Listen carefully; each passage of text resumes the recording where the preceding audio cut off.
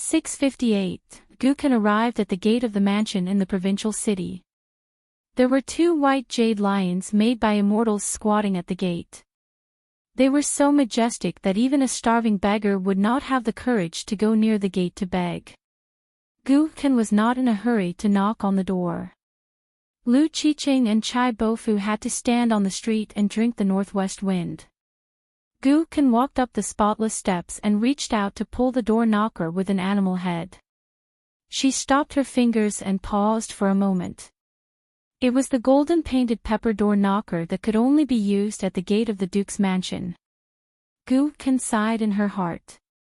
She should not have overstepped her authority like this. Even if there was a peace and quiet plaque at home, it was not a big problem. The provincial governor's office in the provincial city should have received secret information from the Kiln Affairs Supervision Department, so they did not make a fuss about this matter with this house. However, she still had to tell her mother about this kind of thing. There was no need to be so extravagant in front of the house, which could easily cause problems. Gukan knocked on the door knocker and took a step back. A luxuriously dressed doorman opened the door. Seeing Gukan in ordinary clothes, he looked unhappy and frowned. He asked, "Which family in the city are you? Are you a servant in the government office?" Gukan was stunned for a moment. Then she remembered that her appearance had changed a little. The doorman was not an old man in the verdant canyon island. It was normal that he did not recognize her. The personal maidservants that her mother took with her when she left the Book Lake had also cultivated well these years. They had become chi cultivators in the middle 5 states. Their realms were not high, but they would not get involved in the chores of the mansion. Regarding their cultivation, Gukan had given detailed instructions in the letters she exchanged with her mother in the early years. She also helped them to choose several treasures on the mountain. They only needed to cultivate step by step, refine the natal item, and break through the realms. The gatekeeper quickly glanced at the two people at the bottom of the stairs behind the young man. One was a weak scholar, and the other was a young man with white hair. He immediately thought that he had figured out the family background of these 3 people. The gatekeeper was a pure martial artist who had concealed his strength. He was in the 5 states, which was indeed a good skill in ordinary Jianghu. In any small vassal state, he was more than qualified to establish a school. Being a gatekeeper and a guard was a condescending act. Perhaps it was because money made the world go round, or he was a coward who had caused trouble and came here to seek refuge. The worst result was that he had ulterior motives and was casting a long line to catch a big fish. He had colluded with the cultivators in the mountains and lakes and coveted the rich property of this mansion. Gukan had been used to Jianghu over the years and had seen a lot of Jianghu scams. He had even deliberately watched from afar. From the beginning to the end, he had witnessed 2 Jianghu games. A rich but heartless family was ruined. Gukan showed up when the bandits got their share of the booty and asked them for some advice. The bandits were secretive and did not speak frankly, so Gukan asked Xingyi to perform magic and take over the nest. The other family seemed to have a good family background, so Gukan casually helped them out. Gukan smiled and said, "My name is Gukan. This is my home." The gatekeeper's expression immediately changed. He bowed and made way. "Greetings, young master. I'll go and report to Madam." Gukan stepped over the threshold and waved his hand. "No need. It's just a few steps away. You don't have to report." The gatekeeper smiled flatteringly. "At first glance, I almost mistook you for Sage Junzi from the academy." The gatekeeper had already figured out the family background of this family. The head of the family was a Daoist who had been traveling for many years and had not returned. This matter was not mentioned in detail in the residence. It was estimated that the family was shady. The young master was a scholar who was studying abroad. Therefore, there was only a wealthy woman who was dressed in gold and jade. Every time the madam mentioned her son, she was very proud. If not for the fact that the two personal maids of the madam were chi cultivators, they would have already taken action. Such a huge sum of money could not be spent in a few lifetimes. So, in the past year, they had specially invited a friend from the Jianghu to join them and let him spend time on one of the maids. Gu Kan smiled and said, "Good taste." Lu Qiqing nodded and said, "It's really good." Chai Bofu glanced at the pure martial artist. Pitiful, really pitiful. There were so many ways to get rich, but he just had to run into this family. A nest of foxes who thought they were smart, running into a dragon's pool and a tiger's den. If they were not looking for death, what were they? Lu Qiqing slapped Chai Bofu's head. "Brother Longbow, what's wrong? You're not saying anything. Do you think our young master Gu is not worthy of being a gentleman?" Chai Bofu felt as if he had been struck by lightning. All the Qi Chi residencies trembled. The Dragon Gate territory that had been stabilized with great difficulty was in imminent danger. Chai Bofu quickly said, "Young Master Gu is worthy. He is worthy." Ordinary villains would shout a few words to scare people before making a move. But this eccentric senior beside him would make a move first and talk reason later.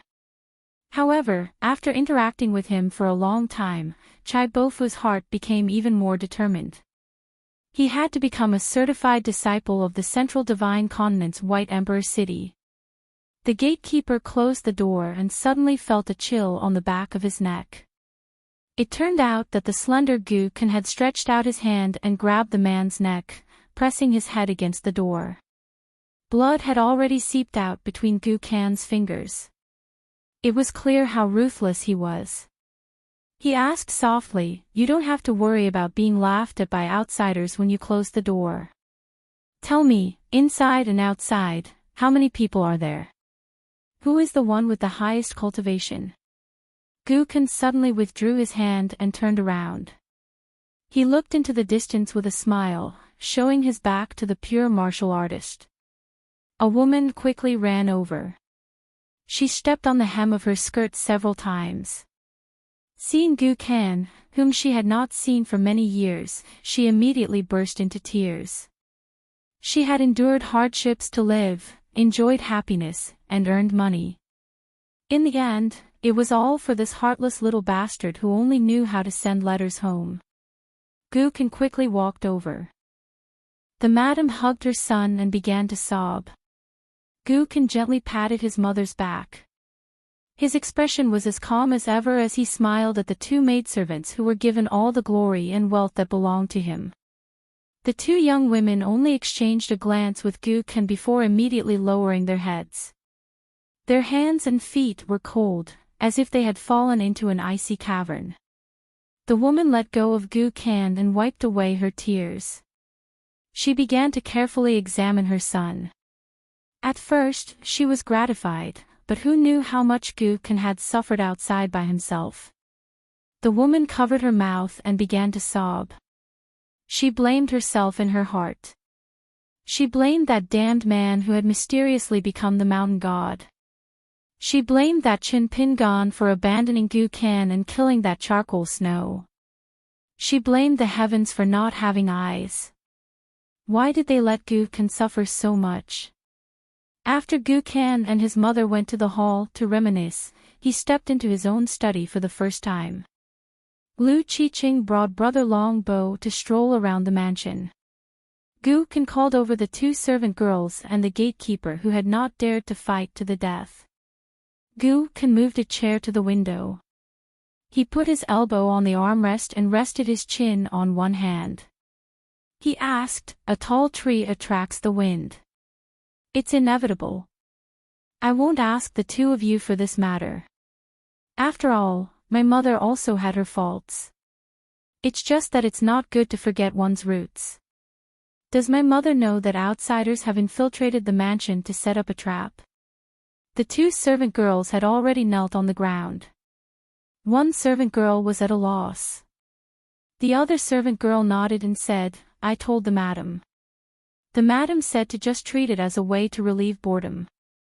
Guken hesitated for a moment before asking, "Did my father arrange a backup plan?"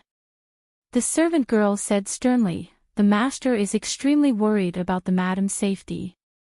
Not only did he contact the master of the Xing Wang Pavilion, but he even used an ability on the door god of a courtyard.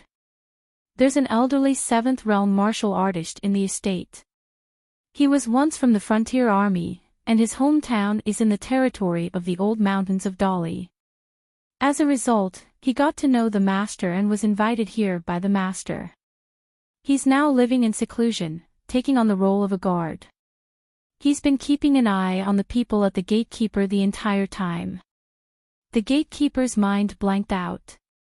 A cultivator, who could befriend the Xing Wang of the Dragon Province and make a 7th realm grandmaster take on the role of a guard. Why was he being scolded by that narrow-minded woman for being a useless ghost? Guken was helpless. What relationship?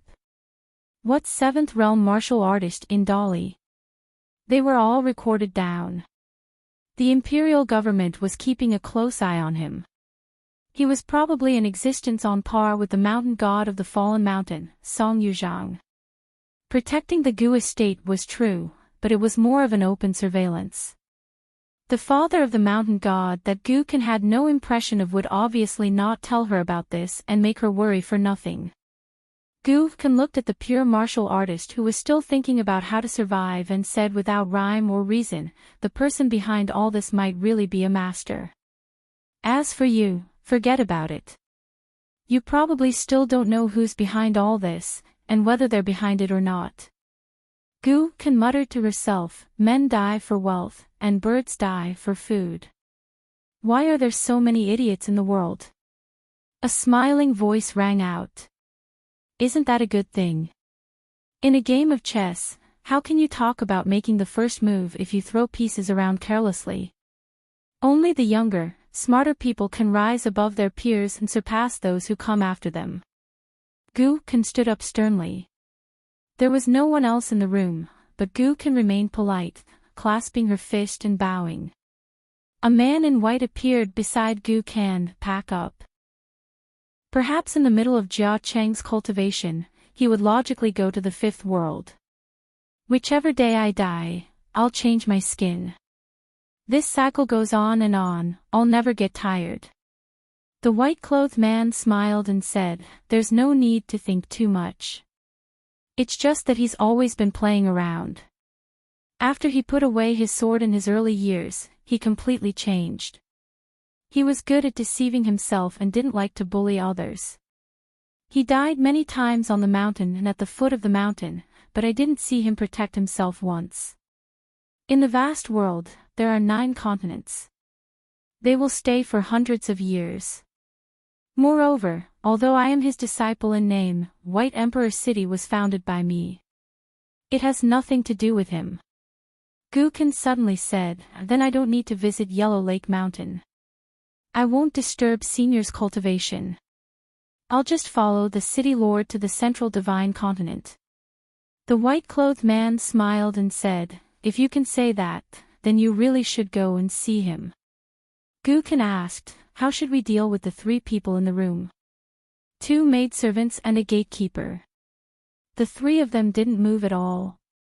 The white-robed man glanced at the 3 of them and stretched out his hand. The 3 of them, including the pure martial artist, were forced to leave their Yin spirits. They were in a daze and were in a daze.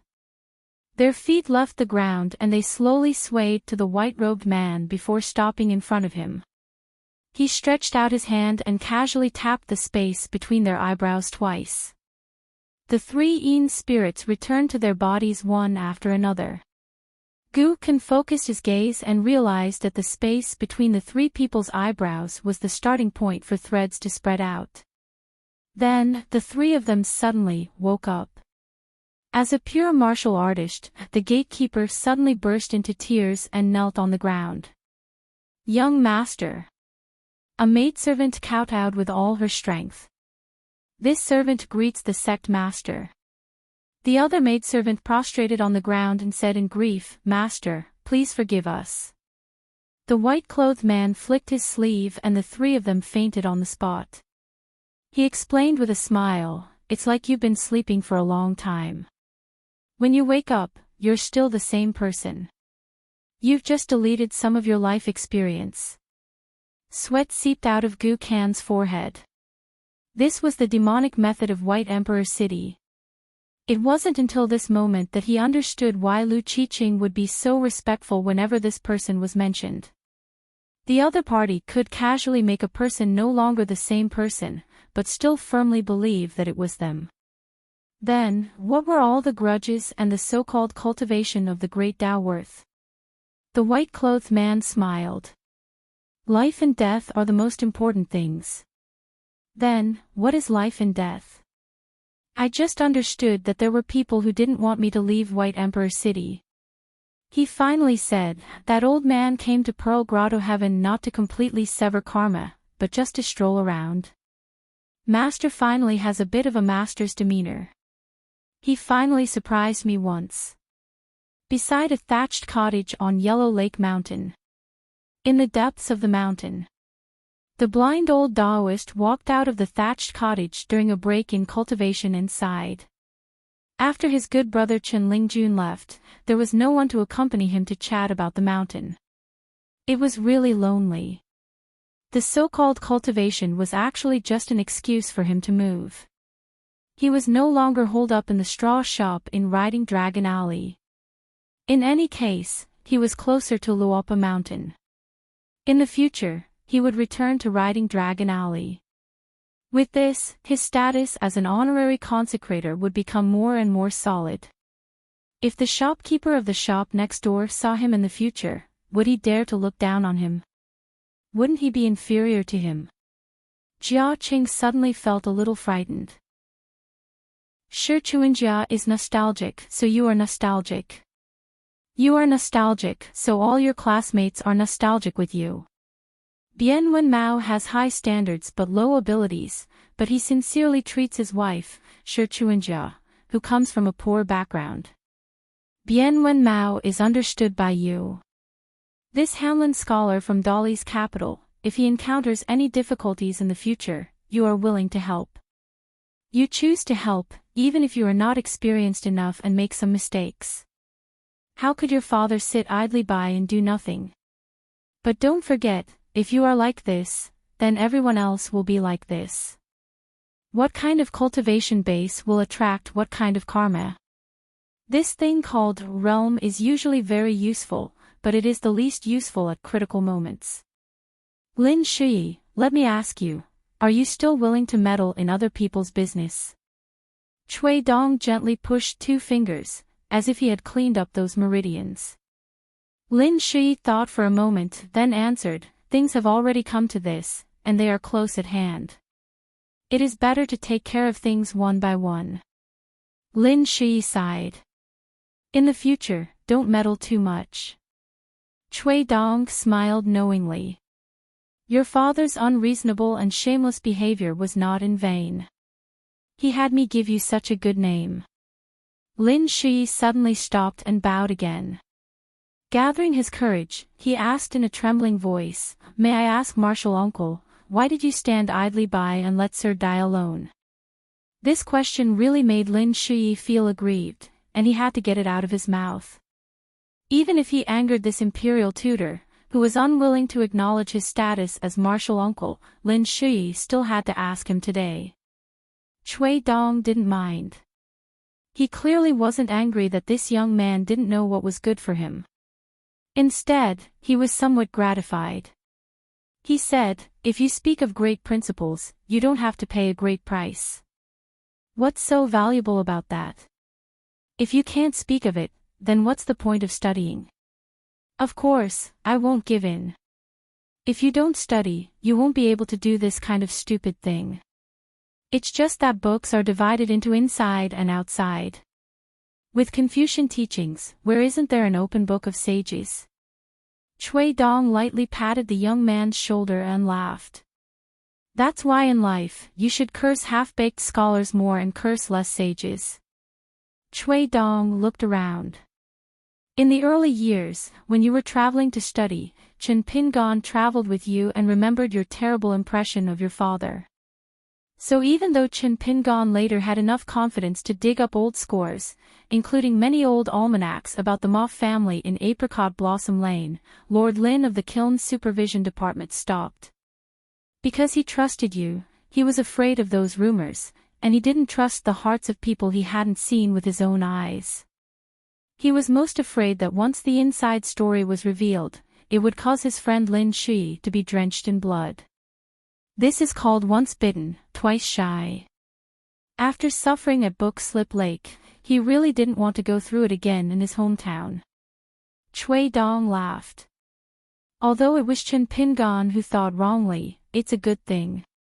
Otherwise, with his temper, once he got serious, even if he found out the truth, he could relax and smoothly bypass you and your father. Luopa Mountain would have been badly beaten by the Song clan. Then, he would definitely still stay in his hometown to investigate this matter, making enemies everywhere and greatly damaging his vitality. Naturally, he wouldn't be able to be the hidden official of the Great Wall of Sword Qi.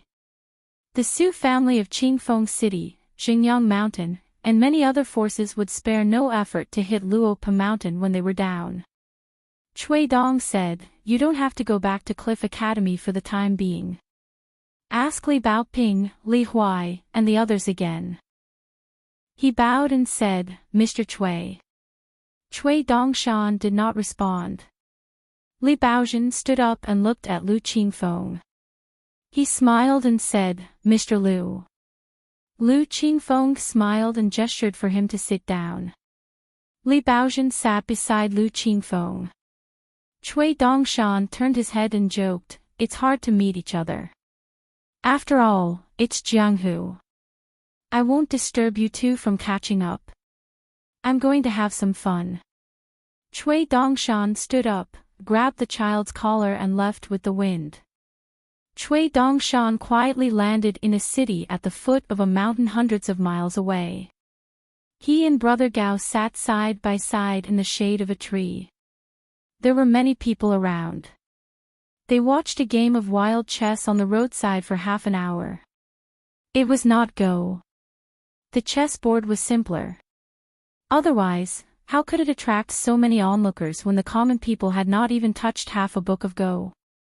When the wild chess player who set up the game won a pile of copper coins and silver pieces, the crowd also dispersed. They planned to call it a day. This was called eating the whole world with one move. However, when he saw that the young man in white was still unwilling to move, he looked at him and saw that he was a young master from a rich family. He smiled and asked, "Do you like to play chess?" Cui Dongshan was eager to try. He rubbed his hands and said, "Yes, yes. I can even play Go, let alone Go. It's just that I left home in a hurry and did not bring many copper coins with me. I know something about your game. I'm sure I can beat you." The player smiled. This was one of the top 10 games in Jianghu, the earthworm luring the dragon. He was not afraid that others would see through it. The more, the better. But he was afraid that the other party would think that there was no solution and would not be willing to take the bait. Cui Dongshan patted the head of the child next to him and said, "Hurry up and play Go to make money." The man laughed and closed the stall quickly. He was too lazy to be entangled with the boy. Cui Dongshan did not stop him. He moved little by little and squatted opposite the boy. Cui Dongshan stretched his neck and stared at the boy. Then he raised his hands and pulled the boy's cheeks. "How can I tell that you are a master of Go? I didn't tell that person your surname is Gao." The boy was expressionless. Cui Dongshan talked for a long time and felt bored.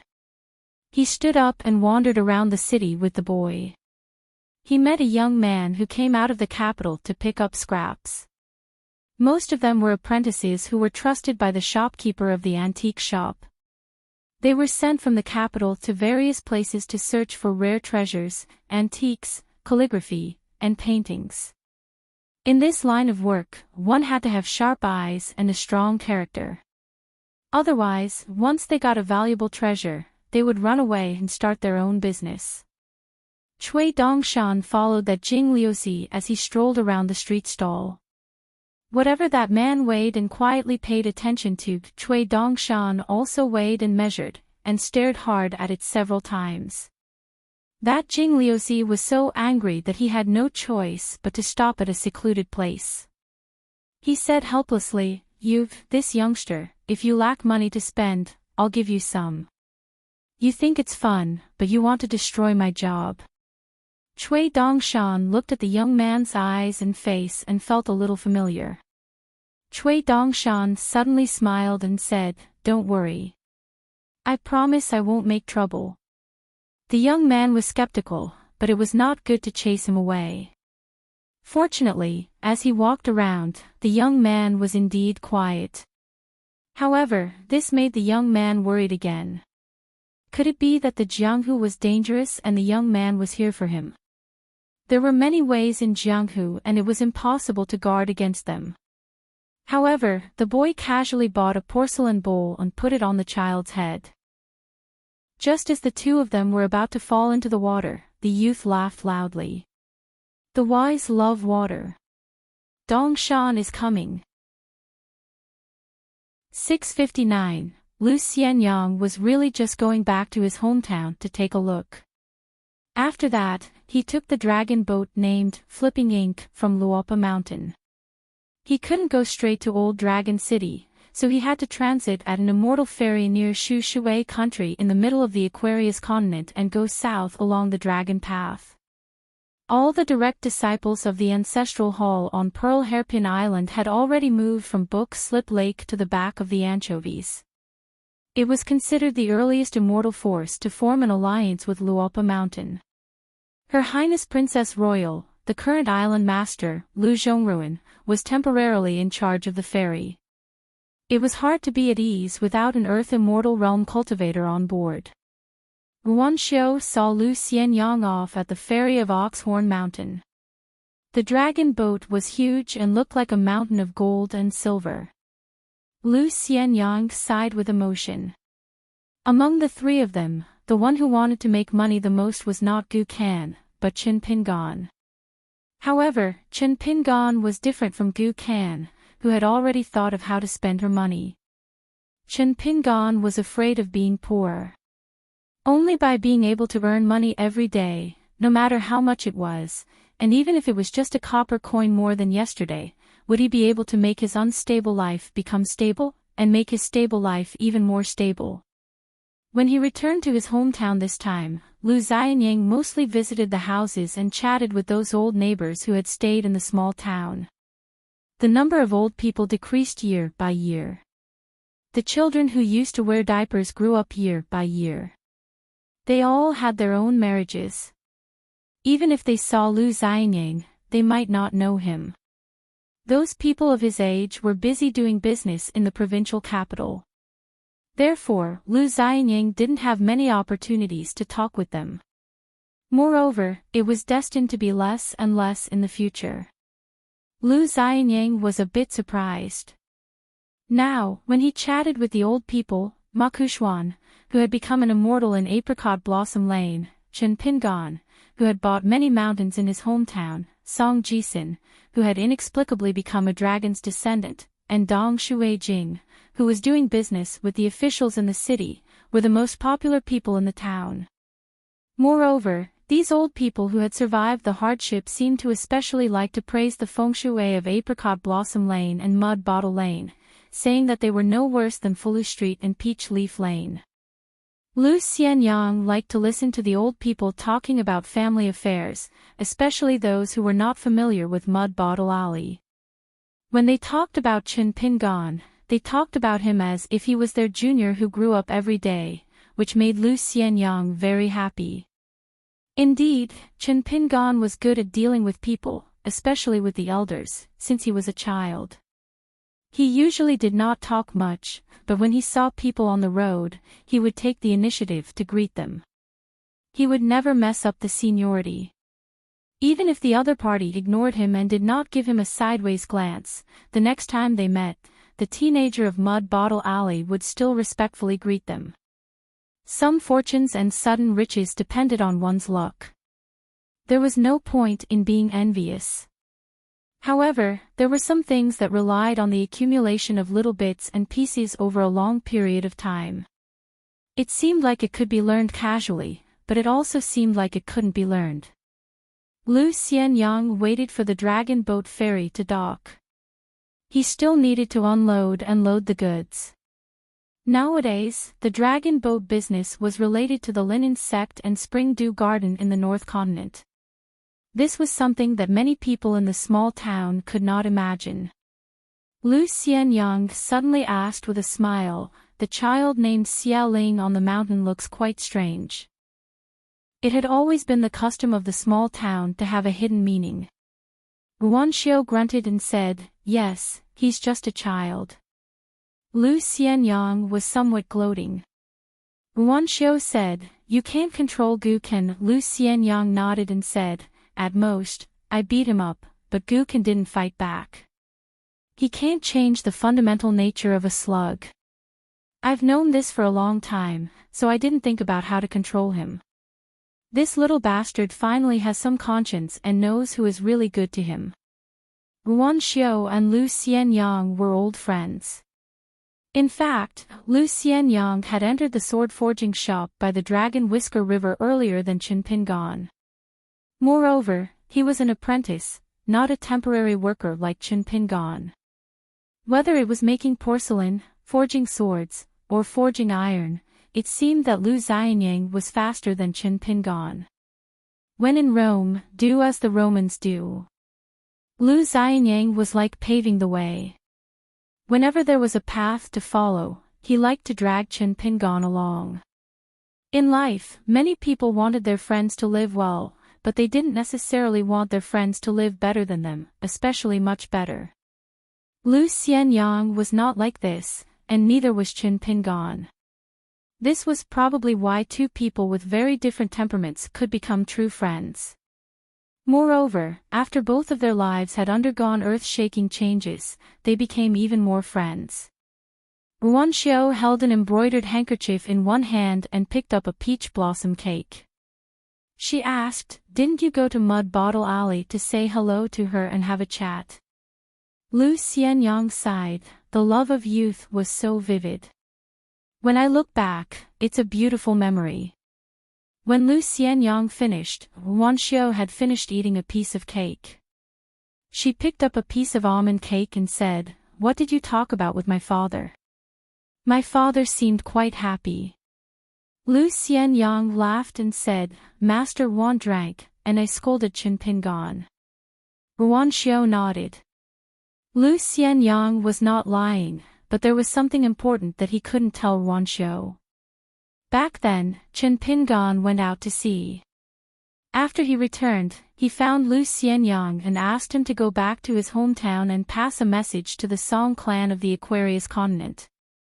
Lu Xianyang felt that it was more appropriate for Wan Tian, the chief consecrator of Dali and his future master, to argue with the young emperor. That was not a small matter. It was about the mellow scholar Qin supporting the Cliff Academy of the Great Sui Kingdom to return to the list of the 72 academies. However, the mellow scholar Qin was not familiar with the Linlu Academy built by Dali on Mount Biyun, so he wouldn't say anything to the Confucian temple. Lu Xianyang was puzzled at that time, so he asked why the mellow scholar Qin of the quasi-sage lineage did this. Wasn't he worried that the quasi-sage lineage would criticize him? Lu Xianyang's worries were not without reason. It was just that Lu Xianyang's ranking in the ancestral hall was after the first disciple, Donggu, or directly after Xiaoling. Guanxiu didn't say and Lu Xianyang didn't ask. It became an interesting topic for the unnamed disciples of the Dragon Spring Sword sect. Everyone in the sect was now familiar with the sect master's temper. As long as one was sincere in practicing the sword, there weren't many taboos. There were also many guesses about Lu Xianyang's cultivation realm. After all, there weren't many sword cultivators who were true Confucian disciples. Guanxiu asked curiously, "Why are you still willing to return here and practice the sword cultivation in the Dragon Spring Sword sect? My father actually can't teach you anything." Lu Xianyang said helplessly, Chen Pingan is too good at taking care of others. He's not very good at taking care of himself. I'm too far away, so I'm worried. I'm worried about Chen Pingan. Ruanxiu softly muttered Lu Xianyang's heartfelt words. She laughed and kept the embroidered handkerchief in her sleeve. Her fingers that were stained with pastry crumbs gently twisted the corner of her sleeve. Lu Xianyang, not everyone has the right to say such words. It might be fine in the past, but it will be very, very difficult in the future. Lu Xianyang chuckled and said, I'm worried about Chen Pingan. Ruanxiu smiled and narrowed her eyes, playing dumb. Old Dragon City, Vassal Manor, Study Room. There were some Orthodox history books of different dynasties on the study table. There were books of literature and calligraphy. There were no immortal items as decorations. There were 4 screens behind the study table. One was the map of Dali, one was the map of the Aquarius continent, and the other 2 were the maps of the immortal sects in the Tongyi continent and the North continent. Song Jisin, who had just returned from his hometown in the north, sat alone in the study room. He moved his chair and sat facing the 4 screens. Song Jisin's hands were wrapped around a small and exquisite heart-nourishing pot. He spun it gently. The small pot had the words, Mountain Elf, written on it. Song Jisin gently twisted the small teapot in his hand. This item had been lost and recovered. It could be considered as returning it to its rightful owner. It was just that the method used was not too glorious. However, Song Jisin did not care what Yu Nanhua thought. When Fu Nanhua entered Liju Grotto Heaven, he bought this small pot from Song Jisin with a bag of gold coins and an old dragon's rain pendant. This transaction was actually quite fair. Of course, Fu Nanhua still picked up a big bargain with his own ability. It was different from many magic treasures on the mountain, which only had a grade but were of little value to Earth immortals. This heart-nourishing lake was a rare magic treasure with a very high grade. It was most suitable for Earth immortals to cultivate their Taoist heart and moisten their Qi palace. Not only that, there was a small cave in the pot, and it was also a small object. Therefore, when Fu Nanhua got it, he asked an expert to inspect it. He was overjoyed and treasured it very much. Yesterday, when Fu Nanhua was reminiscing with the young lord, Song Jisin mentioned this small pot. Today, Fu Nanhua asked someone to deliver it. Song Jisin was not really greedy for the heart-nourishing pot. It was just that when he returned to his hometown, the young lord, who seemed to be diligent in politics but was actually muddling along, unconsciously raised his ambition. He finally began to consider himself as the Lord of Dali, Song Mu. Therefore, when the small pot fell into his hands again, Song Jisin loosened his hand and gently weighed it. This was the weight of the power at the foot of the mountain. Since ancient times, immortals had always looked down on nobles. However, the current Great Li dynasty was different. It had long suppressed, restrained, and intimidated all the forces on the continent to the point that they could not breathe. Even if you were a colossus like the Divine Grandeur sect or the True Boundary sect that had the word sect in their names and even had a great backer from another continent, when you arrived at the small court meeting in the imperial study of the Emperor of Great Li, Song He, you still had to consider yourself as half a subject and act according to his wishes. You had to sit down and stand up obediently. Song Jisin casually tossed the priceless small pot and caught it with both hands. There were 2 secret files on the table behind him. They were the information that Song Jisin asked the bronze statue to collect. Song Jisin did not trust the spies of the Green Wave Pavilion at all. After all, the original owner of the Green Wave Pavilion was the Dali Empress. The current Empress Dowager was also Song Jisin's biological mother. Although the Green Wave Pavilion and the cow and horse pens belonged to the imperial tutor, Song Jisin knew very well that many of the old people in the Green Wave Pavilion who were not kicked out knew what to do. Between the emperor, the empress dowager, and the weak lord, Songmu, even a fool knew how to choose. On the other hand, the Green Wave Pavilion was the exclusive spy agency of the Dali army. It only listened to the orders of the imperial uncle, Song Jianqiang. All along, even the imperial tutor, Cui Dong, did not interfere. Song Jisin turned his head and glanced at the two files. One was a list of the cultivators of the upper 5 realms in the North Continent. It was very detailed. The other was a file about the young Cui Dong Shan. It was very simple. Venerable Huolong of the Lying Ground Peak. Li Yu of the Tai Xiao lineage had already passed away. Yingxian Peak's Yuan Linghole. There were also the 2 lineages of the White Cloud and Peach Mountain. Fortunately, one of them was only in the nascent Soul realm. Otherwise, Venerable Huolong's lineage would be too terrifying. Heavenly Lord Xiesher. Skeleton Beach's Hemp Sect. Sect Master Zhu Quan. 2 old Grand Masters. Ghost Valley's Jingguan City. Gao Qing. There were Taoist temples and temples hidden in the Peach Forest. The specific details were unknown for the time being. Floating Duckweed Sword Lake. Female Sword Immortally Kai. She had already traveled far to the Great Wall of Sword Qi. Taihui Sword Sect. Sect Master Han Huizi. Old Grand Master Huang Tong. New Jade Realm Sword Immortal Lu Jinglong. Han Huizi had also been in the Great Wall of Sword Qi for many years. The number 1 Sword Immortal of the North, Bai Shang, Su Xian's mentor. Ape Chatter Mountain's Ji Yu had died in battle. He exchanged his life with the 10th realm martial artist, Gu Yu. This was a great loss to the entire North Continent. Water Dragon Sect. North Sect Sun Jia. South Sect Xiao Jingji.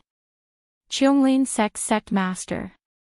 The Yuan Dynasty's Chongxian Bureau's Cloud Palace.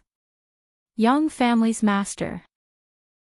Or it could be said that Song Jisin was afraid of repeating the same mistakes. Anyone who had read a few history books would know that when brothers of the emperor's family fought against each other, many people would die. Whether it was the current emperor or the empress dowager, they were all his close relatives. Song Jisin realized that his life had always been so sloppy. It was hard to love anyone purely, and he could not hate anyone thoroughly. In the end, he had to repay his debts one by one. Supervisor Song Yuzhang, neighbor Chen Pingan, made GQ, he could not go on like this. Song Jisin clenched the heart-nourishing pot in his hand and suddenly stood up. GQ, who was at the door of the study, had actually been quietly standing there for a long time. She then opened her mouth and said, "Young master, someone wants to see you. She has been waiting for a long time. She is the Yunlin Jiang family's daughter, Fu Nanhua's wife in name. And that lady looks a little plump. But it is an expert who used a camouflage technique. Her real appearance is all right." Song Jisin smiled and walked to the door. While walking beside her, Song Jisin asked softly, "Snake gall stones, gold essence copper coins, how much do you need?" GQ's eyes lit up and smiled, "Young master, of course it is the same as the silver in the past. The more the better. But these resources are now under the strict control of the imperial court. The imperial treasury will not casually take them out."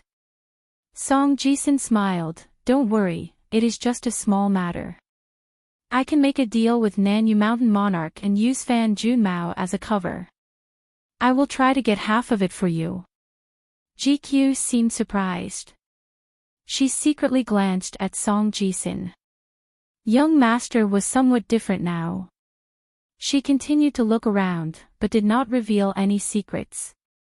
There were only a few people in the Aquarius continent that could make her feel apprehensive. Coincidentally, there was one there, and he was someone she did not want to provoke. After Song Jisin left the study, A white-clothed youth walked out from behind the 4 screens. There was also a wooden child who did not breathe from head to toe squatting at the corner of the room. Cui Dongshan held a folding fan in one hand and gently knocked on his back. He flipped his wrist and produced a brush. He drew circles on one of the screens. Using the resources of the North Continent, he helped to write the names of the cultivators of the upper 5 realms. Then, he leaned on the table and flipped through the 3 pages that were related to him. First, on the 2 pages of the Ministry of Justice's files, he added the names of many unknown artifacts. Finally, on the blank page of the cow and horse pen, he wrote, "Cui Dong is an old bastard. Ask him if you don't believe me." After he finished writing, he was quite satisfied. Cui Dongshan beckoned for Brother Gao to come to his side. He bent down and drew on the child's face with the brush. Then, without raising his head, he smiled, "Ma Kuxuan, you are used to not following the rules. One day, you will suffer greatly." Ma Kuxuan appeared and leaned against the door of the study. "How much suffering? Death and Tao vanishing. Entanglement of karma. Lord Imperial Tutor, it's fine if others don't know. They are like frogs at the bottom of a well. But how can you not know that I am not afraid of this?" Cui Dongshan was still drawing a turtle on Brother Gao's face. "On the way here, I saw a scholar who was full of righteousness. He had some ability to read people's minds and the general situation. Faced with the swords and spears of a troop of Dali cavalry, he pretended to be generous and was willing to die for his country. He almost tricked me into losing my reputation. I had someone put the saber back into its scabbard, and only used the hilt of the saber to break one of the scholar's fingers. I only exchanged a few words with that official. Life in this world is not only about life and death. Between life and death, there are many calamities. As long as he could endure the pain of his 10 fingers being broken, he could rest assured that he would be able to live in that vassal state for the rest of his life. He could be the leader of the literary world when he was alive, and he could still be called Wenjin after he died. Guess what happened?" Ma Kuxuan frowned. Cui Dongshan finished painting and nodded his head. Every stroke was a stroke of genius. It was indeed the manifestation of a lifetime's skill. He then turned his head and smiled. "You said that you are not afraid of death. I believe you. However, you don't even understand the power of karma. You are like a frog at the bottom of a well. What right do you have to tell me that you are not afraid?" Speaking of the Malanhua incident, whose arrangement was it? "I am not trying to scare you. Just by relying on my high realm, how many people can kill me? Even if you reach the heavens in the future, I will still make you worry for thousands of years. So, be smart and save me some trouble. Otherwise, when the day comes when you are truly afraid, what good will it do for me?" One of the fundamental principles of the meritorious doctrine is to try not to let people make stupid mistakes. Those who seek benefits will obtain benefits. Ma Kuxuan nodded. "That makes sense." Cui Dongshan sat on a chair and twirled the fan in his hand. He laughed. "After a few days of not being beaten, I will beat up a poor beggar. Don't you think it is fun?" Ma Kuxuan laughed. "If you can beat up a poor beggar today, you might be able to beat up a rich man tomorrow. You have to have something to live for. Otherwise, you might as well be a beggar for the rest of your life." Cui Dongshan suddenly understood and nodded vigorously. "That makes sense." Ma Kuxuan cupped his fists. "I hope I can still listen to Imperial Tutor's teachings in the future." After Ma Kuxuan left, Cui Dongshan waved his fan leisurely. There were 4 large semi-cursive characters written on the fan. Cui Dongshan stretched out a finger and casually made a gesture. He seemed to be writing. He said complacently, 3 inches vertically, 1,000 feet high. A line flying white, a rainbow soaring into the sky. Cui Dongshan turned his head and looked at the child standing silently beside the writing desk. Which child is so handsome? The child whose face was covered in scribbles suddenly said, Teacher, I want to learn chess. Cui Dongshan rolled his eyes. If I teach you martial arts and footwork, I'll starve to death. If I teach you how to play chess, what benefit do I have? The child said, I can play chess with you. Cui Dongshan shook his head and did not give an answer. He only said a few strange words that did not make sense. The hairpin and the sword will eventually return. Carving the boat to seek the sword was not a fool. Worrying for nothing was not laughable. Cui Dongshan closed his eyes and rested. The child began to stare blankly. After an hour, Song Jisin returned to the study alone. GQ said she wanted to go out for a stroll. Song Jisin saw the white-clothed youth who had taken over the nest. He stopped and then continued walking. He picked a chair and sat down. He smiled. Teacher Cui really is not an outsider. Old Dragon City was not a place where cultivators could enter as if there was no one around. Cui Dongshan opened his eyes and asked, You know who I am? Song Jisin nodded. I have some guesses. Cui Dongshan tapped his shoulder with his fan. Brother Gao, tell him who I am. I'm afraid he'll guess wrongly.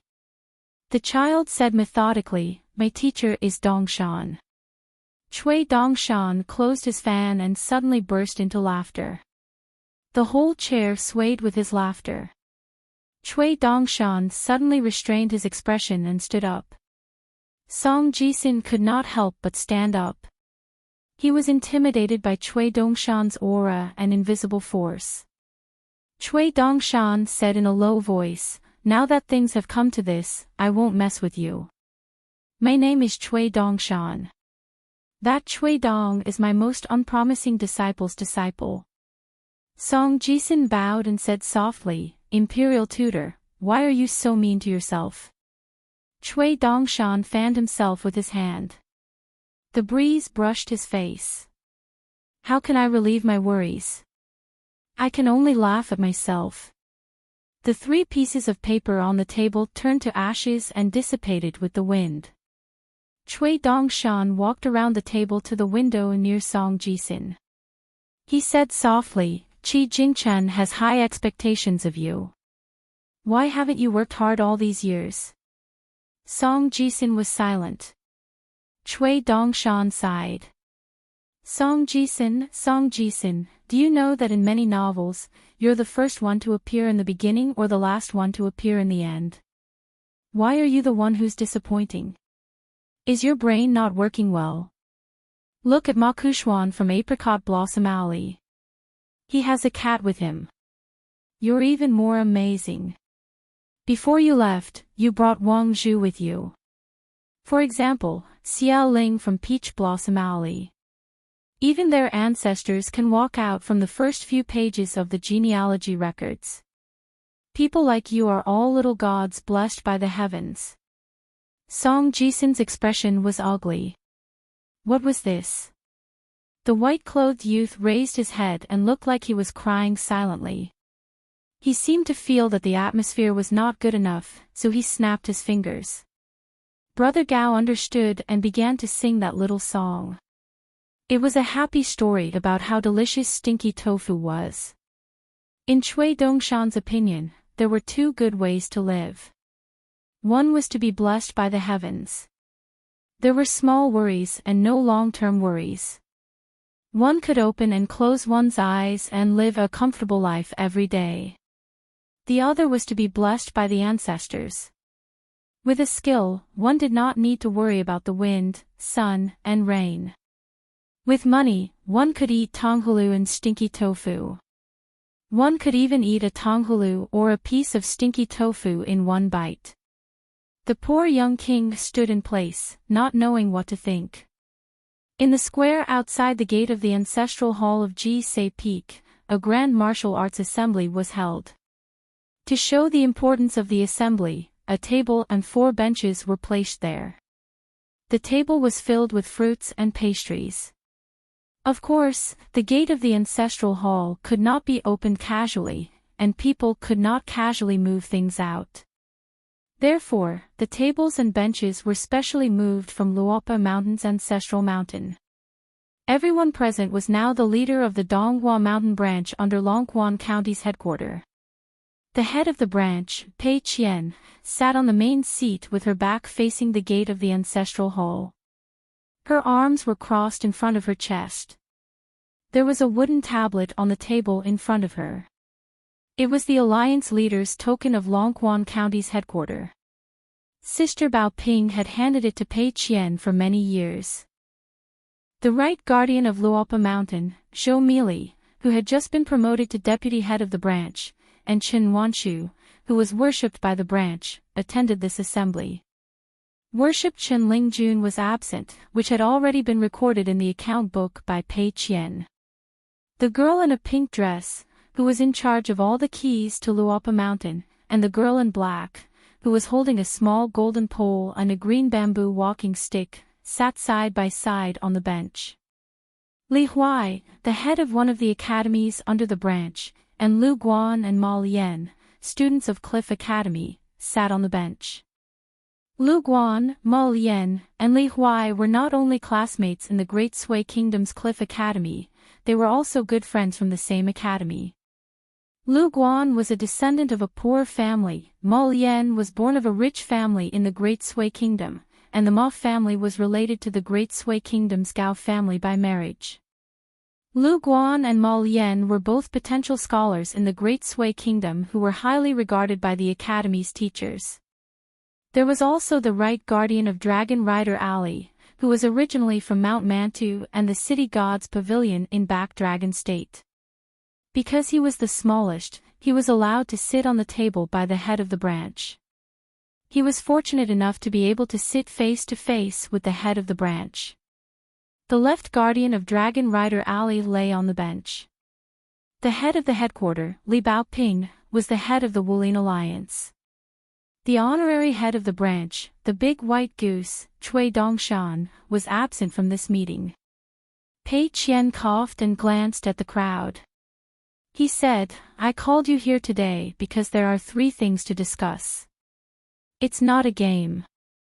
Zhou Mili, put the melon seeds back first. Lu Guan, sit properly."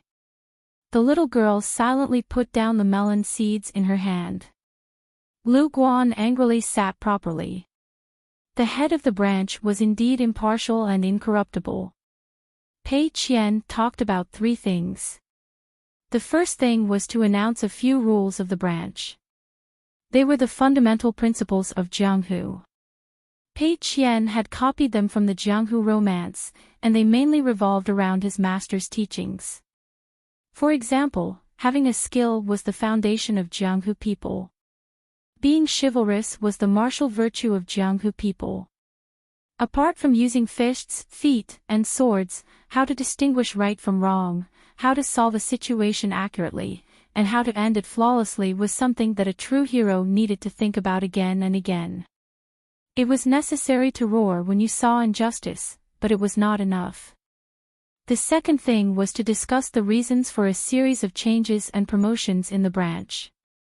He emphasized on praising Zhou Mili and the incense stick for being punctual, and severely criticized the left guardian of the riding dragon alley for being lazy and slacking. The last thing was that she was about to go to the North Continent with Li Huai. Along the way, Chen Lingjun flipped through quite a few books, but most of them were things to take note of in places with steep mountains and rivers. Chen Lingjun did not pay much attention to the mountains like the Linen Sect and Spring Dew Garden, which his master had visited before and had formed a relationship with. At this moment, he felt that Wei Yusong was quite congenial and was a good candidate to cut a chicken's head and burn yellow paper. Chen Lingjun hurriedly made a last-minute effort and found an opportunity to secretly take out one of his master's booklets. He flipped to the Linen Sect and found this Wei Yusong. His master had specifically mentioned him a few times in the booklets, saying that he was a senior who was extremely adept at doing business and could be considered the linen sect's god of wealth. He reminded Chen Lingjun that if he saw him in the future, he must be more respectful and speak less nonsense. Since he knew that the other party was an important figure in charge of the sect's finances, Chen Lingjun immediately understood. On an immortal mountain, there were 3 types of people who could not be provoked. Those who were in charge of the sect's rules were definitely tough fists. Those who were in charge of the sect's finances were definitely not easy to deal with and were definitely ruthless.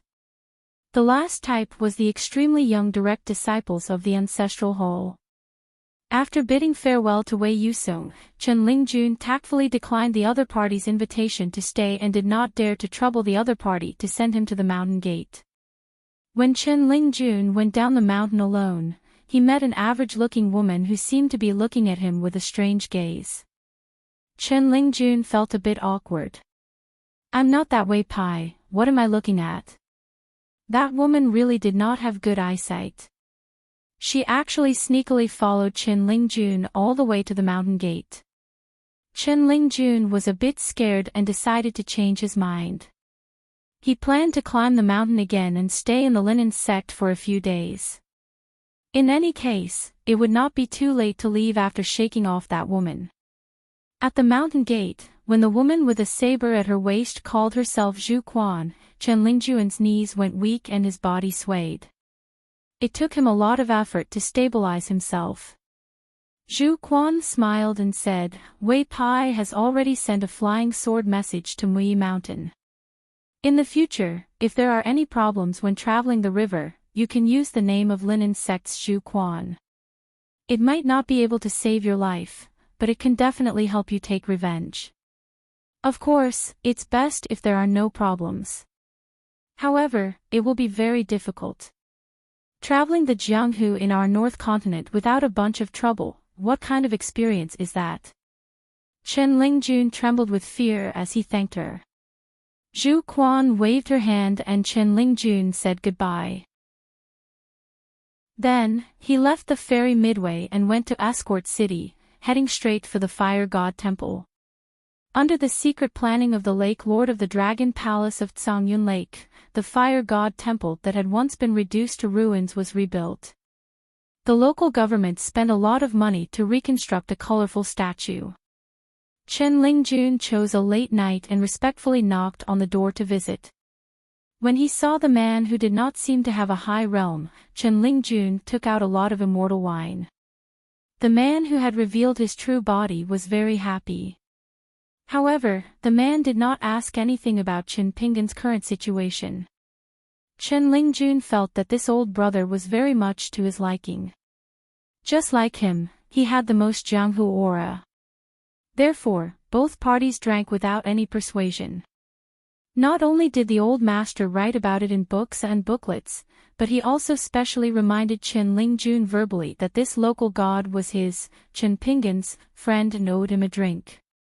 At the Dragon Palace of Tsangyun Lake, after receiving the report from the Fire God Temple, the Lord of the Lake, Yin Ho, immediately rushed over in the middle of the night. He did not bring any trusted subordinates with him. For a Lord of the Lake who had the entire Escort City under his jurisdiction, the distance of 800 miles was just a walk in his own courtyard. Marquis of the Lake was taken aback by the sight of the little boy in green robes, whose face was flushed red and whose limbs were swaying wildly. Why would Sword Immortal Qin have such a friend? It was just a drink, but he drank to his heart's content. However, the man from the Fire God Temple only treated him politely after Yin Ho's arrival. He was not friendly, but he drank to his heart's content with Chen Lingjun. In the morning, Chen Lingjun left the Fire God Temple and went to the Golden Crow Palace to visit the sword cultivator at the Golden Core Bottleneck, Lu Jiqing. He was also treated as a guest and respectfully sent to the mountain peak where Lu Jiqing was cultivating in seclusion. Chen Lingjun met Lu Jiqing. The handsome young man had the looks of an immortal. He wore a golden hairpin and a snow-white robe. It made people feel as if all the famous mountains and rivers in the world were waiting for this kind of cultivator to come. Lu Jiqing smiled and asked if Chen Lingjun wanted to drink tea. Chen Lingjun said no, and Lu Jiqing did not force him. In fact, both parties had nothing to talk about. Lu Jiqing was not the kind of cultivator who was good at socializing. Both parties were just being polite. When Chen Lingjun had nothing to say, Lu Jiqing did not ask him to stay. Chen Lingjun stood up and bid farewell. Lu Jiqing wanted to send him to the foot of the mountain. Chen Lingjun knew that he was cultivating in seclusion and hurriedly rejected him. He flew down the mountain and left the Golden Crow Palace. He punched, and the young hidden official fell to the ground in the distance. Chen Pingan stood up and spat out a mouthful of blood. He glanced at Ho Kuei Men and cursed in the dialect of his hometown. He had planned to let this peak-level 8th realm martial artist help him break through the bottleneck of the 7th realm, but he didn't expect this Ho Kuei Men to be so slow after punching twice. This made Chen Pingan, who was used to the power of Li Er's fists in the Lion Peak of the North Continent, feel like he had been scratched in the face twice for nothing. There was a fair saying in the Great Wall of Sword Aura nowadays. It was pleasing to see an official hit someone, or to see him get hit. Ho Kuei Men's expression was complicated. Chen Pingan asked in the language of the savage world, "Do you want to kill the hidden official to gain merit, or do you want to break through with this martial artist?" Ho Kuei Men took a deep breath and knocked his fists lightly. He said in a deep voice, "This is the last punch. If you don't die, I lose." Chen Pingan, I know you also have something to ask. It doesn't matter. Let's see whose fist technique is better. For this punch, you only need to fight back. Chen Pingan frowned. Vaguely, Ho Kuei Men's magnificent fist intent condensed into a vague image around him, like a small world guarded by a saint. In the early years at Book Slip Lake, when he traveled with Zhang Yi of Green Gorge Island, Chen Pingan found that he could vaguely see some signs. Chen Pingan shook his sleeves, rolled them up, and gently spread them out. In an instant, on the battlefield where the young hidden official and Ho Kuei Men were, dust flew up, covering the sky and the sun. The wind and sand were mixed with fine fist intent that shot out in all directions, like thousands of tiny flying swords. After a moment, the earth trembled, and the wind and sand scattered. Ho Kuei Men covered his neck with one hand, blood oozing out from between his fingers. He clenched his fist and looked around. At last, Ho Kuei Men saw that behind a monster cultivator, the young hidden official stabbed the dagger in his left hand into the sword cultivator's back, then gently wiped his neck with the dagger in his right hand. Ho Kuei Men couldn't even speak fluently anymore. Chen Pingan, as a hidden official, I've seen your power myself. But, as a pure warrior, you're so disappointing, so disappointing. Ho Kuei Men mumbled. It turned out that when the young hidden official took Ho Kuei Men's punch, he pulled out the dagger from his sleeve and directly pierced it into Ho Kuei Men's neck. Not only that, he patted the dagger with his left hand. If Ho Kuei Men didn't step heavily on the ground, raise his body, and then take a few steps back, his lips and tongue would have been crushed by the sharp dagger, and his head would have been punctured right on the spot. If Ho Kuei Men were a pure warrior in the world, without a strong body, he or she would definitely not be able to say a word after suffering such a serious injury. Chen Pingan gently pushed away the dead body of the sword cultivator in front of him, then said to Ho Kuei Men with his voice, "You've punched 3 times, but which one of your punches fit your identity as a pure warrior? If your first punch was pure enough, I wouldn't mind exchanging 3 punches with you. Perhaps we could both make breakthroughs. That would be a real battle, and the only thing that matters is the power of the punches." When Chen Pingan showed up, the battlefield automatically cleared a large area. The young hidden official held the dagger with both hands, gently loosening it, and gently holding it again. This was a small habit he learned from Yu Lu. As for the way he held the dagger, it was a way he saw in the Swordwater Villa of Combe Country. In fact, in the martial world below the mountain, assassins and swordsmen also did this. Ho Kue Men's cultivation level was clearly higher, but he was at a disadvantage. The crux of the problem wasn't that Ho Kue Men's physique wasn't enough, nor was it that his fist was too light. The crux of the problem was that Qin Pingan seemed to be able to predict the path of the fist. At this moment, Ho Kue Men saw that Qin Pingan didn't seem to be faking it, as if he was facing a great enemy. He only felt great. In his entire life, he had practiced the fist technique and broken through every single time, and he had never felt so happy before. That Qin Pingan helped me break through today, and I'll leave his corpse intact later. The premise is that the young man's physique can withstand several punches from me after I reach the 9th realm. Streaks of martial arts luck from the wastelands broke through the air and descended upon the battlefield, crazily surging towards Ho Kue Men. Qin Pingan smiled knowingly. It's finally here. Ho Kue Men's punches were too light. They couldn't break through his bottleneck. At most, they could only help him break through a few key areas. Their bones and muscles were just icing on the cake. Because they were worried that it would affect the following battles, many of the 9th realm punches went straight for the vital regions. Once they landed on his body, Qin Pingan wasn't afraid of being injured. He was only afraid that the fist intent would overturn the small world in his body. Therefore, Qin Pingan couldn't withstand all of them. He had to disperse most of them. Ho Kue Men's punches were great, but Qin Pingan didn't feel great at all when facing them. It didn't matter. Qin Pingan had experience in beating back martial arts luck. In the old Dragon City, he had done it more than once. Moreover, Qin Pingan had withstood the heavenly tribulation twice. He had done it in the North Continent's follower city and in the Great Wall of Sword Qi against Rinzhen. Qin Pingan tapped the ground with the tip of his foot and rose straight into the sky. He didn't punch out. He just kept climbing, as if he wouldn't stop until he reached the highest point in the sky. Although he didn't punch out, he used the fist intent of the Great Cloud Swamp style to welcome the white streaks of martial arts luck from the desolate world.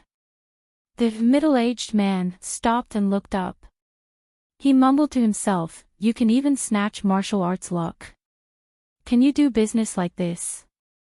That was because the young hidden official had used some strange method to pull all the white streaks of martial arts luck into the sky, making the young man look like a white streak of light. The martial arts fate in the world was an elusive existence. Otherwise, the Confucian temple in the central region would not be unable to stop it. The martial arts fate could only allow it to circulate among the geniuses of the 9 continents. In the desolate world, even the moon-supporting mountain couldn't stop it. The one in the most awkward position was naturally Ho Kue Men, who had arrived but didn't get close to the martial arts luck. Ho Kue Men bent his knees slightly and also rose into the sky. He chased after Qin Pingan, who was already as small as a mustard seed, and hoped to get close to the martial arts luck as much as possible. The middle-aged man, who considered himself a swordsman, still didn't attack Qin Pingan with his sword. It wasn't that he cared about rules or morals. In the battlefield, he was the same as Qin Pingan. Every time he attacked, and every time he exchanged injuries with his opponent, it was like he was making a bargain. This young swordsman, who had defeated Li Zhen, Zhu Gong, and all the other geniuses in the 100 Sword Immortals record, somehow felt a trace of the true meaning of the Great Tao. If he attacked now, even if he could succeed, it wouldn't be worth it for his Great Tao. This was because in this world, he would attract the invisible pressure of the martial arts luck in the world. The martial arts fate crashed into Ho Kue Men's body, and Ho Kue Men, who had reached the 9th level, rushed towards Qin Pingan. Qin Pingan changed his path of retreat 3 times, but he still couldn't dodge in time. On the ground, a shockingly huge pit was created, as if a Sword Immortal's natal flying sword had exploded. The 9th-level martial artist Ho Kue Men and his martial arts fate were all shattered. In Jia Shen's tent, the 5 potential sword immortals of the savage world no longer hid their tracks. They all appeared at the edge of the huge pit, each occupying an area. Zhu Gong, Li Zhen, Yu Si, Liu Bai, and Ni Tan. The middle-aged man sighed, concealed himself, and left. A powerful spirit beast had activated its spirit power and possessed Ho Kue Gate, who was about to break into the next level. Ho Kue Gate directly sacrificed a sure level 9 warrior in exchange for seriously injuring the young secluded official Qin Pingan. Zhu Gong said, "Be careful, it's a trap." A smiling voice sounded in everyone's hearts at the same time. How is that possible? Even if he was willing to exchange injuries with Qin Pingan, even if he was willing to die in exchange for injuries, Qin Pingan's retreat was abnormally decisive. The key was that Qin Pingan's ability to sustain a battle was too shocking. Therefore, compared to those sword cultivators on the Great Wall of Sword Qi who had great killing power, an opponent like the young hidden official was the most disgusting. Damn, I almost fell for it. Everyone, I'm sorry. It was my mistake earlier. Yu Si was extremely annoyed. He stretched out his hand and pressed on his sword. The sword will condensed into a solid form. Threads of snow-white sword chi surrounded his arm and the sword hilt. The sword chi was dense and the entire sword sheath was covered by a thin layer of frost. However, it can be seen that his injuries are not light. Otherwise, with Li Zhen's action, our hidden official would definitely continue to hide and not expose himself so quickly. As an apology, I'll be the last one to attack. Those who were not part of the Great Wall of Sword Qi would definitely feel that Yu Si's last words were too ridiculous. Zhu Gong frowned and asked, "Li Zhen, where did this small world come from? Did you borrow it from the saint? Can a small world be borrowed?" Among the crowd, Li was truly the first person in terms of familiarity with the small world. Li Zhen had already started to stroll. It was just like when he first fought Qin Pingan. Every few steps he took, he would throw out a treasure of the mountain. There was no other way. As the last disciple of the moon-bearing mountain, he did not lack treasures. And Li Zhen's attainment in the art of setting up formations was extremely high. Li Zhen did not trust Zhu Gong's underground sword formation. He had to set up another formation personally to be at ease. It could not only prevent Qin Pingan from breaking out of the formation, but also slightly obstruct the sword immortal from rescuing him. Li Zhen smiled and said, "God knows how it came about. The most important thing now is to determine the mystery of this small world. Is it able to help Qin Pingan advance a level, or is it a place that deliberately targets Qi cultivators? Or is it just a smokescreen to delay the battle so that the sword immortal can arrive in time to join Qin Pingan?" Yu Si had already been investigating this matter. Around him, broken limbs and bones were flying in the air, bumping into each other near the invisible wall. Yu Si looked at the big pit. The dust had already been dispersed by him, but the bottom of the pit was still covered in white fog. Other than the restriction that isolated the world, the bottom of the pit is still uncertain. There doesn't seem to be anything strange around us. Why don't we just use our swords to break this small world? Li Zhen shook his head and squatted down, pressing the last magic weapon into the ground. At the same time, he answered telepathically, "It doesn't mean much. Qin Pingan doesn't mind us leaving now. Don't forget what our purpose is. It's to besiege and kill Qin Pingan. Previously, I tested with the flying sand and I already have the answer. As you expected, Qin Pingan is indeed heavily injured. Using the small world to mystify things, in the end, he just wants to buy some time to catch his breath. Let's take a look first. Let's see the results of the sand sword." Yu Si was helpless. With the situation of being besieged, he could not find anyone. He felt a little aggrieved. The armored cavalry army in the big pit had small banners attached to their spears and axes, which were colorful. The colorful banners and tassels attached to the spears and axes were the second of the sand swords Nadal Abijna. Refining a sword required a variety of heavenly materials and earthly treasures, the most important of which was the soil from the 5 great mountains of the wildlands. There was a seal in his palm. He flipped his palm. The seal was as big as a mountain. It went towards the Fa again. Sand. Sand swung his sword and cut the Ashan seal in half. There was no ripple of chi. There was only the light of the sword. It was the illusion formed by the mind again. Sand shook his long sword and hooked his finger at the young hidden official who was pretending to be mysterious. That Chen Pingan smiled and took out a golden talisman. Because the Fa Xiang was holding a talisman in the young man's hand. Because the eye of the beach was too large, a talisman gallbladder that was like a golden pool of lightning floated towards the young sword Xiao with a menacing aura.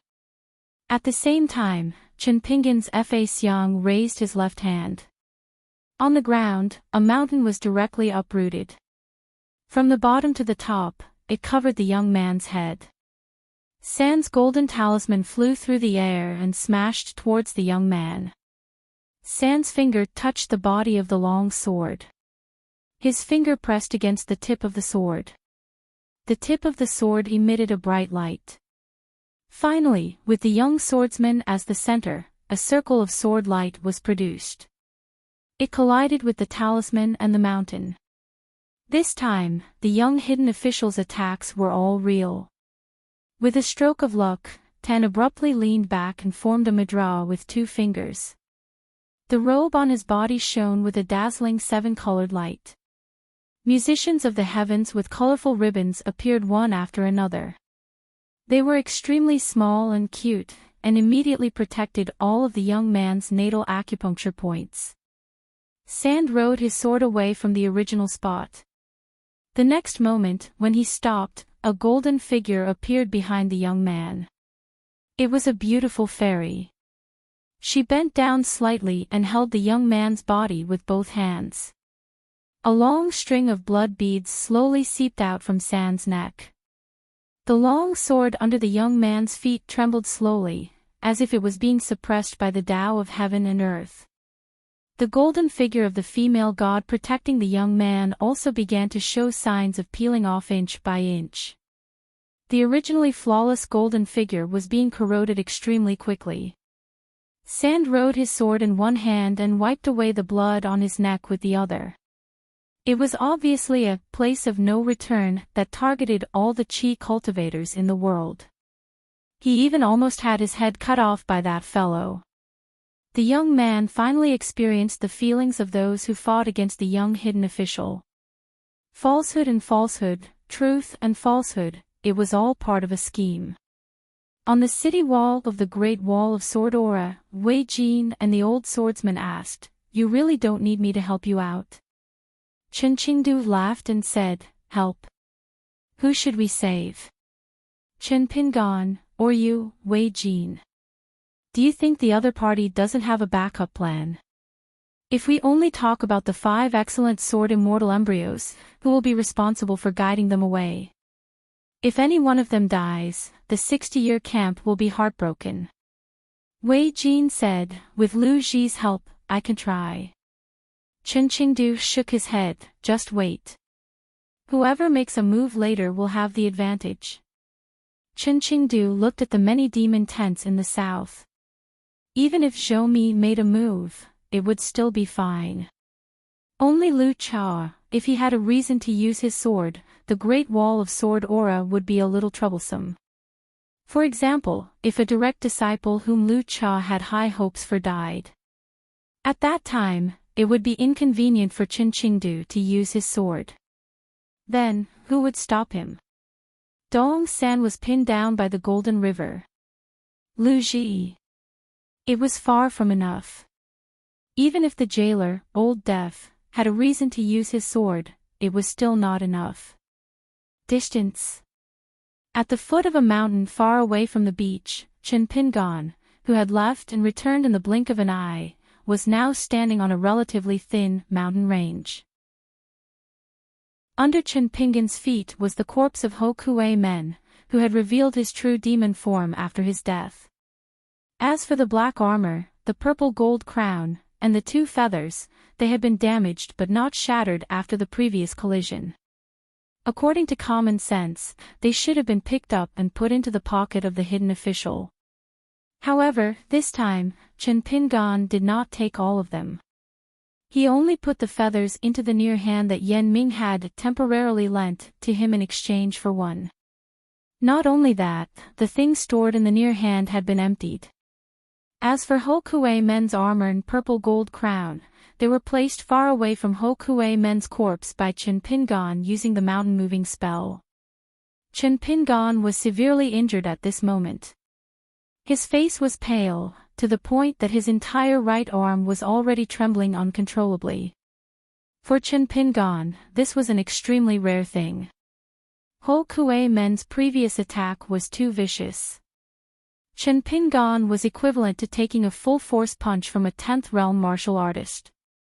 If he had not dodged slightly, Ho Kue-men's punch would have penetrated his heart on the spot. If he had taken a punch from a peak 10th realm martial artist on the training field and not died, that would have been an extremely good feeling. However, at this moment, it seemed like he was toying with the young sword cultivator, but in reality, Chinpingan still could not escape the encirclement. That was an extremely bad feeling. Just now, he had missed the young sword cultivator, which made Chinpingan feel extremely helpless. If his body was at its peak, that genius sword cultivator's head would have been placed in the square hand right now. However, the longer the young man was restrained here, unable to forcefully break out of the small world, the more Chinpingan could recover. Chinpingan looked at the young man's posture of being protected by a god, and did not withdraw his gaze for a long time. Tan did not look at that pretentious Dharma idol on the mountain peak that seemed to be resting with its eyes closed. The young man stared fixedly at the distance where a wisp of aura remained. Although he could not see the scene at the foot of the mountain clearly, the young man was certain that the young hidden official's true body was hiding there. The towering Dharma idol on the mountain peak opened its eyes, and 2 fingers formed a sword seal. Huge flying swords flew out of the sword box on its back. Tan broke through the air. The UG Dharma idol that used its hands to protect the young man's body turned around, its back facing those flying swords that were as large as immortal boats. Tan gritted his teeth and spat out blood. The sword that intertwined with lightning suddenly hovered between heaven and earth. Between the sword tip and the sword hilt, a sliver of sword light blossomed, shooting towards the sky and the earth respectively. The special abilities of Chinpingan's 2 spirit flying swords were just enough to completely suppress that weird flying sword of Liu Bai. Sadly, there were no such good ifs. Today's battle was mostly about bad accidents and what if. Martial Marquis Kue Gate, the 3 supreme treasures that were also tampered with, the young sword cultivator's decisiveness, and Liu Bai's cruelty towards a good friend of his. As for the ability to fold mountains and rivers in his own mini-world, it was inspired by Chinpingan's early years in the capital of the Great Sui Kingdom, when he saw Mao Fuzi trapped in a magic formation. It was a pity that Chinpingan hadn't really mastered it yet.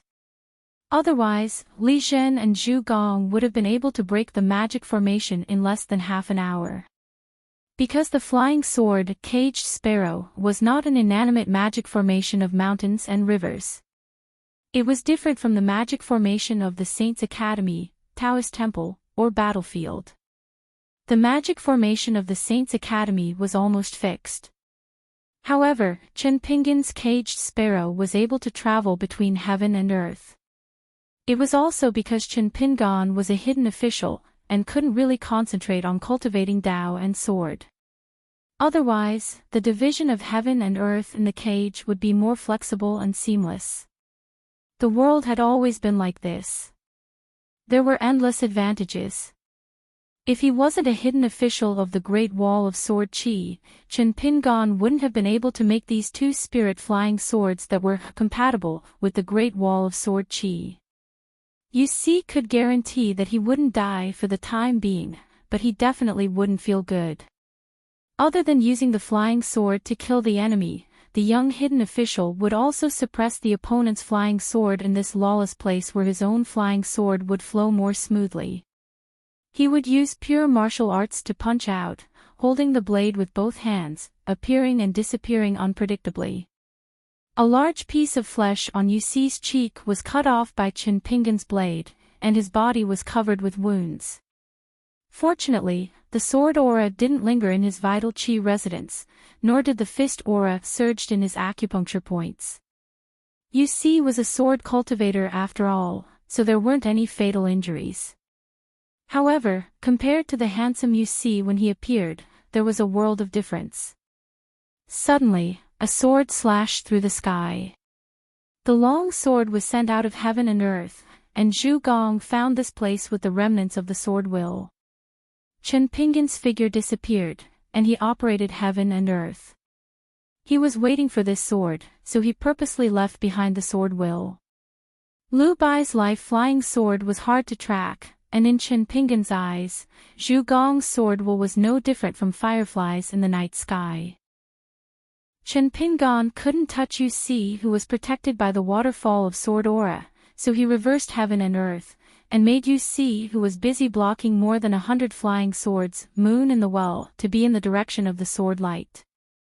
Zhu Gong said in his mind, "Yu Si." Zhu Gong didn't say anything else, so it couldn't be said that he revealed heaven's secret. It only depended on their chemistry. Yu Si didn't disappoint Zhu Gong, and reached out to grab the sword light. The sword light was curved like a rope, and Zhu Gong controlled his mind and sword will to pull, and was about to drag Yu Si, who was holding the sword light, out of the small heaven and earth that was like a big cage. To prevent Chen Pingon from taking the chance to act, and to prevent him from being killed by Chen Pingon instead of saving him, Yu Si, who had a traceable escape route, didn't need Zhu Gong to remind him, and took out the life-flying sword that didn't seem to exist in this world. When Zhu Gong took out his sword, he was standing on the shoulder of the goddess. Chen Pingon sighed slightly, and allowed Zhu Gong to save Yu Si, and he went to kill the young man. Originally, there was no delay. You save your people, and I kill your people. It was fair to do business. Since Zhu Gong had expected it, then he could only settle for the second best. The flying swords number 1 and number 15 that had gone through thousands of mountains and rivers with Chen Pingon finally appeared at the same time. Then, behind the goddess, an even more majestic and huge green-robed Dharma appeared, and the 10 fingers of both hands intertwined into a fist, and smashed towards her head. Zhu Gong, who was holding the sword in his hand, swept towards the sky. The crescent sword light appeared out of thin air again, and directly cut off Chen Pingon's dharma that was clenched into a fist. Since he couldn't kill the few weak points of the sword cultivator, then he would give the other party a surprise, and kill the strongest one. Chen Pingon forcefully changed the thickness of heaven and earth, and placed himself in the folded mountains and rivers.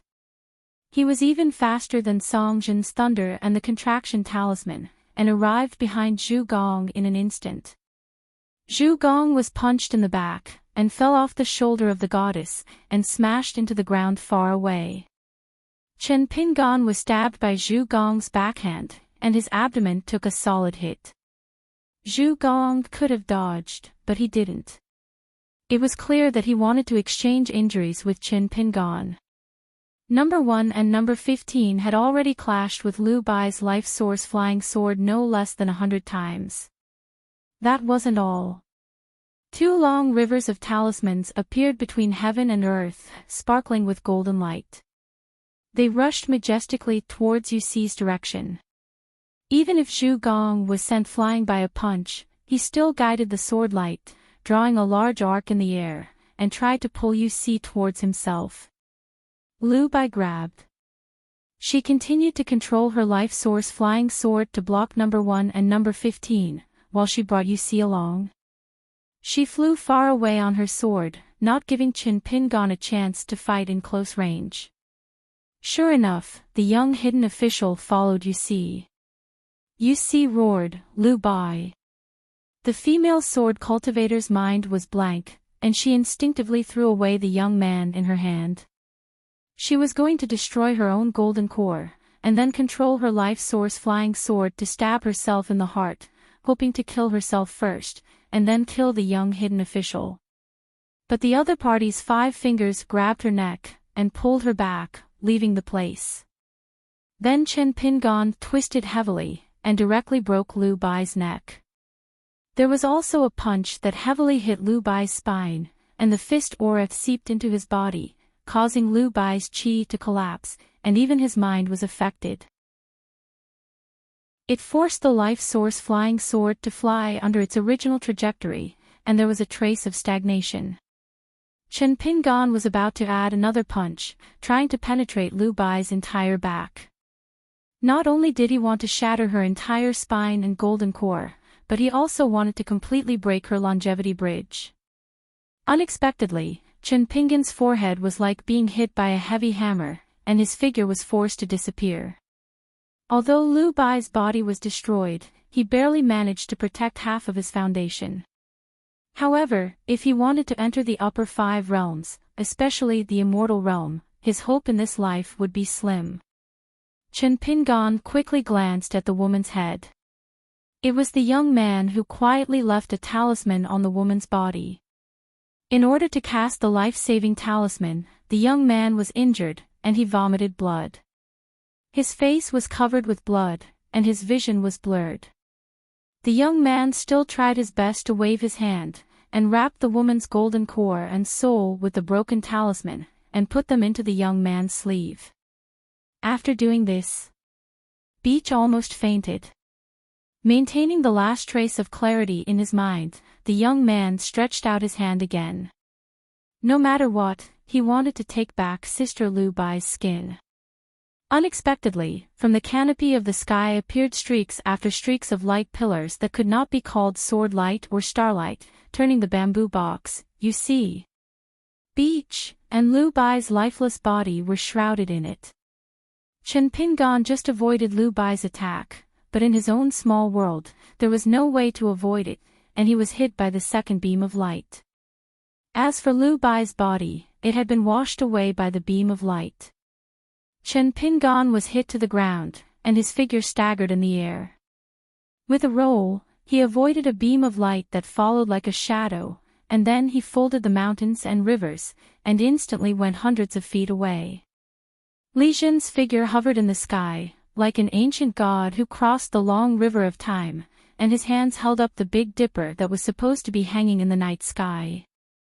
The stars slowly moved, and the 4 seasons in the small world flowed. The spring thunder shook, the summer was hot, the autumn wind was cold, and the snow was heavy. The great Tao was running like a millstone, crushing everything. During this period, the countless sword chi that Bamboo Box had previously set up became more and more fierce. Between heaven and earth, the sword intent water droplets condensed into a sword chi river that was constantly expanding the territory, swaying and flooding the sky. Chen Pingan either put away the flying sword, the caged sparrow's magical power, or he would be caught in a tough battle with Li Jin in terms of divine will consumption. Chen Pingan's figure appeared and disappeared in the small world again and again. Chen Pingan slid out more than 100 feet and stood still in an instant. The caged sparrow that turned into a small world condensed into a sword and plunged into his life aperture. The small world dissipated. Chen Pingan stood on the slope of the big pit. Li Jin hovered above the big pit, but it was only 100 feet. Bamboo Box carried the sword frame on its back, and it was just in the center of the pit. Yusi was supporting Beach. Beach stood on the edge of the top of the big pit. Bamboo Box's sword formation buried under the ground was about to move. The world changed again. This time the small world, compared to the previous vast and boundless world, was much more narrow. It was only a dozen miles in radius. There was a strange scene of tombs everywhere, but there were willows around the tombs. Was this the true state of mind of the young hidden official? Bamboo Box, who had always been calm, showed a hint of anger for the first time. You see, used the flying sword waterfall to protect himself and Beach. Beach gritted his teeth, and his heart was full of hatred. Was this Chen Pingon so hard to kill? Li Zhen casually raised a hand and could touch the sky curtain. He laughed and said, "The hidden official who cherishes his life the most, is not planning to escape this time. What Chen Pingon could kill next, at most take away. Tan was left with half a life, plus you see." As for Li Zhen himself and Bamboo Box, in this messy and murky siege, they did not lack the killing power of the flying sword, but they lacked the strength to use the sword. Chen Pingon was surrounded, his body swaying. Clearly, he had used the caged sparrow twice, and faced the 5 enemies alone.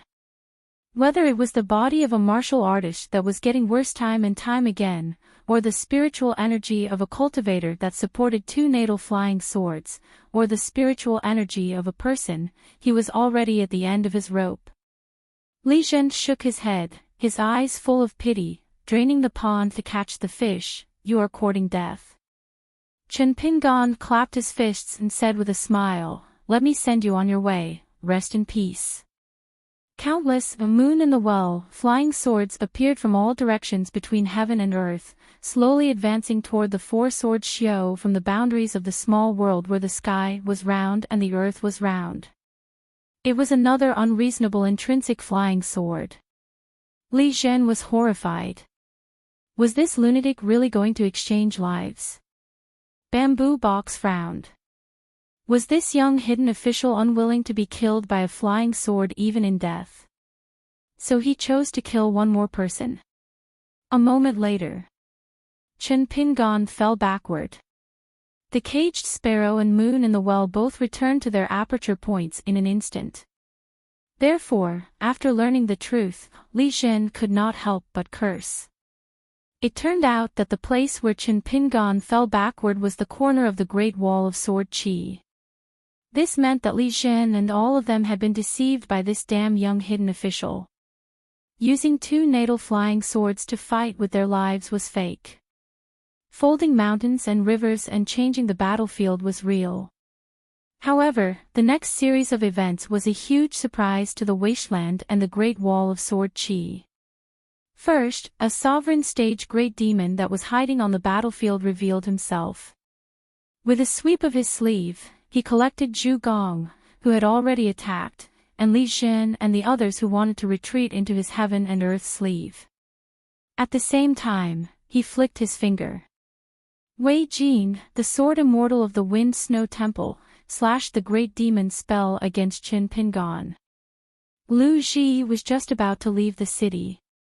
A bearded man with a sword and saber on his back directly used his fists to repel 2 sword immortals on the Sword Qi River. He came to the battlefield near the Great Wall of Sword Qi and reached out to hold the hilt of his saber. He looked up at the female great sword immortal Lu Ji. As long as Lu Ji did not attack with her sword, he would not draw his saber. This was not considered a huge accident.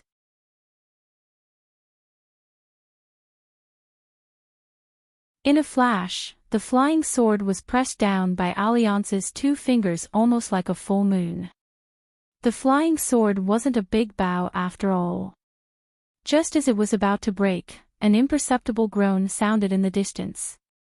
He paid a huge price and used some kind of secret technique to forcibly take away the natal flying sword that was imprisoned by Alliance's 2 fingers. Then, his aura instantly escaped far away. He wanted to leave the battlefield after his attack failed. He didn't expect that on his way out, a man would appear behind him and reach out to press his head. Sword intent poured over his head like water. Alliance pulled back and made his body lean back. Alliance looked down at the face of the sword immortal corpse. "I told you it wouldn't be that little bastard Shurchin." As long as I'm on the battlefield, he won't have the guts to use his sword in his life. The corpse was gently pushed away by Alliance and fell heavily to the ground hundreds of feet away. In another direction, a snow-white pillar of light suddenly rose from the ground. The soul of the demon sword immortal, who had abandoned his physical body, along with the Jin Dan and Yuaning that were tightly wrapped by the soul, was swept through by the pillar of light that contained the true meaning of the sword Tao, leaving no trace behind. During this short pause, Alliance looked around. The white fog was boundless. Clearly, he was already trapped in a small world of a great demon. Little tricks. Are you trying to scare me? How do you know that I'm timid? That's right, I'm a person who blushes when I see a girl. Alliance seemed to be warming himself with his hands. With him as the center, the white fog automatically dispersed. On the battlefield that was only black and white in the world, the true body of a great demon appeared. It occupied an area and was overlooking the insignificant swordsman who was as small as a black dot. Alliance looked up and was stunned for a moment. What a huge demon! He asked a very sincere question. I don't even know who you are. How dare you come here? The reason was very simple. Apart from those existences that possessed ancient wealth thrones in the martyr's palace, the rest of the demons that Alliance had never fought before did not have the right to be called great demons in the wilderness. Since they weren't great demons, how could they be good enough in Alliance's eyes? The enormous being that Liang had identified as an unknown demon was just about to unleash a divine ability in an attempt to crush Liang, who had been renowned throughout the wildlands for a long time. He did not expect that a straight white line would appear from the top of the head of the demon's real body, as if it had been cut in half by a long sword. In the end, it was still in this immortal realm demon's miniature world. Although it had been instantly injured, it wasn't difficult for it to shift the battlefield. The bearded man looked up and said, "You went to the heavens beyond and killed some otherworldly demons. Is this the result? Or is it that the second Taoist is not good enough and does not live up to his name?" Alliance smiled and said, "I'm telling you the truth because we're friends. If you really think so, you'll die." Lu Cha shook his head and kept the sword. After holding the sword in his hand, he allowed the two torrents of sword chi to crash into him. The bearded man stopped accumulating power and began to deliberately restrain his sword chi. He was as stable as a rock and as stable as a rock. No matter how strong the sword chi was, Lu Cha's own sword Dao was like a towering mountain. After the two torrents of sword chi collided with Lu Cha's body, they automatically bypassed him and created waves of sword chi that were hundreds of feet high. However, they had heard or seen with their own eyes that there were many sword chi around him. After the experience in the Great Wall of Sword Chi, he could even condense his own pure sword will into a substance. However, at this moment, Lu Cha condensed his sword Dao into a real body. Alliance smiled. Then, between him and the bearded man, the most illusory river of light in the world appeared. When it appeared in the world, it radiated brilliance. The entire river was like a huge flying sword. It twisted and wrapped around Lu Cha. It was as if he was placed in someone else's sword sheath and the other person was sheathing his sword. The river of light that was the most compatible with the great Tao of heaven and earth, after being pulled out by Alliance, began to be rejected by the great Tao of desolation. This caused countless great Tao true meanings to appear around the river of light. At the border between the two, the river of light shattered like ice. However, although the river of light was being squeezed, it became more and more solid. It was as if an ascendant realm golden body had suddenly appeared in the world. The gray-robed elder praised, "Good technique." In a certain military tent, the scholar who only focused on teaching the sage and paid no attention to the outside world also raised his head and carefully observed the distant battlefield. Alliance raised his head.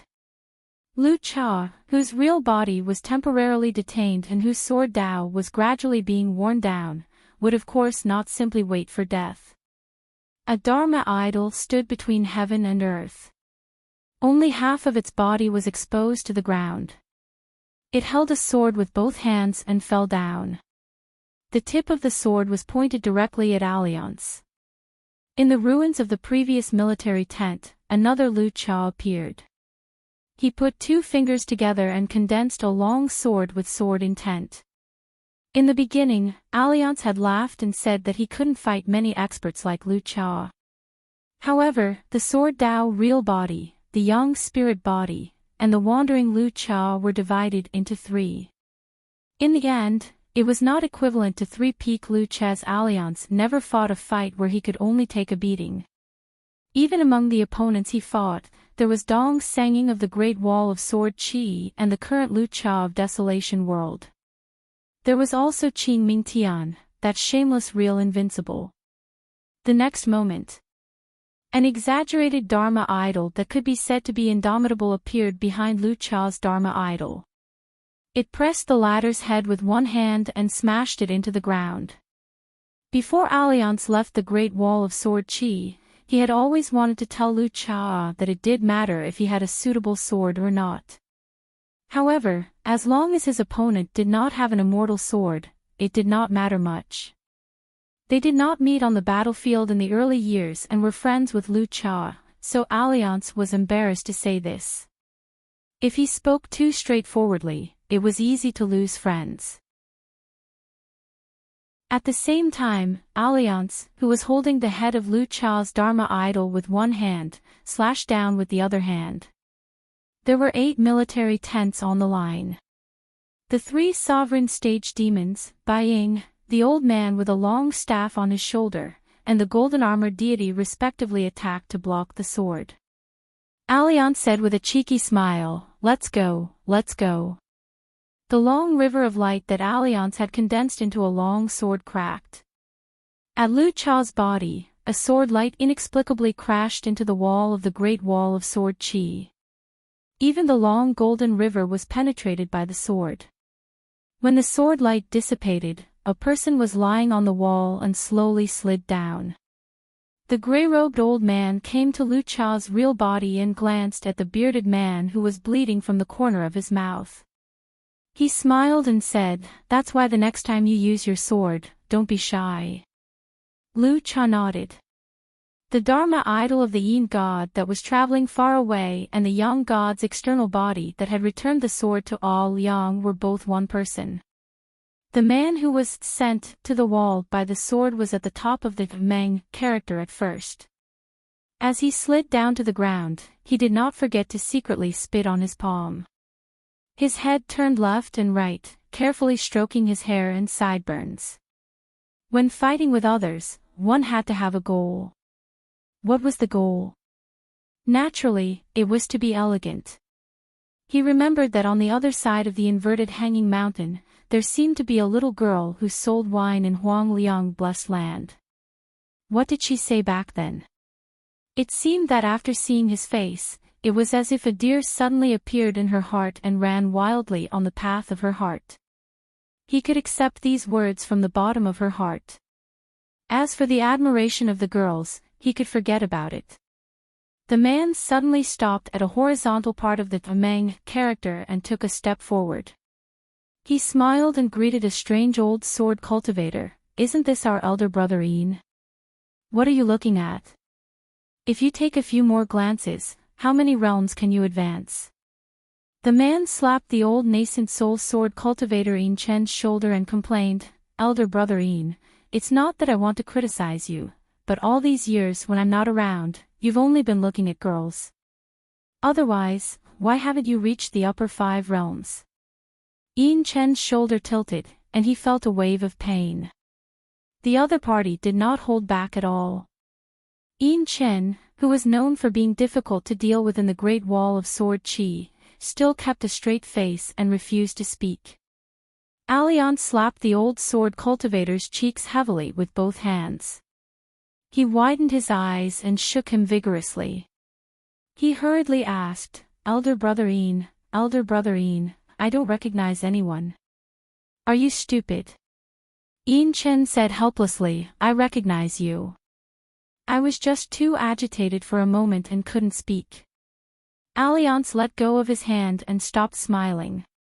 He said, at least there are a few familiar faces left. It's my fault, I came late.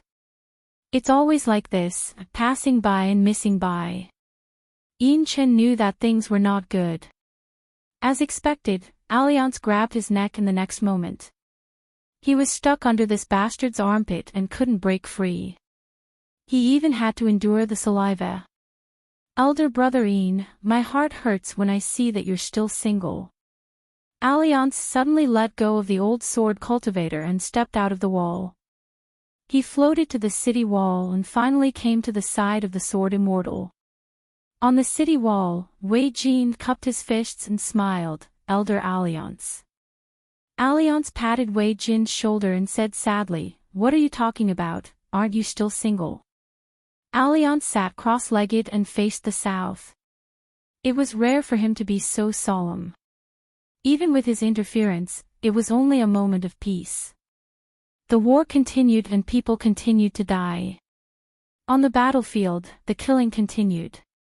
Chen Qingdu stood beside Alliance and asked with a smile, don't tell me that there aren't many good-looking yellow-crowned Taoist nuns in the Beko Keikyung building in Qingming Tian.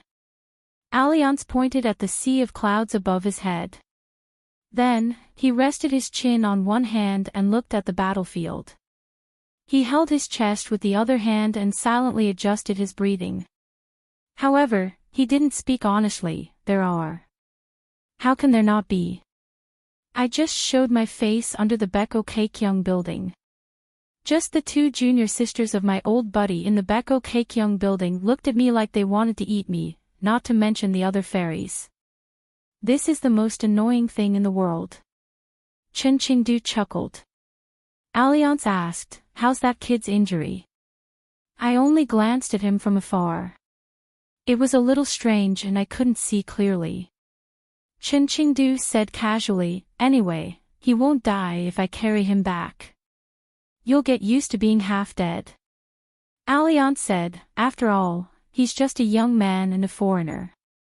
Boss, sword immortal, as an elder, you should more or less protect him. Besides liking Ning, this kid doesn't owe the Great Wall of Sword Chi anything. It's not a good habit to take advantage of your seniority. Chen Qingdu laughed, are you teaching me how to be a person or swordsmanship? Alliance stood up and whispered, I don't like being a teacher, but if Sword Immortal wants to learn, I'll reluctantly teach you. Wei Jin was greatly impressed. Whether it was the previous sword attack or the words at this moment, he was indeed worthy of being senior Alliance. The old man glanced at Alliance. The city wall shook. Alliance was no longer where he was and had fled. But was senior Alliance running in the wrong direction? Even Wei Jin was dumbfounded.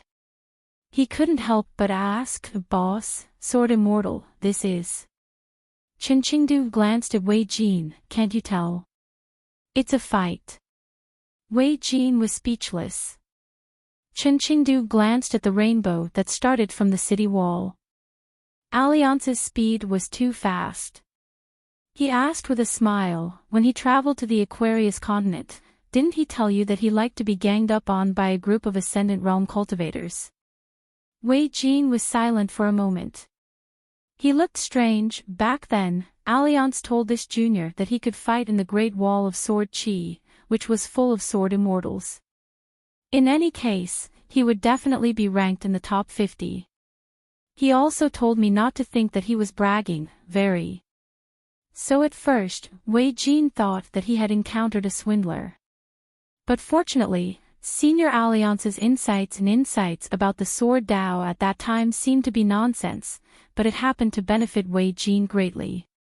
He resisted the urge to test the waters with his sword. After that, there was the so-called small bet by Senior Alliance. Wei Jin lost the blade-strengthening gourd, and then began to cultivate in seclusion. As expected, he successfully ascended to the upper 5 realms.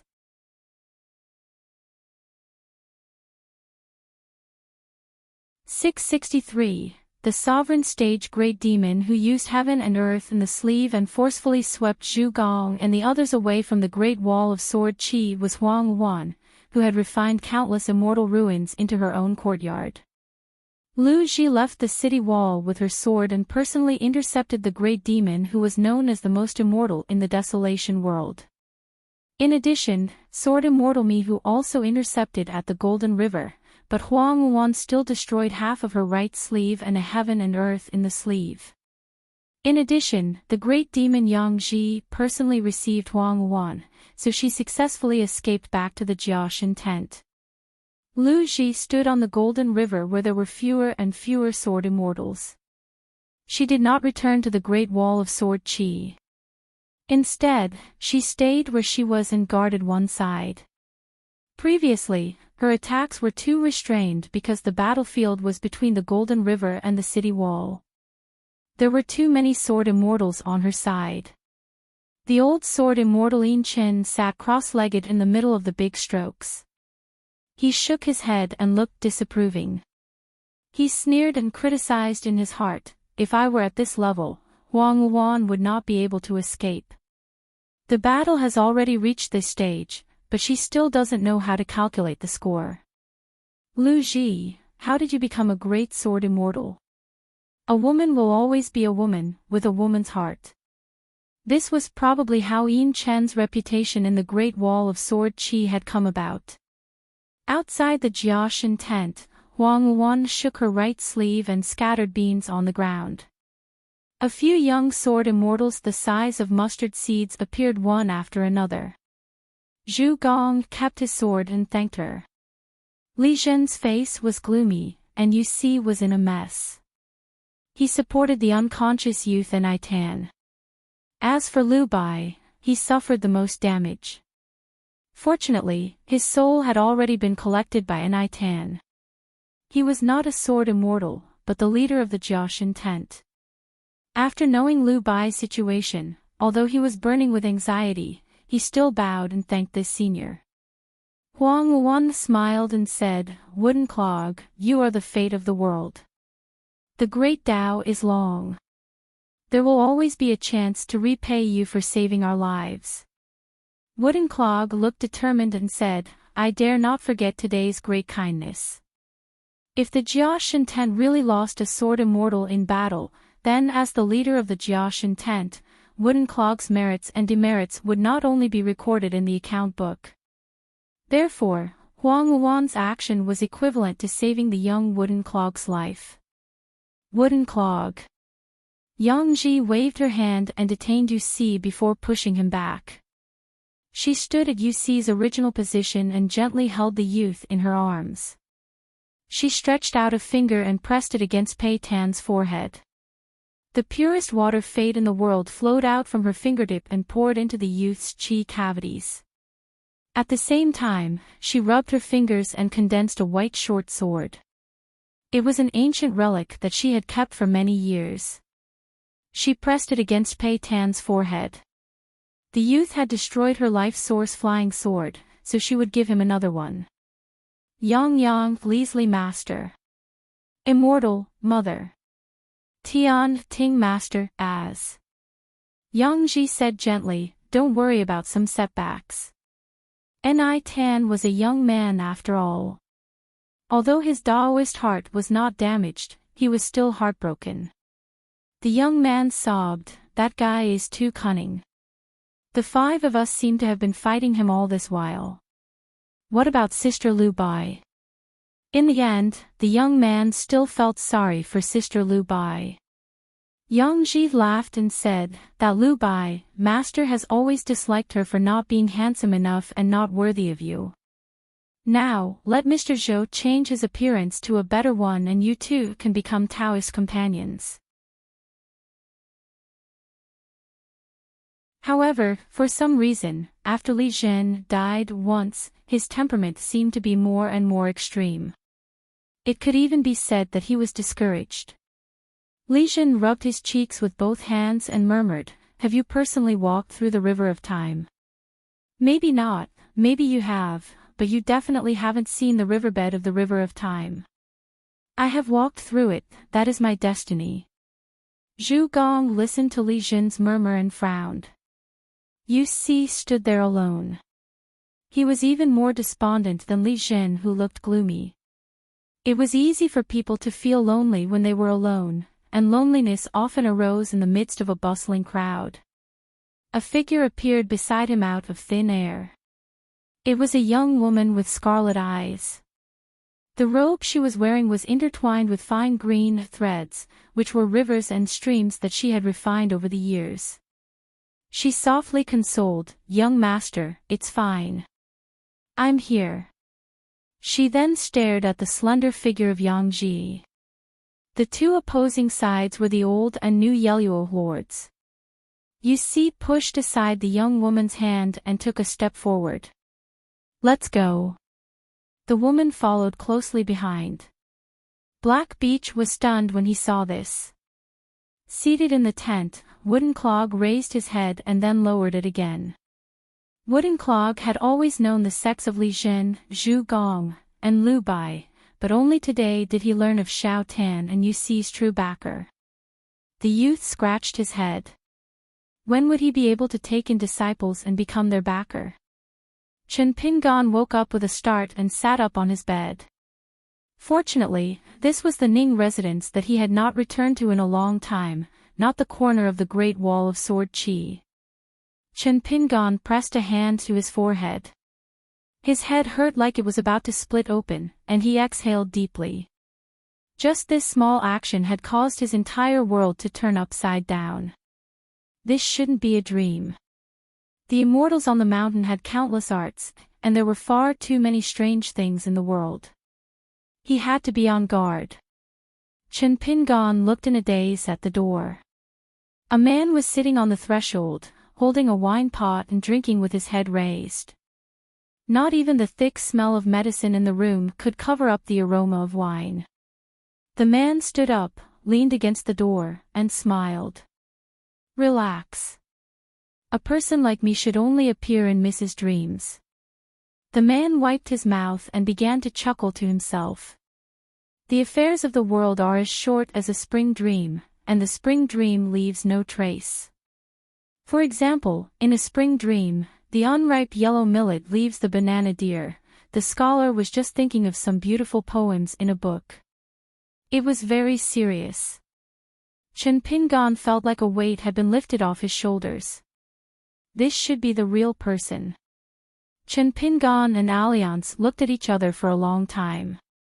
The first sentence he said was a question that spoiled the mood. "Alliance, when are you leaving?" He hoped that Alliance would return to the Great Wall of Sword Qi, but he didn't want Alliance to stay there. He would die. In this war, the only one who dared to say that he would never die was the gray-robed elder in the wilderness Jiazi tent. Even Yang Ji, Huang Wan, and the other sovereigns of the wilderness didn't dare to be so sure. On the Great Wall of Sword Qi, no one was an exception. If I want to leave, a large group of Ascendant Realm cultivators can't stop me. If I don't want to leave, even Boss Sword Immortal can't chase me away. Do you think you can persuade me? Alliance sighed, shook the wine pot in his hand, and said, "Sure enough, you're still the same. What's the point of thinking so much? You can't take care of everything." The young man back then didn't act like a young man, and the young man today still doesn't act like a young man. Do you think that after crossing this threshold, you can live a comfortable life in the future? Dream on. Together with the hidden official Summer Palace and Winter Palace, it is an ancient three mountains formation. When the time comes, it will bring a batch of Sword Dao seeds from the Great Wall of Sword Qi to break through the canopy and head to the New World. However, there is a huge problem. The Mirage is like a small temple, it can't accommodate sword immortals of the upper 5 realms. Therefore, the people who leave must be sword cultivators of the middle 5 realms and lower 5 realms. Furthermore, Boss Sword Immortal doesn't feel at ease letting some sword immortals hold the fort. Alliance said in amazement, Boss Sword Immortal really hit it well. Even I didn't know about this. When I wandered around in the early years, I only made a rough guess. Boss Sword Immortal doesn't mind forcing all the native Sword Immortals to their deaths. However, Boss Sword Immortal is good about one thing. He has always been very tolerant towards young people. He will definitely leave them a way out. Now that you mention it, it makes sense. In the New World, no Chi refinement warrior of the upper 5 realms will be allowed to enter for the next 500 years to prevent them from being beaten to a pulp. Indeed, some rich family's courtyard would have 1 or 2 jars of silver buried in it. With such a shocking ascension platform, who would guard the array when the time came? Naturally, it would be Boss Sword Immortal himself. Alliance could not help but gulp down a mouthful of wine. He said with a sigh, "Our Boss Sword Immortal is the most unhappy sword cultivator. He is half dead and has been a coward for 10,000 years. In the end, he only managed to deliver 2 swords. Therefore, there are some things that Boss Sword Immortal has done wrong. Kid, you can scold him, but don't hate him."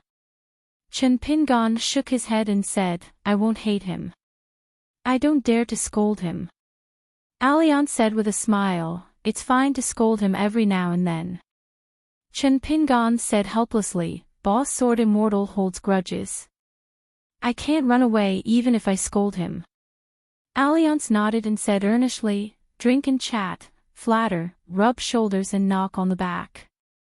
Say thank you to Boss Sword Immortal for your hard work. You can't do anything less. Besides, you are already so severely injured. Limp to the thatched cottage at the top of the city to look at the scenery." At that time, silence speaks louder than words. Act pitiful. Do you need to act? You are already so pitiful. If it were me, I would borrow a straw mat from my friends and sleep outside Boss Sword Immortal's thatched cottage. Chen Pingon laughed. Then, he drowsily fell asleep peacefully. Alliance sat alone at the doorstep. He had no intention of leaving. He just drank slowly and muttered to himself, "At the end of the day, there is only one logic. A crying child gets candy. Chen Pingon, you didn't know this since you were young. You are at a disadvantage. Capable people do more work." After a long time, it was inevitable that others would get used to it. The lineage of the literary sage. The old scholar was in the 5th heaven, and had a portion of karma. His first disciple, Cui Dong, was in charge of Aquarius continent. His left and right were in Tongyi continent. His last disciple, Chen Pingon, was in the Great Wall of Sword Qi, and had been a hidden official for 2.5 years. And all the sword cultivators in the Great Wall of Sword Qi. Regardless of whether it was the strong or the weak, everyone's logic would bring true good and bad to this shaky world. After a while, Chen Pingon woke up from his dream. He immediately sat up, perspiring profusely. Alliance did not turn his head and said, "That won't do. You will have an inner demon in the future." Chen Pingon raised his hand and wiped the sweat from his forehead. His face was pale as he laid back down on the bed and closed his eyes. Alliance did not make a sound. He continued to sit alone and drink. Probably because he felt that the doorstep was uncomfortable, he changed his posture and squatted down to drink. That year in the Aquarius continent, the man with the bamboo hat tricked the bumpkin youth to drink. In truth, there were no wine immortals in the world who were drunk and unfettered. There were only drunkards who were drunk to death. On top of the Great Wall of Sword Qi, there was no more swing. A certain sword immortal did not have to face a bowl of yang chun noodles, and did not dare to use his chopsticks. When the sword immortal, Yuan Qing died in battle, he was in high spirits. The sect leader of the North Continent's Tai Hui sword sect, Han Huizi, died in battle, and was speechless. A white-haired old lady stood at the entrance of the Ning residence, muttering softly. Old dog, old dog. Come back to watch the door. 664. Alliance stood up and heard the distant sound of a bugle horn on the battlefield. The savage world had retreated. Both sides would clean up the battlefield. The next battle might not need a bugle horn to end. Alliance arrived at the pavilion on Dragon-Slaying Cliff. He let go of the empty wine jug in his hand and spun around. With a howl, he kicked the wine jug out of the pavilion and onto the training ground. The battle had come to an end. For a time, the sword cultivators on the city walls returned home like migratory birds. Streaks of sword light formed a picturesque scene. Seclusion, recovery, sword refinement, wine. The dead were gone. The sadness of the survivors would be dissolved in a bowl of wine, whether it was a big drink or a small drink. Alliance couldn't remember which master had said at a wine table that a person's stomach was the best wine jar in the world. The stories of old friends were the best pulp. Adding the bitter gall and mixing in the joys and sorrows, it could brew the best wine with endless flavor. After some thought, he slapped his thigh. That master was himself. It wasn't good to belittle oneself too much. He had to change. Soon, a group of people returned to the Ning mansion on their swords. Ning Yao suddenly descended and landed at the gate. She spoke to the old woman. As for the others, Chen Sancho, Wei Zhang, Dong Huafu, Yen Zhua, and Fan Dash, they went straight to the pavilion. They floated down and sheathed their swords. Alliance supported himself with one hand on the pavilion's pillar and one foot on the ground. He looked at the slender woman and sighed. Wei Zhang is a big girl now. Wei Zhang smiled and called out to Alliance. When she was young, Tai Zhang often accompanied Liang to squat in the streets and alleys, worrying. The man worried about how to get money for the wine, while the girl worried about why she was not allowed to buy wine. Every time they bought wine, they could earn some copper coins and broken pieces of silver for running expenses. The copper coins fought in the ragged money bag. If 1 or 2 pieces of silver were added, it would be the most pleasant sound in the world. Unfortunately, Alliance had bought things on credit too many times. Even the managers of many restaurants and taverns were afraid of her. Dong Huafu asked, "How is it big?" Alliance smiled. "Ask your mother." Dong Huafu chuckled, "Mountain range stacks." My mother said that you didn't have good intentions in naming mountain range stacks. Alliance said helplessly, "What is this?" Tell your mother to read less of those books. With so many books in your family's collection, who knows how many black-hearted booksellers in the South Saw continent? And the printing. And the content. Out of 10 books. Of the books. Ofs. Calm. He. Calm. F. He liked Dong Booty, and Dong Booty liked Alliance. However, this wasn't the reason why Chen Sancho didn't like Alliance. On the contrary, Chen Sancho admired Alliance's carefree attitude. He was also grateful for Alliance's actions back then. For example, Alliance had a private argument with the eldest sword immortal for him. He scolded the head of the Qin family, Qin Shi. However, he didn't tell Chen Sancho about it. Chen Sancho only found out about this after the fact. By the time he found out, Alliance had already left the Great Wall of Sword Qi. He wore a bamboo hat and a bamboo blade as he quietly returned to his hometown. Some sword immortals had great swordsmanship, but they didn't have freedom. They were always uneasy in this world. For example, Alliance, who had the most freedom, always said that true freedom was never about having no worries. Fatty Yen was massaging the man's shoulders and back. Alliance was amazed. "Little Ning, are you still the little Ning I know?" Ning Yao sat down silently and leaned against the pavilion pillar. She carried a sword case on her back and wore a snow-white robe. In the pavilion, they chatted casually. Most of the time, Dong Huafu was asking Alliance about the deeds of Qing Ming Tian. Alliance was bragging about how amazing he was over there. Being second place in the boxing world was not a skill. After all, there was no winner. However, he could topple the Beko Kaikyung building without using a sword. This was a feat that not everyone could achieve. He pretended to be relaxed. There must be something hard to let go of. Alliance finally gave these youngsters some advice on swordsmanship, pointing out the bottlenecks and barriers of their cultivation.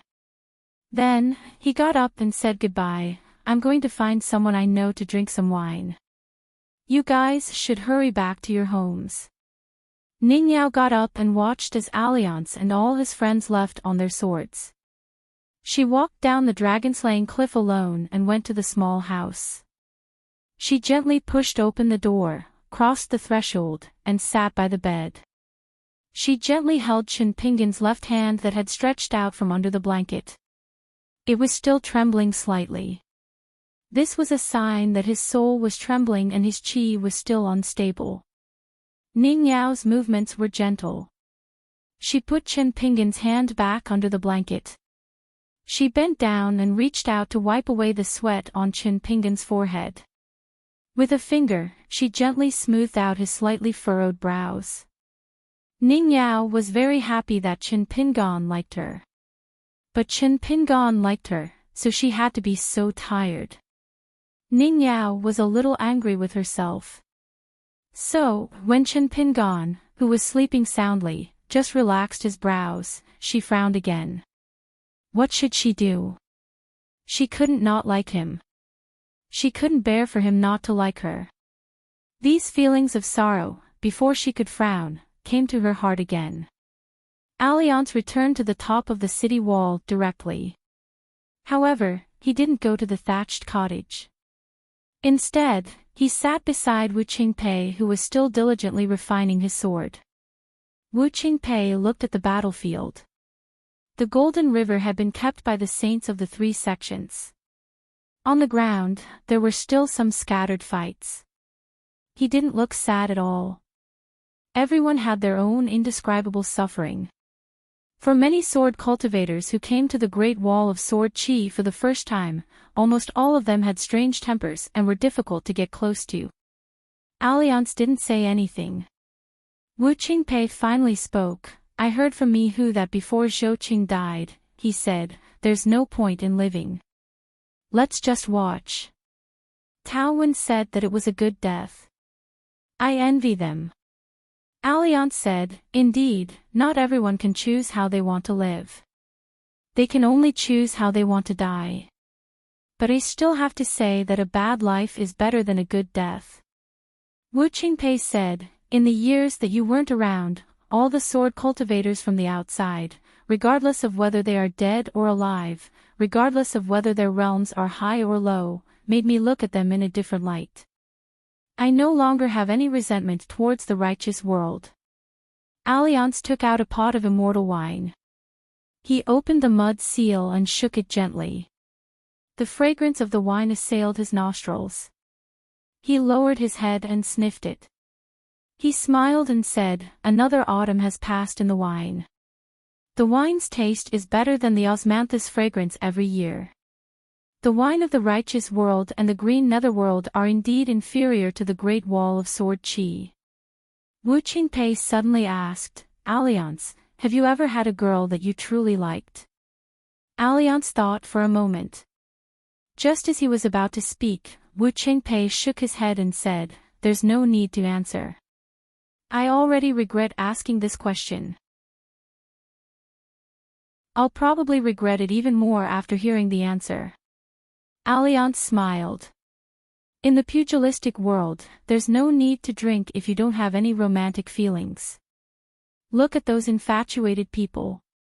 Which one of them isn't a drunkard soaked in wine? In the field of love, everyone is a coward. Wu Qingpei was a little surprised. It was rare for this F** King Alliance to say something so serious. Lu Ji rarely appeared. She sat on the other side of Wu Qingpei. Alliance tossed the wine pot in his hand over. In the end, Lu Ji slapped it back. Alliance caught the wine pot and grumbled, "Why are you being so polite with your big brother Alliance? It's just a pot of wine." Lu Ji raised her arm. Alliance sighed and took out a new pot of wine and threw it over. Heroines should not be bothered by trifles. After drinking, Lu Ji asked, "I heard that the Green Netherworld has a lineage of Taoism sword immortals. They have a long history. How are their sword techniques? How are they compared to the great celestial master of Mount Longhu?" Alliance rubbed his chin. "You're talking about Master Son of the Dexian Du Temple, right?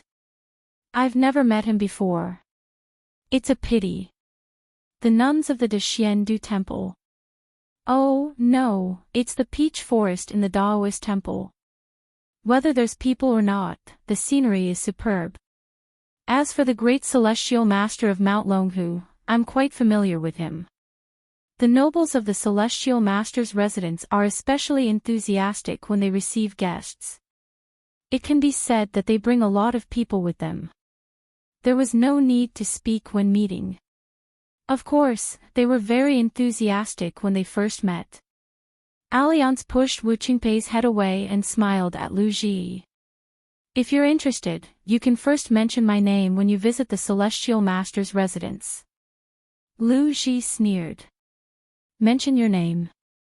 Isn't that the same as asking for the sword from Mount Longhu?" Alliance laughed.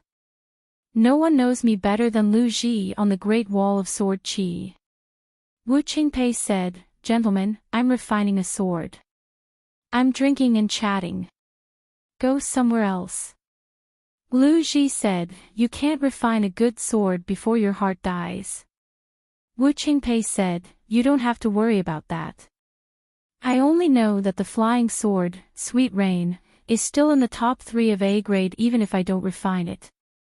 Great Sword Immortal Lu's intrinsic flying sword is only B grade. The A-grade book of the Summer Palace recorded it clearly." Lu Ji said, "Wait for me to finish drinking." Wu Qingpei said, "Please drink faster." Sword Immortal Wu Qingpei was not good at fighting, but he was famous on the Great Wall of Sword Qi for not fearing anyone. Alliance had suffered under Wu Qingpei in the past. Wu Qingpei's casual words made Alliance suffer for half a year. "You, Alliance, have a high cultivation realm and a powerful background. You won't die anyway, so why are you flaunting your power in front of me?" Words that made things difficult were never those that were completely unreasonable. Instead, it was words that sounded reasonable but were not that reasonable. At this moment, Alliance waved his hand and shouted at the 2 old sword cultivators sitting on the north and south city walls. "I'll be the banker. Qing Quan, Xiao Yi, place your bets." However, Lu Ji had already stood up. She threw the wine flask outside the city walls and left on her sword. After Lu Ji left, Alliance said, "In the past, Lu Ji treated everyone as an outsider. Now, she has changed a lot. It's rare for her to speak with you about her own family. How can she not appreciate it?" Wu Qingpei had a dazed expression as he said, "It's uncomfortable to hear family talk." Alliance nodded. "That's true." Wu Qingpei said, "Do you know about Xiaochua's matter?" Alliance leaned back and rested his head on the back of his hand. He crossed his legs and said, "Everyone has their own aspirations." Wu Qingpei suddenly said, "I didn't thank you or apologize for what happened back then. Today, I'll make it up to you." "I'm sorry, thank you." However, Alliance said, "In other places, sword cultivators like us who are good at swordsmanship and even better looking are very popular." Wu Qingpei was indeed a handsome man. In the conversations of many women, he and Miyu were often called the twin jade annulus. It was just that one was infatuated and the other was sentimental.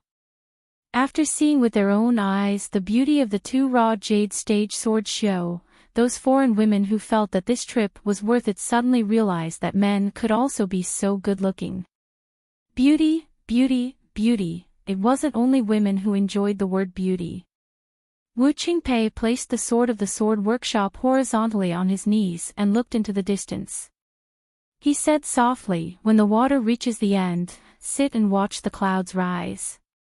Wu Qingpei then asked, "Sit and watch the clouds rise?" Adding the word mountain and echoing the water, wouldn't that be better? Alliance said casually, "No, the more words, the less meaning." Wu Qingpei thought for a moment and nodded. "That makes sense." Alliance laughed. "Why are you trying to be cultured?" Wu Qingpei replied, "I had nothing to do, so I flipped through the imprint of the bi-sword deity. It was quite interesting." Alliance was puzzled. "What is it?" Wu Qingpei laughed. "You don't know the word bai. How can you be a scholar? Didn't your father die of anger?" Alliance giggled. "Your father is about to die of anger." Wu Qingpei stretched his waist with a smile on his face. The heart of a gentleman is as clear as a mirror in autumn. A gentleman's friendship leads to the same path and no evil words are spoken. A gentleman's action is like the morning dew of wild grass. It comes and goes adorably.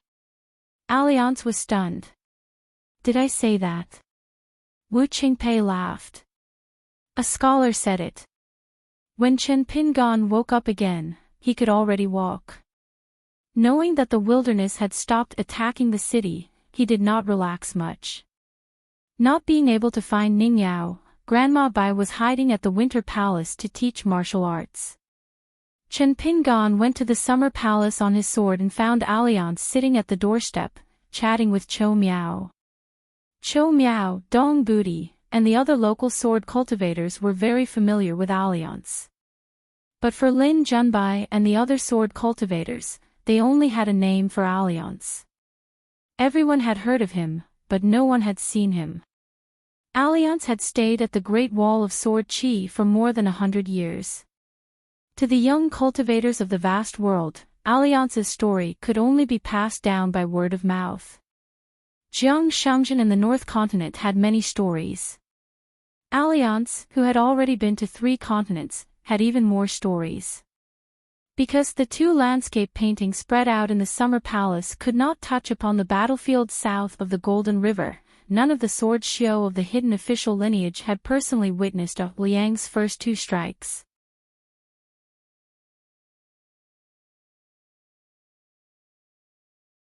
"665. The 2 foreigners drank foreign wine." Alliance was the first to speak. He joked, "To recover so quickly, the physique of a pure martial artist is indeed impressive. The recovery of the muscles, bones, blood, and flesh, the stabilization of the chaotic soul, and the repair and nourishment of the life-bound flying sword." The speed of the 3 was indeed somewhat beyond Alliance's imagination. Chen Pingan said helplessly, "My life was hanging by a thread. I still have some lingering fear." It was not only the sword cultivators of the Great Wall of Sword Qi who, for various reasons, chose to secretly send messages to the military tents of the wilderness. There were also cultivators in the demon army who leaked information to the Great Wall of Sword Qi. After this battle, the Summer Palace had already given a detailed assessment of the combat strength of the 5 genius sword cultivators of the Jiaoshan tent. Of course, the hidden young official's trump card of having 2 life-bound flying swords was definitely known by many military tents of the wilderness by now. Alliance joked, "You can't just watch the thief eat the meat and not watch the thief get beaten. I understand this principle." It was not easy for any outsider to gain a foothold in the Great Wall of Sword Qi. Alliance was someone who had experienced this before. He had a deep understanding of this. Alliance stood up and stretched. He said, "Let's go. I'll take you to the city for a stroll. A person's heartstrings can't always be stretched taut." Off to the side, Chen Pingan didn't even realize that ever since he had been picking medicinal herbs, he had been following the rules since he was a child. Breathing was for the sake of living. This was the most important thing.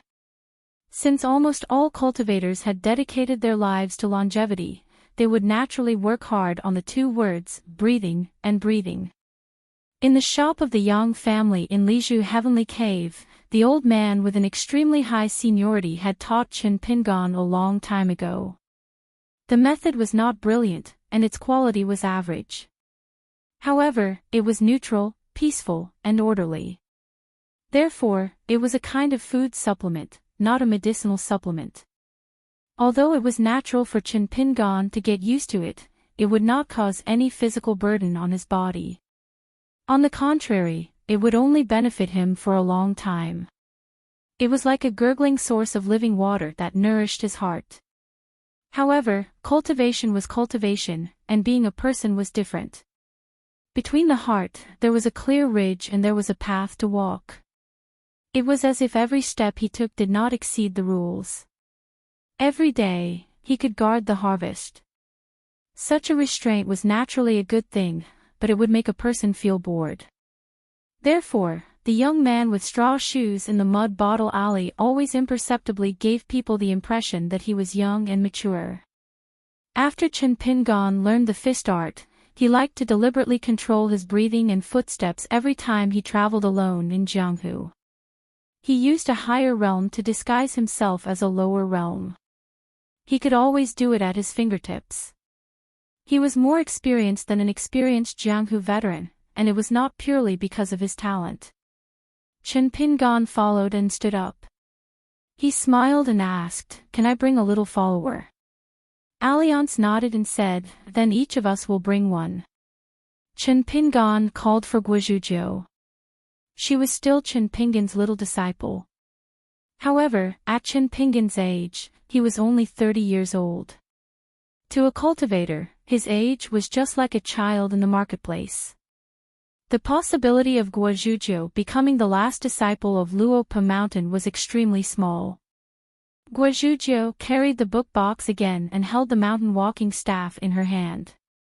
Alliance called for the young sword cultivator from Fuyao Continent's Deer Horn Palace, Song Gaoyuan. Deer Horn Palace was a first-rate celestial sect in Fuyao Continent. The few ancestors that were still alive were all women. Therefore, there were many female cultivators. Therefore, the male cultivators of Deer Horn Palace were the envy of others. Deer Horn Palace was famous for its water spells in the continent. It occupied a small part of the water body that entered the sea. Among them, the Du Fu Ferry and Yan Jijin under Deer Horn Palace were famous tourist attractions. One of them required women to remove their makeup and change into a cloth skirt and wooden hairpin. Otherwise, the water goddess would stir up trouble. The other place was the opposite. It required women to apply rouge and dress up beautifully. Only then could people safely wade through the water. Deer Horn Palace never asked about this. As long as the two places did not harm people's lives, the two capricious water goddesses set up strange rules based on their personal preferences. Du Fu Du and Yan Jijin. Ao Liang, who had been traveling around the Fuyao continent for a few years, had obviously been there before.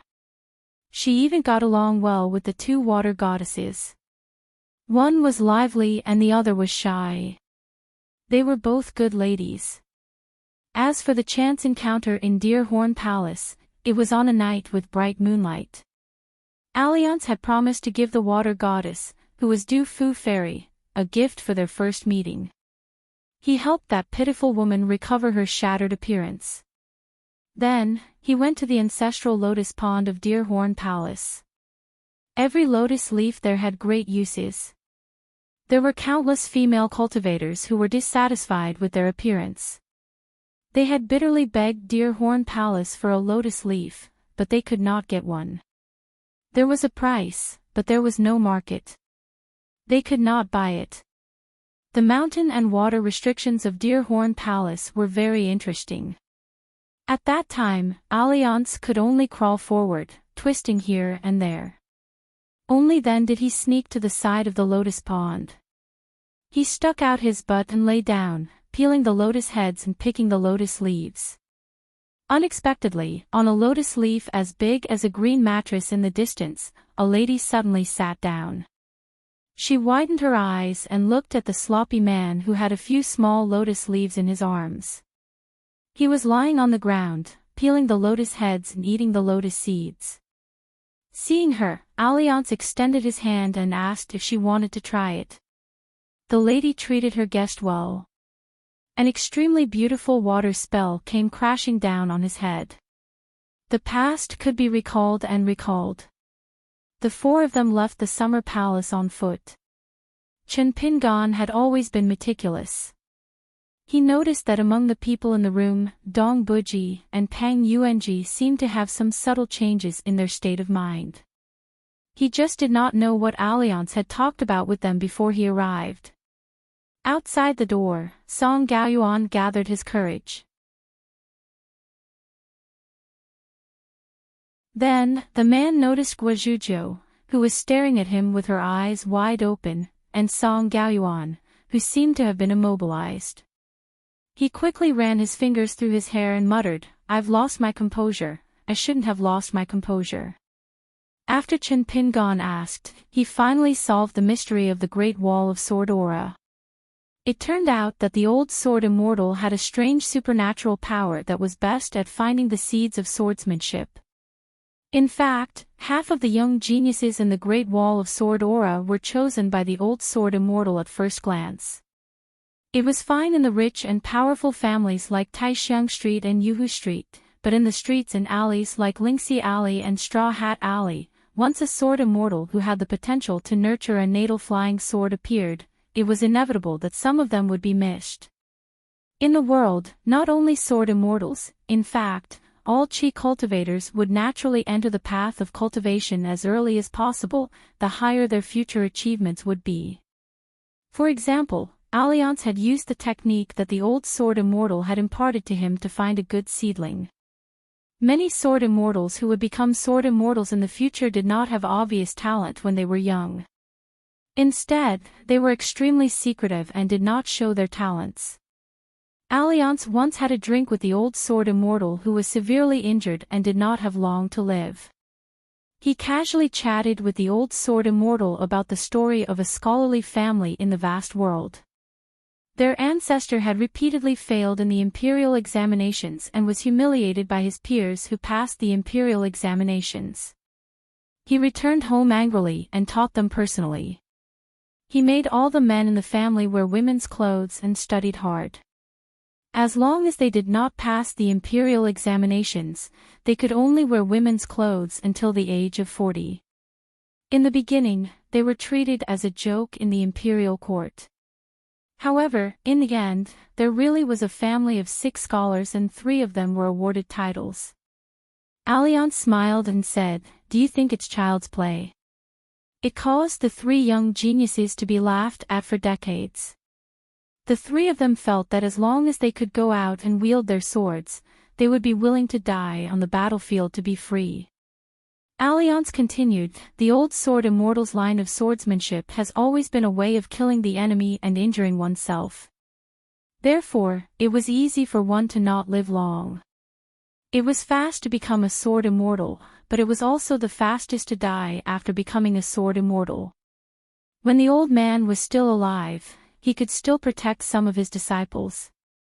Once he passed away, not to mention 3 disciples, even if he took in 30, with such a way of fighting, it would be like the house in front. There would be no one left. After taking in disciples, he would treat them as his own children and worry about them. In the end, an old patriarch of the sect that Su Dian belonged to, who often played around in the mortal world, although he looked like a child, his cultivation had already returned to its original state. In fact, his cultivation was even higher than the deer-horned palace lords. After he learned of this matter, he personally flew to the deer-horned palace on his flying sword, saying that Su Dian did not know him. He knew him. Brother Alliance and I were good friends who exchanged our lives. Outsiders only knew that when this old senior who had come from afar came down the mountain, he covered his red and swollen cheek with one hand, cursing and swearing. After he left the Deerhorn Palace, he shouted loudly, "Puliang, you owe me a drink." After Guizhuzhou and Song Gaoyuan left, Chen Pingan and Alliance talked about their own stories. They talked about whatever came to mind. The first time they traveled the Great Wall of Sword Chi, they took the old Dragon City's ferry to Osmanthus Island. They passed by the Flood Dragon Ravine and almost died. It was eldest senior brother who saved them. He lost 3 rounds of Q-ask fist against Chao Ci, who was of the same age as him. He lost 3 rounds in a row without any strength to fight back. In the Tongyi continent, he mistakenly entered the lotus blossom-blessed land and walked the solid Jianghu. He took Chao Qinglang and Pei Qian as his students and disciples. However, he did not know how to impart knowledge to Chao Qinglang. He was also worried that Pei Qian was too anxious to grow up. A few years ago, he opened a wine shop with Stack Zhang and sold the Bamboo Sea Paradise wine. The business was good. It was slower than being a banker, but it was a long-term business. No one believed that the wine was really related to the Azure Immortal Mountain. Therefore, Alliance, you have to speak a few words of conscience for the shop. You and the Lady of the Azure Immortal Mountain are acquaintances, and we are friends. How could my wine have nothing to do with the Bamboo Sea Paradise? In the catch and release pavilion on Inverted Hanging Mountain, the big demon that was caught and released by Daoist No. 2 was attached to a young sword cultivator by the name of Border. It was caught by the hidden officials and killed at sea. Today, Luopa Mountain not only has a bamboo house, but it has also been named according to the agreement.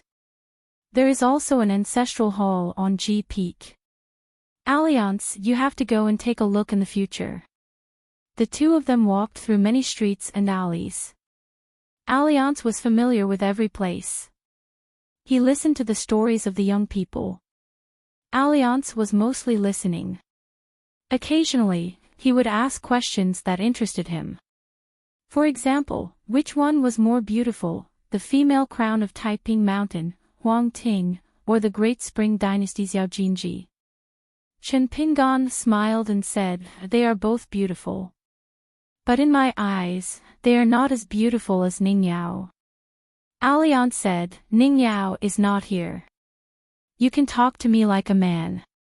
Chen Pingan looked around.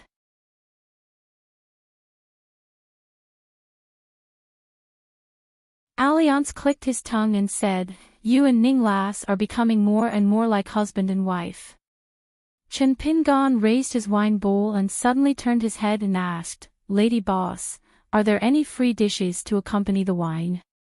This was very unlike Ning Lass. Regarding Chen Pingan and Ning Yao, Alliance had long felt that the two of them were very compatible. At that time, one was still the Ning Yao of the Great Wall of Sword Chi, the other was still a young man in straw sandals who had just entered the Jianghu. A lady who was not willing to think about anything, meeting a young man who was willing to think about everything, was there anything more suitable than this? Not all men would realize that the person next to them, the person they loved, was only one in a million years. This person was destined to be in this marriage. The woman smiled and said, "Our small business can't compare to the prosperous business of the second shopkeeper's wine shop. Besides, the second shopkeeper is the banker, sells wine, and picks up magic treasures all over the place. Would he be short of money?" Chen Pingan could only laugh it off. Alliance looked at Chen Pingan opposite him and said slowly, "When a person can only do 2 or 3 things, he can't speak half a caddy of truth. Even if he has read books and can speak, if others don't listen, isn't it the same as not speaking at all? Isn't this the truth?" Chen Pingan nodded and said, "When we need to speak reason, it is often when reason is no longer of any use. The latter secretly comes first, while the former openly comes later." That's why we are helpless in the affairs of the world. Alliance smiled and said, Is it very boring? Chen Pingan shook his head and said, It is. Interesting. The more it is like this, the better we should live and try to make the world more stable. Then, Chen Pingan took a big gulp of wine. He was calm and his eyes were bright. It's like a person. As long as he can drink enough, he can drink all the bad things in his bowl. He doesn't have to talk drunkenly with others. Liang laughed heartily, extremely happy. Because he saw the shadow of another person in Chen Pingan. The young man in front of him, whom he had placed his hopes on, had already helped him walk a long way. Chen Pingan suddenly said, Although I've never been to the wildlands, I know that most of the demon folk who died to my fists and swords on the battlefield were weaklings outside of the battlefield. In fact, they were weaklings who had no choice but to fight. Alliance smiled. He knew what this kid wanted to say. Chen Pingan seemed to be talking about himself, but he was actually comforting Alliance. Chen Pingan continued, Once the Great Wall of Sword Qi is broken, the true weaklings of the wilderness will also become powerhouses who have no choice. Alliance did not appreciate it. He smiled and asked, Then do they deserve to die? He was actually the sword cultivator who understood the customs of the wilderness the most. At the very least, he was one of the sword cultivators. Alliance even had a friend like Lu Cha outside the battlefield. Besides Lu Cha, Alliance knew many cultivators of the wilderness. They were no different from humans. Chen Pingan had already finished 2 bowls of wine. He poured a third. The wine bowls in this tavern were bigger than those in his shop. If he had known, he would have bought wine by the bowl. Chen Pingan finished the 3rd bowl in 1 gulp. He shook his head and said, I'm just not strong enough.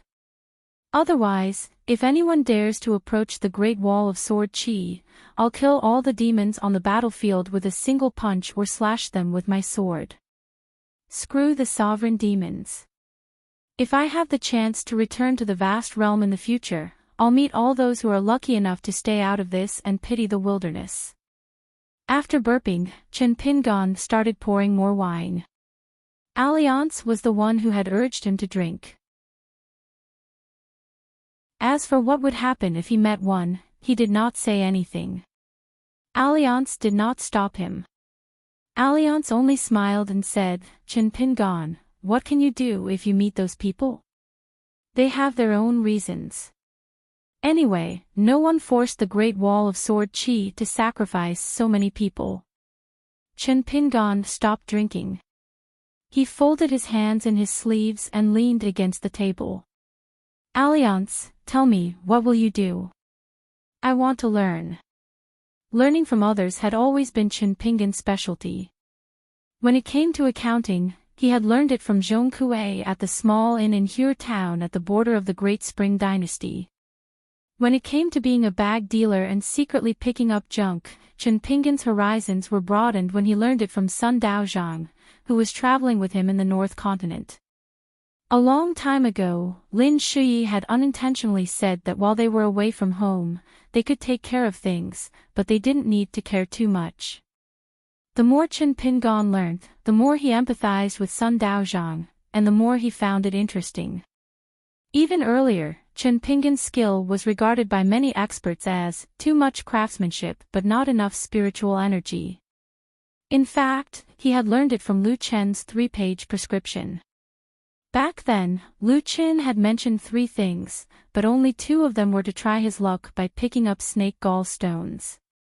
Chen Pingan had asked him about it, but Lu Chen did not expose him. It turned out that learning how to read was the last thing. Alliance smiled and answered, I don't care at all. Chen Pingan was speechless. He thought of the voices of the people around him at the Flood Dragon Gully, and of the escort city after the heavenly tribulation.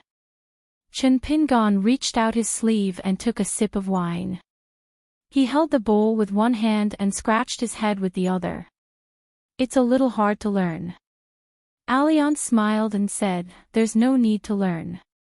After cultivating in the mountains, the sky was not far away. For cultivators, the closer they were to the peak, the less patience they had for the human world. There were exceptions, but unfortunately, there were not many. Alliance was also worried that Chin Pingon would become such an immortal on the mountain. Just like Chin Pingon learning how to read, Alliance was not unaware of Lu Chen's profound intentions in giving him the prescription. He only wondered why Chin Pingon's talisman drawing was so smooth. It was as if there was no threshold at all, and he could cross it in one step.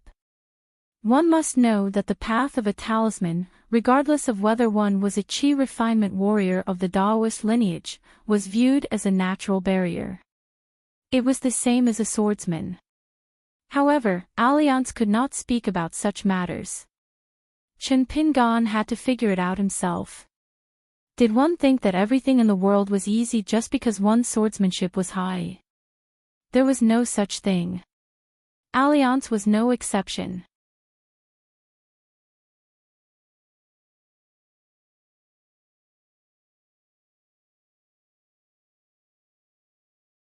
Miyu has accumulated a lot of battle merits in the past 2 years in Howren World. You don't have to pay anything extra. It's just that for this kind of thing, apart from our private agreement, Miyu's own thoughts are the key. Miyu frowned and said, "Just based on your relationship with the Great Wall of Sword Qi, even if my brother refuses to leave, you can find a few sword immortals to knock him out and bring him to Howren World." Chin Pingon asked, "What if Miyu can't resolve the knot in his heart when he reaches Howren World? The cultivation path will be very troublesome. There won't be many accidents if he cultivates there with the identity of a sword immortal from the Great Wall of Sword Qi.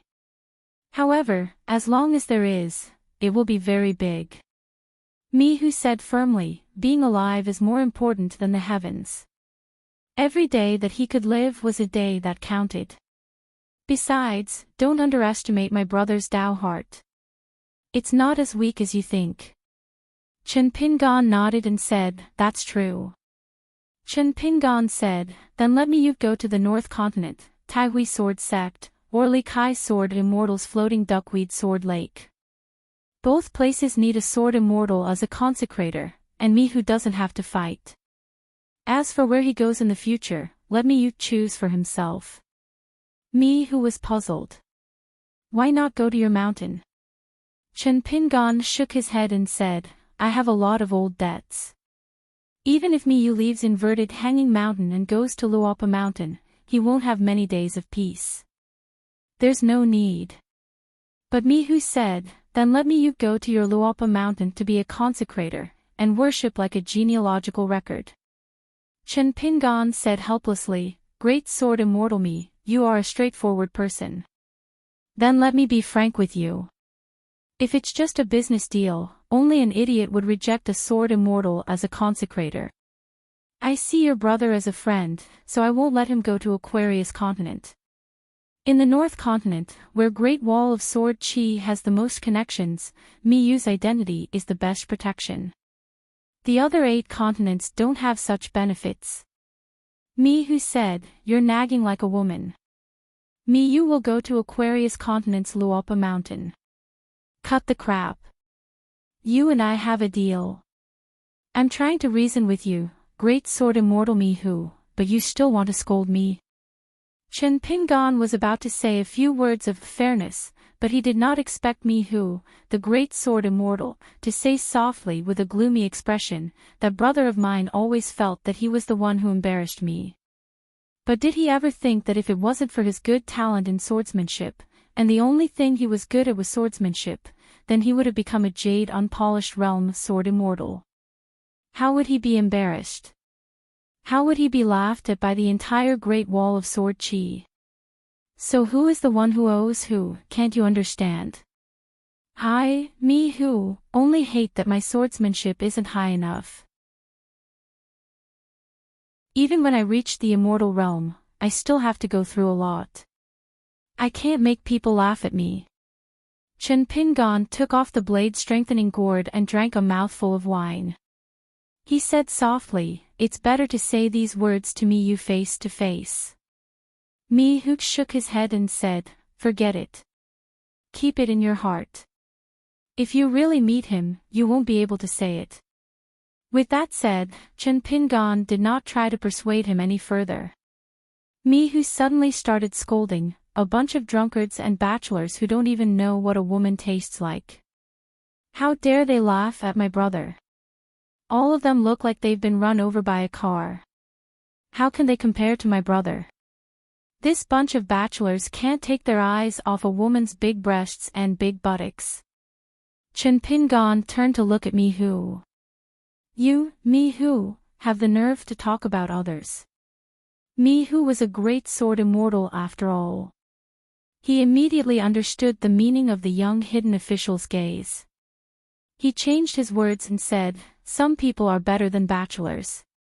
Before I came, I heard that someone drank with Alliance at Miss Ye's tavern without spending any money. I also heard that after Miss Ye's business opened today, she smiled and looked radiant. She seemed to have changed into a different person." Chen Pingan responded with a smile and pretended not to understand. He silently took out a small account book and recorded this debt on Great Sword Immortal Mi's younger brother, Mi Yu. He had to King send a letter back to Luopa Mountain and make Mi Yu suffer in Luopa Mountain for an entire year. If he did not earn enough money for Guyu, he would be detained on the mountain. The two of them walked near a sword immortal's private residence. It was called Immortal Garden Tavern. It was the residence with an unusual foundation. The previous owner, a sword immortal, had refined a bright moon flying immortal poetry token. However, the private residence had been abandoned for many years. Most of the sword immortals' residences that were not in the city were like this. If the sword immortal died, and his direct disciples also died in battle, the residence would become ownerless. It would be taken back by the hidden official's lineage according to the rules, rented or given to the new sword immortal. For example, the Grand Hui sword sect's private armory had been exchanged for through battle merits. When the female sword immortal she had found the Great Wall of Sword Chi, she had first rented the private mansion left behind by the sword immortal, the 10,000 Ravine residence. In the end, she had coveted the cloud pavilion that was carved from a piece of immortal jade and was willing to buy it at an astronomical price. However, the summer palace did not agree at first. After all, it was against the rules. Li Kai was so angry that she directly sent a flying sword message to the young hidden official and scolded Chen Pingan. Later on, when the war was urgent and the immortal's money was in urgent need, Chen Pingan asked Dong Bu to inform the Frozen Cloud Tavern.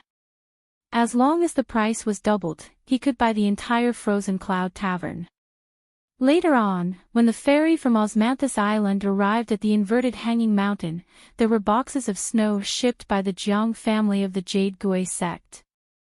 Mi Hu stopped because someone was flying on a sword in the distance. It looked like he was looking for the young hidden official beside him. It was the Central Earth sword immortal with a bitter face, Ku Xia. Mi Hu then said telepathically, "Chen Pingan, I'll have to trouble you with the matter entrusted to me today." Chen Pingan replied, "I'll do my best." After receiving the promise, Mi Hu glanced at the sword immortal, Ku Xia, and threw a blade-strengthening gourd to Chen Pingan. He said, "Refined using ancient methods, the quality is not bad." Then he flew up on his sword and left for the city. The two of them could not become immortal Daoist companions. Chen Pingan said, "If your friend stayed, wouldn't they become a couple?" Ku Xiao's expression was even more bitter. He sighed and said, "How many of us sword cultivators in the world can be carefree mountain cultivators? Even if they were in the beginning, like Deng Liang from the snowy mountain continent, they would still be taken in by the ancestral hall of the big sections. Moreover, my good friend was an immortal teacher who had high hopes placed on him since he was young.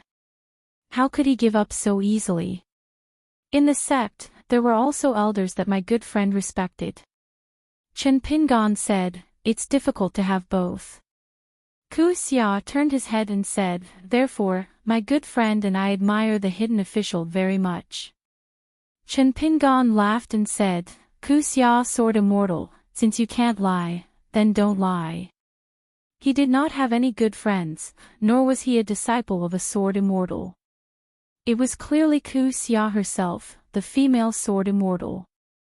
Sword immortal Ku Xia said helplessly, on the previous trip to the South Whirlpool continent, everyone tried to persuade me. Yu Zhuanfu, Jin Jinming, Zhu Mei, and the other juniors tried to persuade me. It was as if I had done something amazing. I really felt guilty and could not deserve their admiration. Chen Pingan said, if Ku Xia Sword Immortal said it out loud, do you believe that Yu Zhuanfu and Zhu Mei would only respect you more? Ku Xia Sword Immortal was at a loss at first, then he understood and finally felt relieved. It's better that you don't say it out loud. As a senior, it's not appropriate to talk about such matters with the juniors. Chen Pingan asked a question. The owner of Planting Elm Immortal and died in battle in order to accumulate battle merits. Don't you hate Boss Sword Immortal and this Great Wall of Sword Chi? Ku Xia Sword Immortal shook his head and said, without the Great Wall of Sword Chi, would I have met her? This was Ku Xia Sword Immortal's heartfelt words. If he did not hate the Great Wall of Sword Chi, what did he hate? The person he hated was his own cowardice. Chen Pingan nodded. First, there was Lin Junbai, then there was Ku Xia Sword Immortal. Chen Pingan's impression of Xiao Yuanchao improved a little. Alliance had solved a mystery yesterday, and today, Ku Xia Sword Immortal had solved another mystery. Ku Xia Sword Immortal suddenly asked, Hidden Official, didn't you say that you were not familiar with this place? Chen Pingan said solemnly, I said I'm not sure earlier. As the hidden official, I have some understanding of the Planting Elm Immortal and right under the eyes of the Summer Palace. Ku Xia Sword Immortal was helpless. If he had interacted with the scholars of the secondary sage lineage, it would definitely not have been like this. Bringing Ku Xia Sword Immortal back to the Summer Palace, Chen Pingan shouted. The white-clothed youth, Lin Junbai, walked out of the door, full of immortal aura. Seeing Ku Xia Sword Immortal, Lin Junbai immediately knew the purpose of his visit. He cupped his fists towards Chen Pingan without saying anything. At this time, leaving the Summer Palace and the Great Wall of Sword Chi, removing the burden of being the hidden official sword cultivator lineage, there would eventually be a trace of suspicion of desertion. For example, Deng Liang and Chao Gun would have this psychological burden. However, Lin Junbai would definitely not have such thoughts. Chen Pingan patted Lin Junbai's shoulder. It's not easy to part on good terms. Take care. Lin Junbai straightened his back and cupped his fists. In these years by your side, I have learned a lot and benefited a lot. Junbai engraved it in my heart. A gentleman upholds the fundamentals, and the fundamentals give birth to the Tao. Chen Pingan laughed, save the pleasantries and do more practical things. As for the promise from earlier, I will definitely help you fulfill it.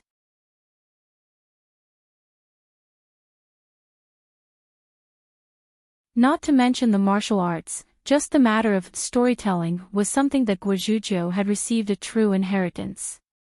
Guozhuzhou stood on one leg, her face solemn and respectful. The situation was dangerous. 5 sword immortals with bloodshot eyes. The 5 intrinsic flying swords, which were at least twice as tall as Yuan Zhouhua, came together. Were you afraid? Not to mention you, even I was afraid. Think about it. Li Zhen is the last disciple of the moon-supporting mountain. Zhu Gong is the first disciple of Lu Chao. As for Lu Bai, he is the direct disciple of Tong Tian Old Fox Zhou Mi. How big is their backing? How big is their background? Besides, Yu Sai. Since Tan can stay in the Jiaxin tent, he must not be simple. Otherwise, How could he be among the 100 sword immortals in the savage land at such a young age? But it's okay. It's just a small matter. My master was not flustered in the face of danger. Just like that, his momentum was very scary. You can be considered as people who learn martial arts. You should know that each of the martial arts grandmaster's moves is very particular. Chen Pingan really could not listen to it. What's more, his disciple's posture was really not the slightest bit of the demeanor of a master. He quickly got up and rushed to the training field. He coughed to remind this troublesome disciple that it was time to call it a day. Guozhujiu turned her head and saw her master. She was worried that her master was too noble and would not let her say a few words of justice. She was a little anxious and did not change her posture. She spilled the beans and quickly said a few hundred words about the subsequent progress of the battle. Chen Pingan walked to Guozhujiu's side and stretched out his hand to press her head. Guozhujiu made a posture of qi sinking into her dantian. Don't say. Anyway, I can only say 1/10,000th of master's elegance. It's a pity. The child called Jiang Yun crossed his arms in front of his chest. Chen Pingan, Sister Guo said that you killed that female sword cultivator called Lu Bai with one punch. Is it true? What's wrong with you? The other party had 5 sword cultivators, 4 of them were male. You didn't kill them with one punch. In the end, you purposely chose a female. Are you picking a soft persimmon to pinch? Speaking until here, Jiang Yun laughed and raised his eyebrows again and again, picking a soft persimmon. Where did that punch hit? I heard that the battlefield at that time was very strange. It was as if there was a blanket over it. Outsiders could not see who was lying under the blanket. Guozhujiu shook her head and looked at him with pity in her eyes. Jiang Yun, we've formed a grudge. The fearless Jiang Yun was a little anxious for the first time. Sister Guo, don't. We're sworn siblings. Don't hurt our friendship because of an outsider. Even if we hurt our friendship, don't go outside my window to play gongs and drums in the future. Chen Pingan smiled and said, all right, let's start practicing. Guozhujiu will watch from the side.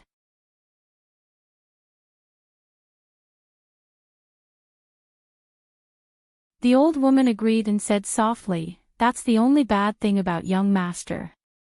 After another incense stick's time, the children were all lying on the ground this time. A sharp-eyed child lying on the ground happened to catch a glimpse of Alliance on the other side of the corridor and guessed his identity. Soon, they all grimaced and whispered to each other. Chen Pingan turned his head and smiled. Alliance, will you teach next? Alliance was eager to give it a try. My fist technique is still very good. With one hand on the railing, he stood still and took a deep breath. His shoulders shook and he shouted. Then, he moved forward in a straight line. Between the corridor and the training field, he performed a fist technique that he thought was natural and smooth. He also showed off his footwork while he was at it. Jiang Yun jumped up and said with a rare serious expression, Chen Pingan, let's continue. You can teach the fist technique. The other children also nodded one after another. Alliance stood where he was and rubbed his chin. It shouldn't be. My fist technique is good-looking and sturdy. Even Daoist number 2 has suffered greatly. Guozhujiu comforted him softly. Senior Alliance, your sword technique is already so good. Your fist technique is not as good as my master's, so there's no need to be ashamed.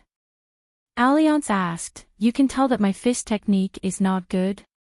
Guozhujiu shook her head vigorously. Alliance probed again. Is it not good-looking? Guozhujiu sighed. Senior Alliance, do you want to hear the truth or a lie? Alliance said, a lie. Guozhujiu was immediately in high spirits.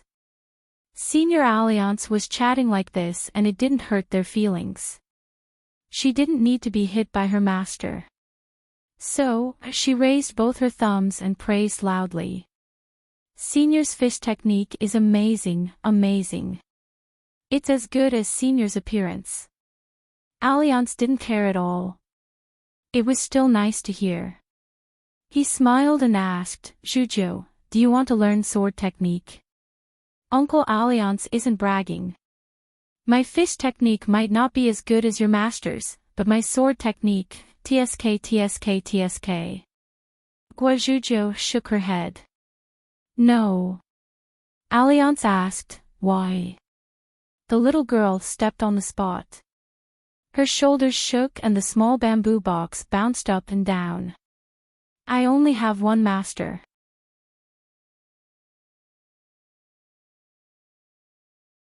"667, on the training field, the children were sprawled on the ground again.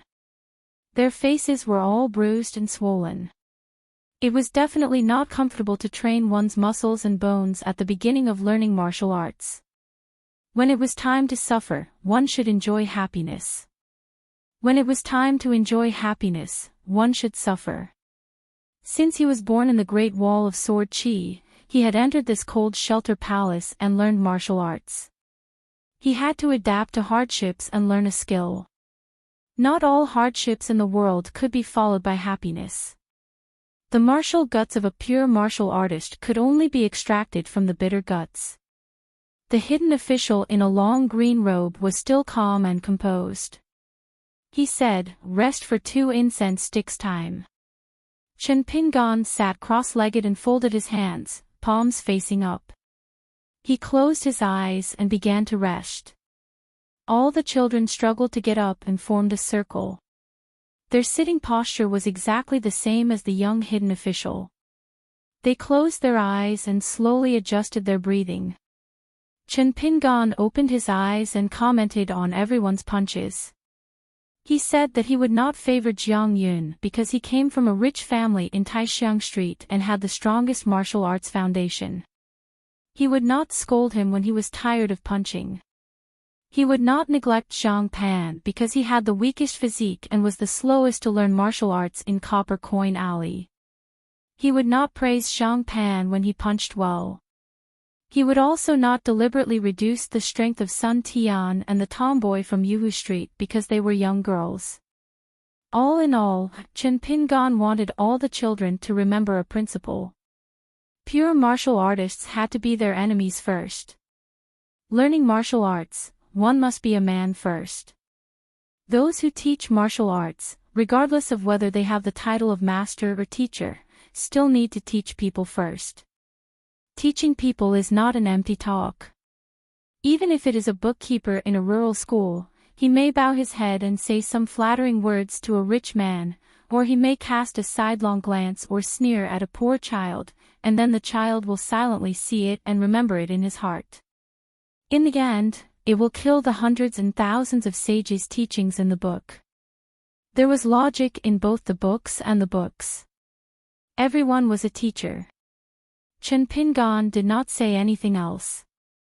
According to the rules, it was the children's turn to ask questions. Su Gong, the kid from Twilight Alley, was the first to ask, Mr. Chin, a straight line of punches is definitely the fastest. If the purpose of practicing the walking stance is to strengthen the bones and strengthen the body, why are there so many punches?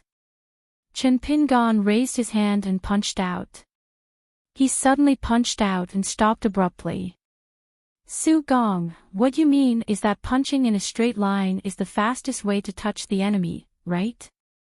Su Gong began to doubt himself. Jiang Yun chuckled and said, 1 punch and you'll be down.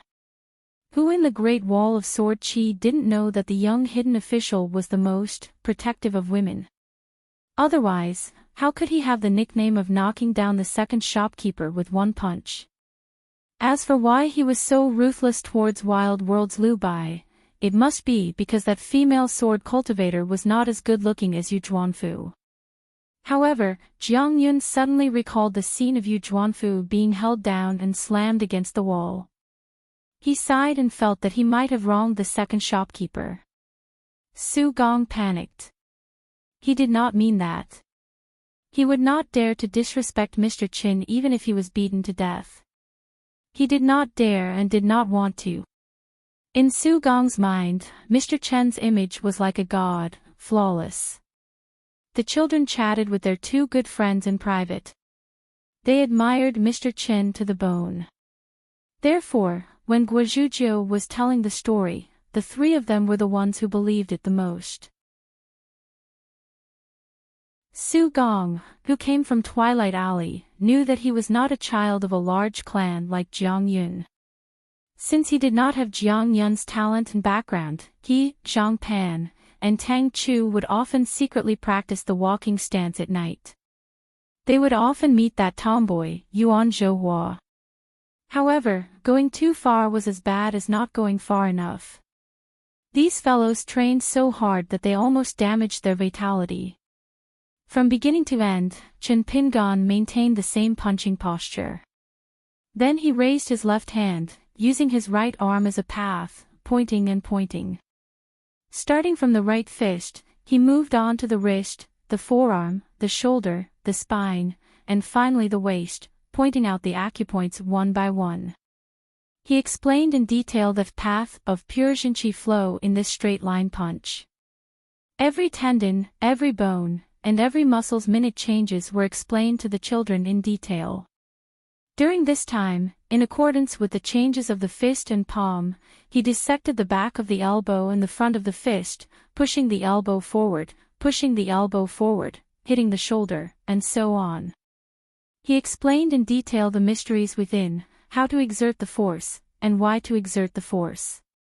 After Chen Pingan withdrew his fist, he rested his hands on his knees and smiled. Therefore, the fist moves are inferior, the fist intent is in the middle, and the fist technique is in the sky. For the first time, Jiang Yun did not expose him. He frowned and said, "The fist moves are inferior. But I feel that the fist stance and fist stance should be derived from the fist moves. It's very important." Chen Pingan smiled and raised his fist. With a twist of his wrist, he changed his fist into a palm. His palm was less than an inch from the ground. He landed on the ground in an instant and violently slapped the ground. The ground shook and all the children bounced up at almost the same time. They were all at different heights from the ground and their figures were all over the place. Then, as if they had been crushed, they landed on the ground with a thud. All of them had difficulty breathing and felt as if they were suffocating. Their backs were bent and no one could straighten their backs. The fist moves are inferior only in terms of position and order. It's not that it's not important. On the contrary, all fist techniques have to start from the bottom. Layer after layer of fish stances, layer after layer of fish stances, layer after layer of fish stances. Only then can our fish technique reach the sky. Chen Pingan withdrew the formless fist intent and all the children immediately felt relieved.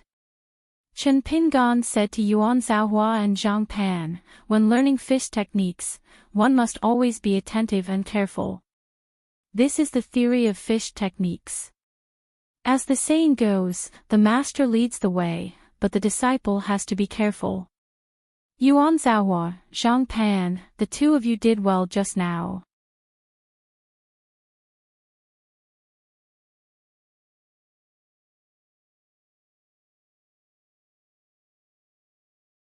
Chen Pingan didn't even bother to use telepathy and said directly, "In the previous battle with Li Zhen, I relied on this hairpin to turn the situation around. Otherwise, I wouldn't have been able to defeat Li Zhen as I wasn't a sword immortal back then." The white jade hairpin had already been unsealed, so Alliance naturally had a clear view of it. Chen Pingan said, "The flow of time is the opposite of many blessed paradises. It's about a month in the mountains and a year in the world." The white jade hairpin was an extremely strange blessed paradise. Its territory wasn't large and could at most accommodate 100 people. The spiritual energy was also average and couldn't be considered a blessed land. To be more precise, it wasn't suitable for cultivators to cultivate. Alliance sighed and said, "The old scholar has given a lot of thought to this." For the sake of his disciple, Qi Jingchen, the old scholar could be said to have given a lot of thought. Taking refuge here, he could just treat it as a study room and read in peace.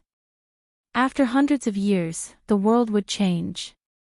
Perhaps the next time he returned to the vast world, it would be a different scene. The old scholar's original intention was very likely to have been to delay until the wasteland attacked the Great Wall of Sword Qi. Then, the Confucian school would have opened up the fifth passage to the world and a new vast world would have been created. With a bigger chessboard, there would be more places for his disciple, Qi Jingchen, to have a foothold and there would be more hope. When the old scholar left the Merit Forest, he might have already made a plan. He was willing to use the merit of opening up a new world in exchange for Qi Jingchuan's foothold in the human world. Chen Pingan slowly said, "Mister, if you're like this, then how can I treat my own disciples and students half-heartedly?" Senior Marshal Brother Mao once said that the most dangerous thing in the world was teaching and educating people. Because you never know when your words will be remembered by a certain student for the rest of their lives. Alliance returned the white jade hairpin to Chen Pingan. Chen Pingan put it back in his hair. 8 characters in Xiaozhuan, gentleman, gentle as jade. Alliance held the back of his head with both hands and basked in the warm sun. A young man beside him was wearing a green robe and a white jade hairpin. He wore a pair of cloth shoes and had a blade-strengthening gourd at his waist.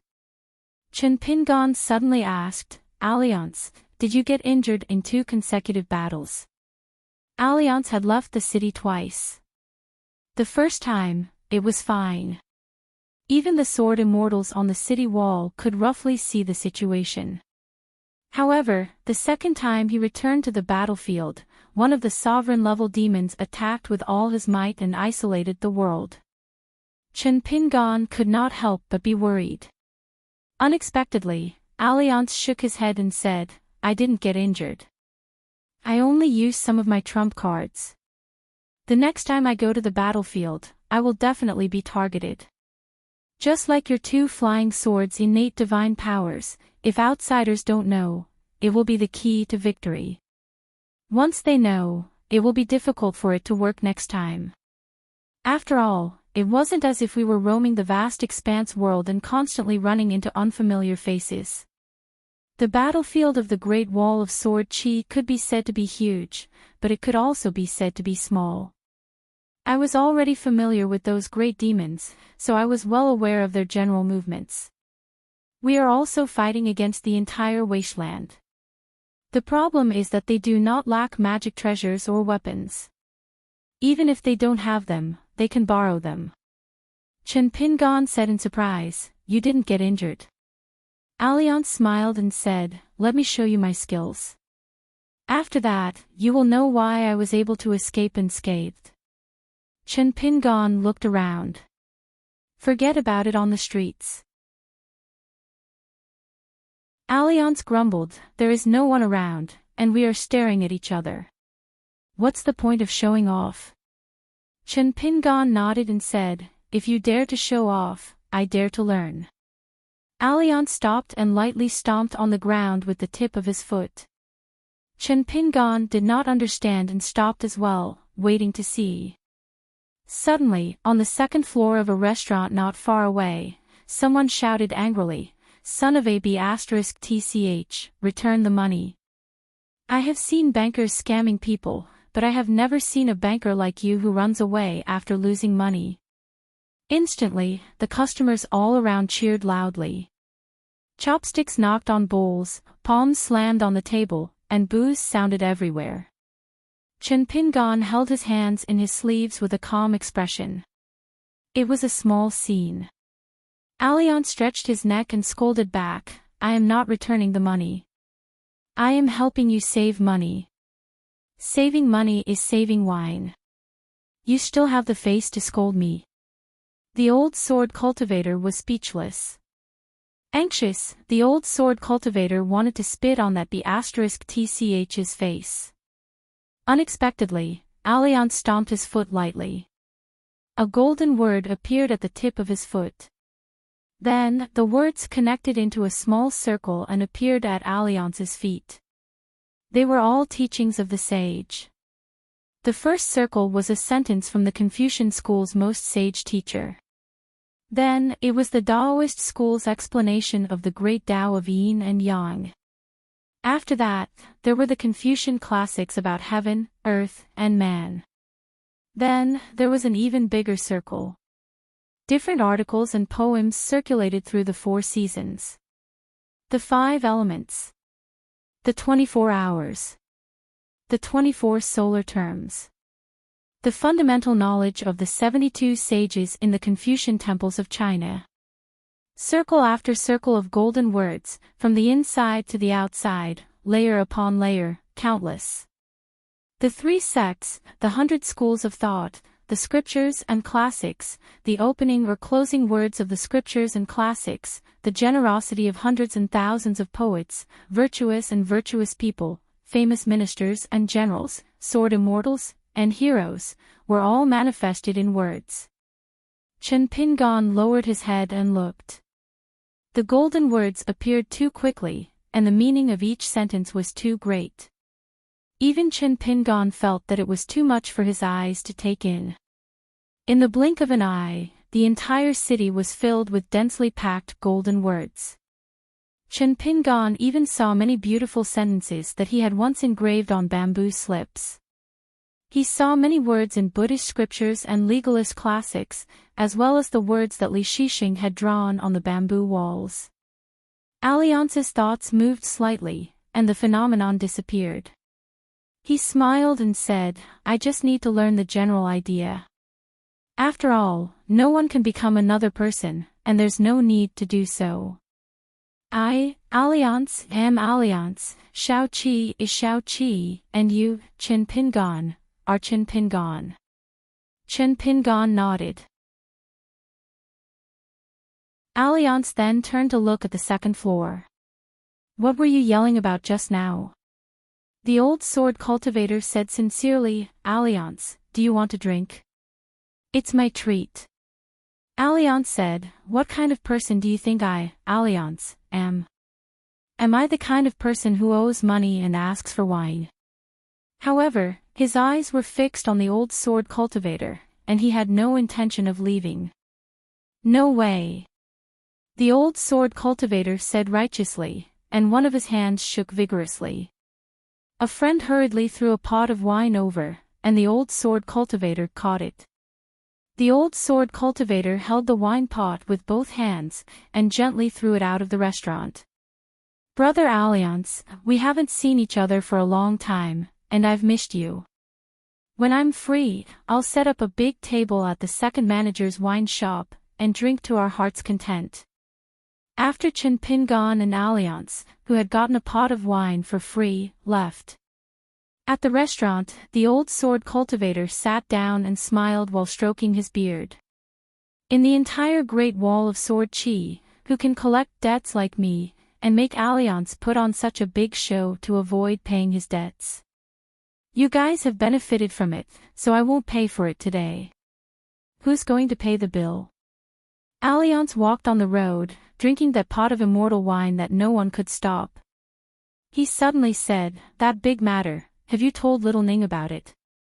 Chen Pingon nodded and said, "I've told her the cause and effect in full detail.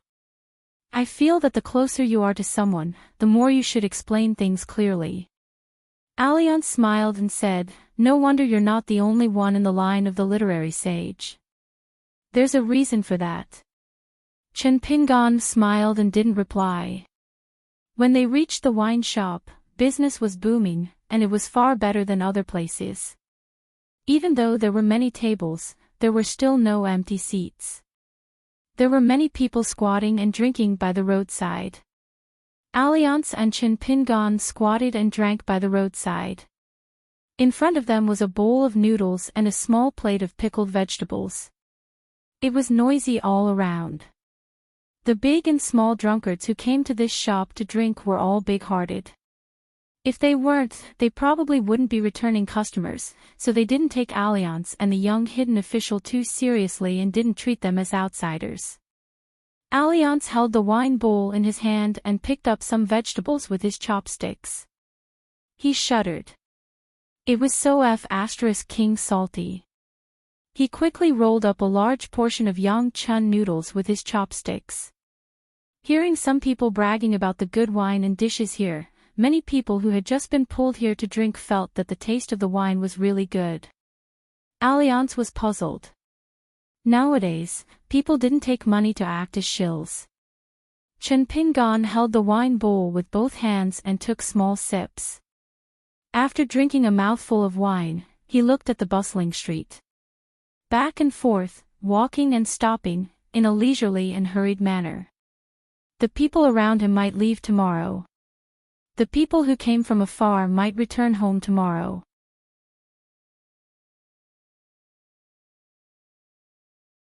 (668) Lin Junbai did not expect Pang Yuanji to be such a blabbermouth. The other sword cultivators of the hidden officials all knew that he was leaving. At dawn, Lin Junbai simply packed his bag. He first strolled around the summer palace, then returned to the main hall and looked at the tables. To a cultivator who did not know the weather, a few years passed in the blink of an eye. Yet, Lin Junbai felt like he had a huge dream here. He was reluctant to wake up from it. Lin Junbai shook his head and collected his thoughts. He only felt that it was not bad to leave without saying goodbye. He did not expect the sword cultivators to arrive on their swords. Other than the young hidden officials, everyone else was present. Even Guo Zhujiu came with a gong and drum. Lin Junbai straightened his clothes and bowed to everyone in thanks. It was a rule to drink wine to send off friends at the Great Wall of Sword Qi. The group went to the second manager's wine shop to drink. Early in the morning, there were still seats available. Everyone drank a little. The farewell wine was usually not too much. Lin Junbai asked the head manager for a nameplate. The young man in white, who was already an Oris Core sword cultivator, wrote, Lin Junbai drank this wine and broke through 3 realms in 3 years. He hung it on the wall personally. The wooden nameplates seemed to belong to the same group as the sword cultivators. Gu Jianlong said something fair. Junbai's words are full of the hidden official style. The word only is too wonderful for words. In the end, Lin Junbai raised his wine bowl and drank it all. He smiled. I've spent a lot of time with all of you in the orchid room. Lin Junbai said to Guo Zhujiu, when I return to my hometown in the future, if I travel outside again, I must have a bamboo box and a bamboo cane. In the end, everyone stood up and clasped their fists. They did not send Lin Junbai off. Guo Zhujiu was a little regretful that the gong and drum were not used. The young man in white, who was carrying a small bag, left the wine shop alone and headed for the gate leading to the inverted mountain. It was located between the city and the mirage. It was further away from the city than the old gate guarded by Nuguan of the Saber Room. It was also more lively. Nowadays, the trade between Spring Banner House and Howren Heaven's 8 Continents Ferry was getting smoother. Chen Chunan of the South Whirlpool Continent, the Yu family of Yu Zhuanfu, Shou Shinji of the Sword Immortal Ku Xia, the new sect master of the Jade Gui sect of the Tongyi Continent, Jiang Shangzhen, a few large sects of the North Continent, and many foreign sword immortals had made connections in their respective continents. Therefore, the worst-case scenario that the young secluded official and the sword immortal Chou Miao were worried about didn't happen. The Confucian Temple of the Central Plains didn't support the new structure created by the 8 Provinces Ferry, but they didn't oppose it either. Lin Junbai's bag was filled with ordinary items. There was an exquisite Bite Sword Deity imprint manual, a jade bamboo folding fan bought from the Yen family's shop, and some small gifts from friends like Pang Yuanji. Lin Junbai was genuinely happy. If their relationship wasn't that good, they would be overly courteous with their gifts. If they were truly friends, they would be more casual. Along the way, Lin Junbai saw the young secluded official who didn't cover his face at the gate. There was also a middle-aged woman standing beside him. There seemed to be a natural fragrance of plants around her. The woman must have used a camouflage technique to hide her true appearance. There were only a handful of people in the Great Wall of Sword Chi who needed to do so. Sword immortals didn't care about it, sword cultivators didn't need to. Of course, the secluded official was an exception. If he wanted to be ruthless, he would even cover his face with a woman's skin. According to Gu Jianlong, the young secluded official who went to the battlefield disguised himself as a woman and attacked with a slender figure. If Guo Zhujiu heard this, it was equivalent to the secluded official hearing it. Therefore, Gu Jianlong was crippled for a month. Lin Junbai easily guessed the woman's identity. She was the behind-the-scenes owner of the Plum Blossom Garden, one of the 4 major private residences in the inverted hanging mountain. She was Madame Xianyan. Not only was Madame Xianyan not affected by the incident at the border, but she had also somehow turned to Lu Ji's side. This upper 5 realms beauty, who could be said to be widely known in the world, had made up for her mistakes by doing good deeds. All the property in the Plum Blossom Garden had been confiscated by the Summer Palace. If it was a honey trap, it would work on anyone except for the young hidden official. It would not work on him at all. As for the twists and turns of the incident in the Plum Blossom Garden, the young secluded official didn't elaborate, and no one was willing to ask. Chen Pingan said that he was on his way to the Spring Banner House, so it was on the way. Lin Junbai naturally had no objections. Now that the secluded official traveled between the inverted hanging mountain and the Great Wall of Sword Chi, he didn't need to deliberately conceal himself. He would pretend not to know what he should know. It was best not to know what he shouldn't know. With the current vigilance of the Great Wall of Sword Chi, if anyone had the intention to know, it would be a big trouble. The secluded official's lineage had great power. They didn't need to explain why or how they could kill people with flying swords. Even if it was the rich and powerful mansions on Tai Xiang Street and Yushu Street, as long as they were suspected and were targeted by the Summer Palace, the secluded official's lineage would be able to control their flying swords as if they were in an uninhabited land. In the past 2 years, based on the intelligence reports that only the hidden officials knew, there had been many hunts and assassinations. Lin Junbai had personally participated in 2 encirclements, both of which were targeted at the merchants at the Mirage. Not a single drop of water leaked out, and it was like cutting melons and vegetables. One of the incidents involved a highly respected old nascent soul cultivator. The latter had been operating in the Mirage Pavilion for many years. He disguised himself well and was very popular. The secluded official's lineage didn't want to explain the reason, so half of the Mirage Pavilion almost rebelled on the spot. In the end, 6 sword immortals in the city, including Gao Kuei, flew on their flying swords together. The young secluded official didn't say a word from the beginning to the end. Under everyone's gaze, he stood outside the pavilion with his hands behind his sleeves. He only turned and left when Chou Miao dragged the corpse out. On that day, 23 shops in the Mirage Pavilion were closed. The Great Wall of Sword Chi didn't stop them at all, allowing them to move to the inverted hanging mountain. However, the next day, all the shops were replaced with new shopkeepers. The secluded official's lineage's sword cultivator attacked, from Chou Miao to Dong Bude, and then to Guo Zhujiu, who was still a young girl. However, many dirty matters couldn't be resolved just by attacking. Lin Junbai remembered that the young secluded official had stayed at the sword workshop for more than 10 days.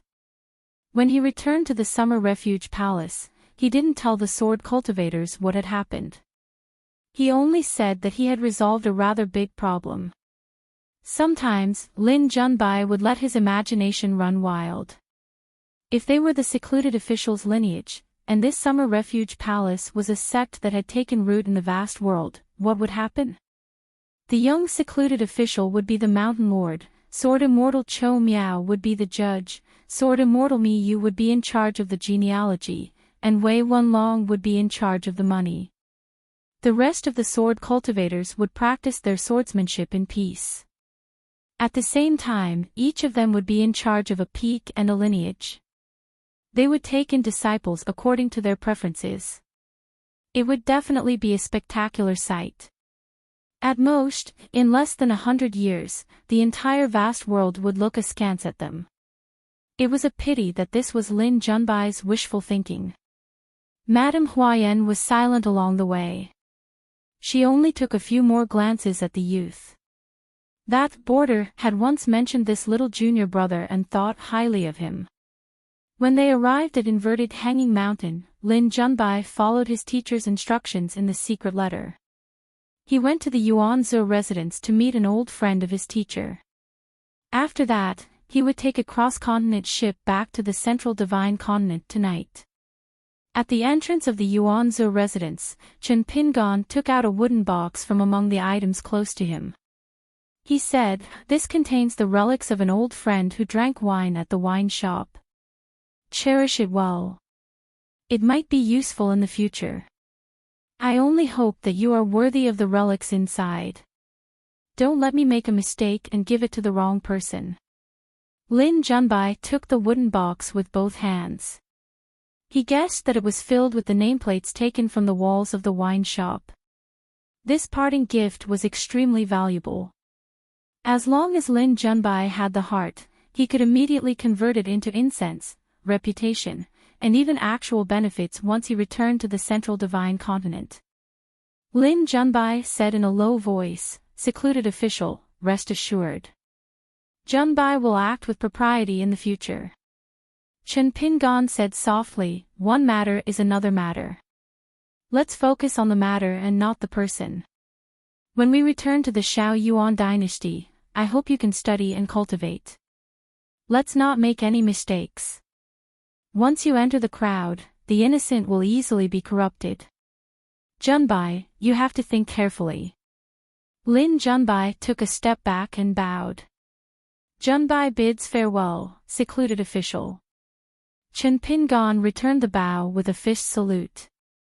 Chen Pingon and Madame Huayan went to the Spring Banner House. Lin Junbai looked at their backs and suddenly shouted, "A gentleman who loves wealth must obtain it in a proper way." Junbai has never seen such a straightforward person like Mr. Chin when it comes to business. Chen Pingon did not turn around. He waved his hand. Lin Junbai watched the two leave. They approached the Spring Banner House. Madame Huayan smiled sweetly and said telepathically to the young secluded official, "Lin Junbai has left." Where will the rest of the secluded officials' sword cultivators go? Are they going to run away too? Chen Pingon laughed and asked, "Run away?" Madame Huayan turned to look at the young secluded official with an apologetic expression. However, she said unrepentantly, "Perhaps there was a mistake in the wording. That's what I meant. Anyone who leaves the Great Wall of Sword Qi alive has to run away too. Of course, Mr. Liu is an exception." Addressing a woman as Mr. was a great form of respect in the vast world. Chen Pingon said, "Madame Huayan, you can even run away from the entire Plum Blossom Garden.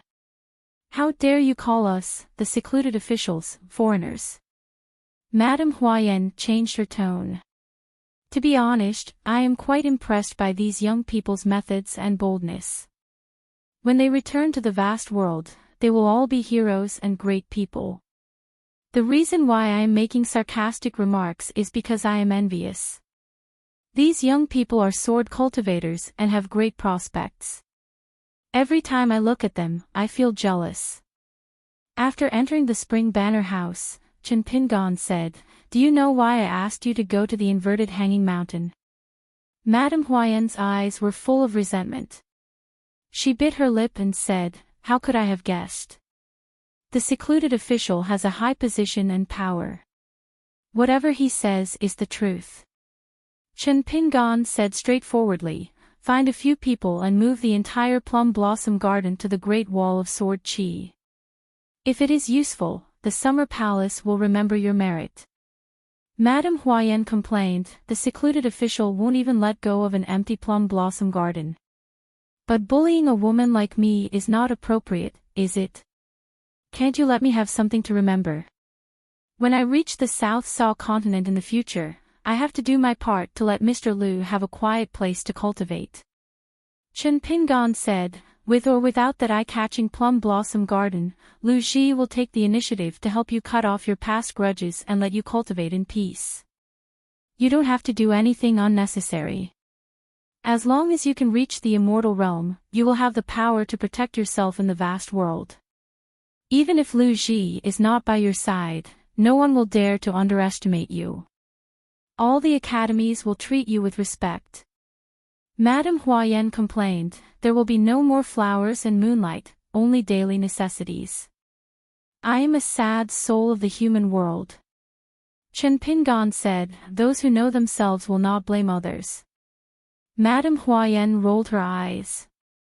She was naturally charming and flirtatious. When Mr. Chen is being reasonable, he is the most unromantic. Chen Pingan frowned and said, am I close to you? Madame Huayan pretended to be pitiful. Madame Xia of the wine shop in the city, are you close to Mr. Chen? Chen Pingan could not help but laugh. He had been tricked by Alliance and tavern keeper Xia. Madame Huayan restrained her expression and became curious. She said, I only heard that Madame Xia was once a nascent soul sword cultivator. Later on, her Dao was cut off, her flying sword was broken, and her sword heart was shattered. Why did she look at you differently? Is there a reason? Mr. Chen's appearance should not have made Madame Xia fall in love at first sight. If Mr. Chen is willing to talk about it, I will be willing to move the plum blossom garden.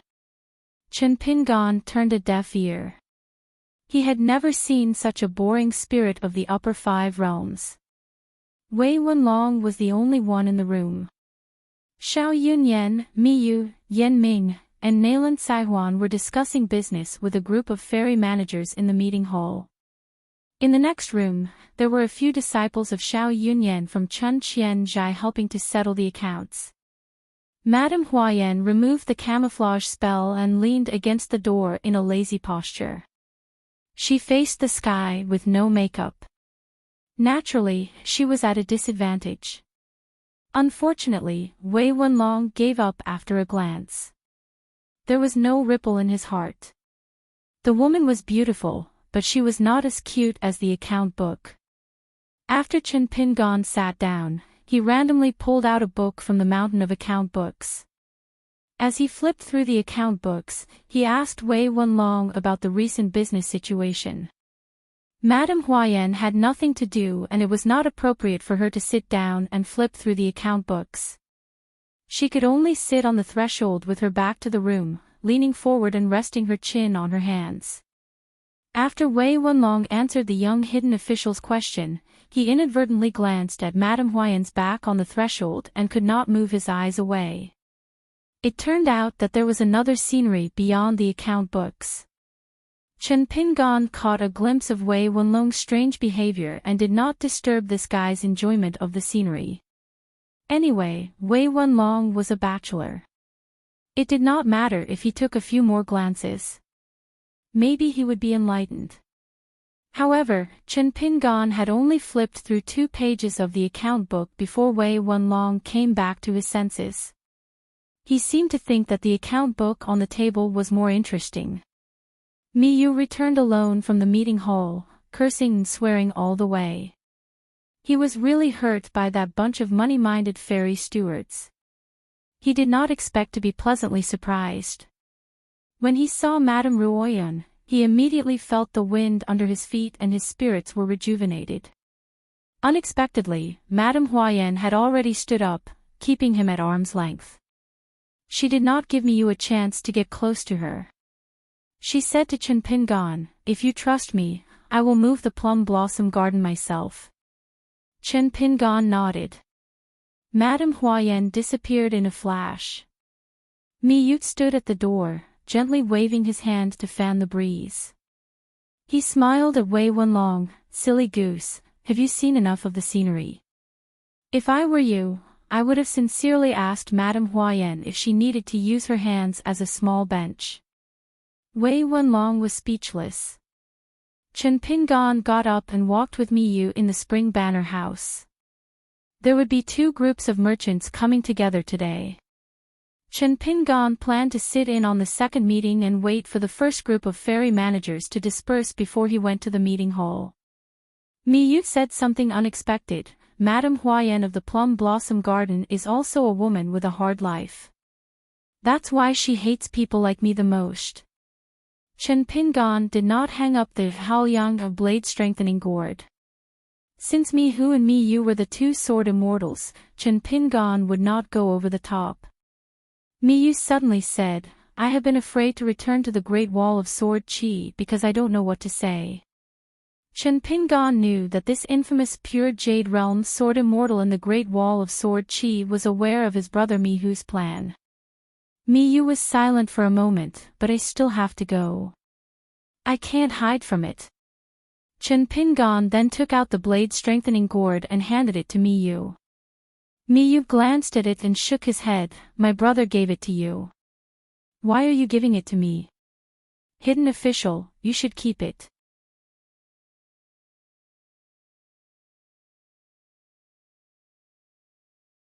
One of the fairy stewards, who had not been able to attend the first meeting of the Spring Banner House, was so annoyed by the argument that he slapped the tea table beside him, causing the teacups to jump. He said angrily, How can you do business like this? Haggling like crazy. Even if Master Hidden Official is sitting here, face to face, I'll still say the same thing. You can buy the materials of my ferry or not. If Spring Banner House continues to bargain, it's equivalent to killing people. If you annoy me, I don't dare to do anything to you. I'm afraid of you sword immortals, okay? I'll just stab myself first and recuperate here. Then I'll answer to Spring Banner House and my own sect. Yan Ming rubbed his temples. Actually, there was room for negotiation. According to the price offered by Spring Banner House, the other party could still make a lot of money. It was purely the other party's fault. This was the fun of business. Yan Ming didn't hate them. After all, business was business. It was just that these old foxes came again and again. Everyone was the same. It was tiring. Nayland Saihuan smiled playfully. Then, more than 10 ferry managers looked in the same direction. A slender figure appeared out of thin air. Everyone stood up instantly. There was a young man opposite them with his hands crossed and placed on the top of the chair. He smiled and said, One knife is not enough. I have 2. Remember to return them to me after you're done. Although Nayland Saihuan had always been resentful of the young hidden official, she had to admit that sometimes, Chen Pingan's words were indeed more refreshing. The ferry manager who had met the young hidden official previously had already respectfully introduced himself. He then cupped his fists and said, Greetings, hidden official.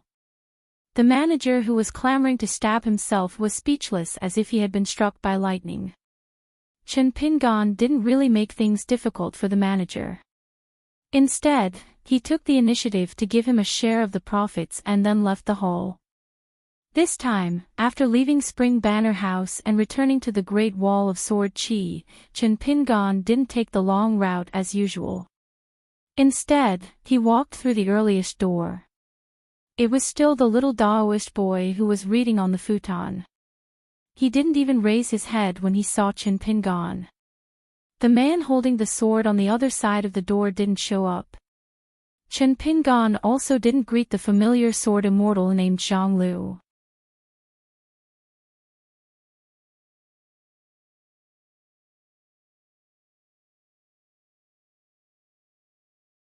Ning Yao was puzzled. Alliance, you should talk to Chen Pingan about this.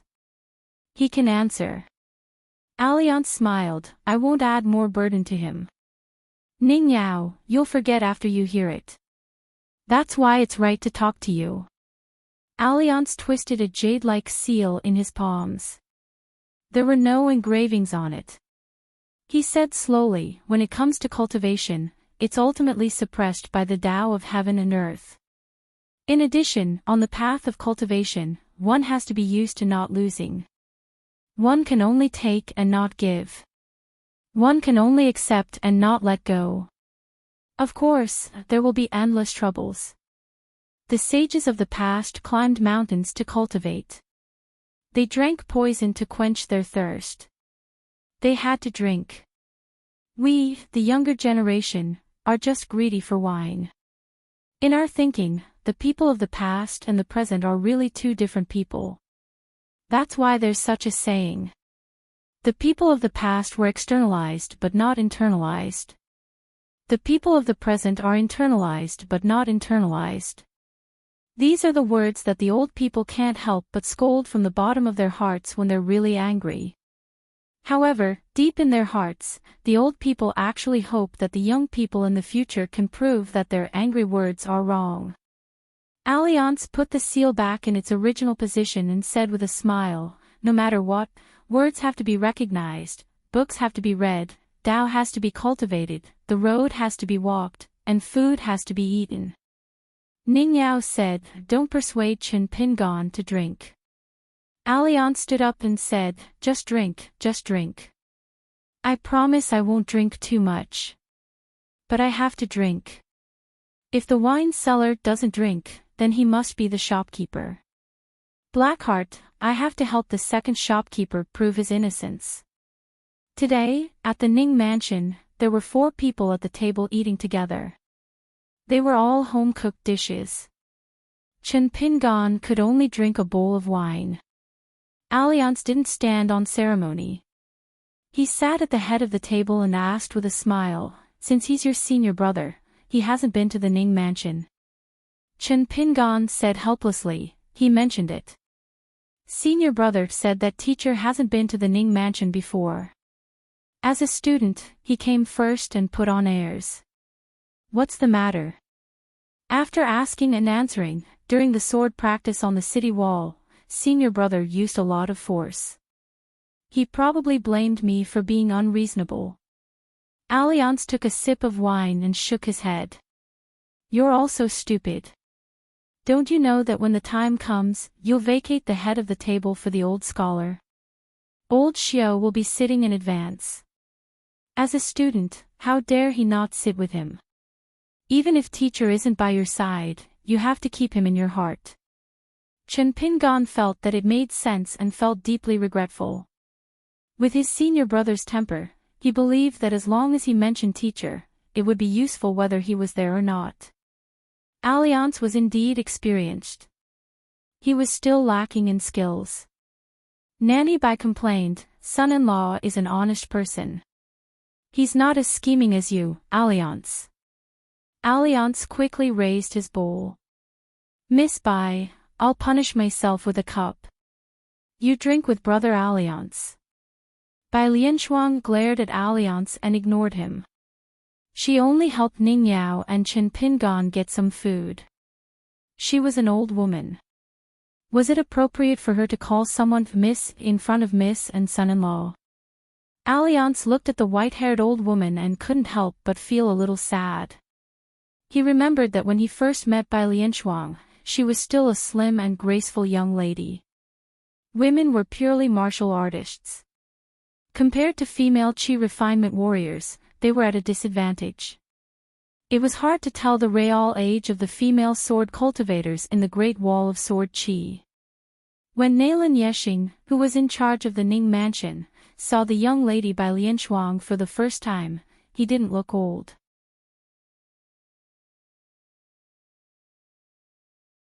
I heard from Li Huai that there's a family next door in Mud Bottle Alley.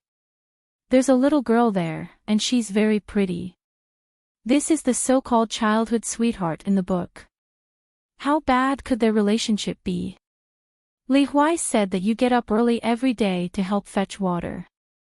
He also said that there's a hole in the wall of your house. You only need to open a window.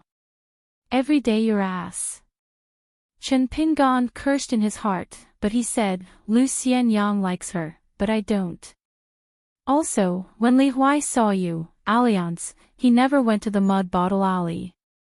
When he fetched water from Li Huai's house, he never went to the iron lock well. It's too far away. There are 2 walls in my house. One side is next to Song Jisen's house, and the other side is next to Song Jisen's house. Whoever believes Li Huai's nonsense is an idiot. Ning Yao said, I've seen her. She's pretty. It's just that she's not tall. If she doesn't stand on her tiptoes while looking at Chen Pingan's courtyard, I can only see half her head. Alliance rubbed his chin. Obviously, he wanted to talk more.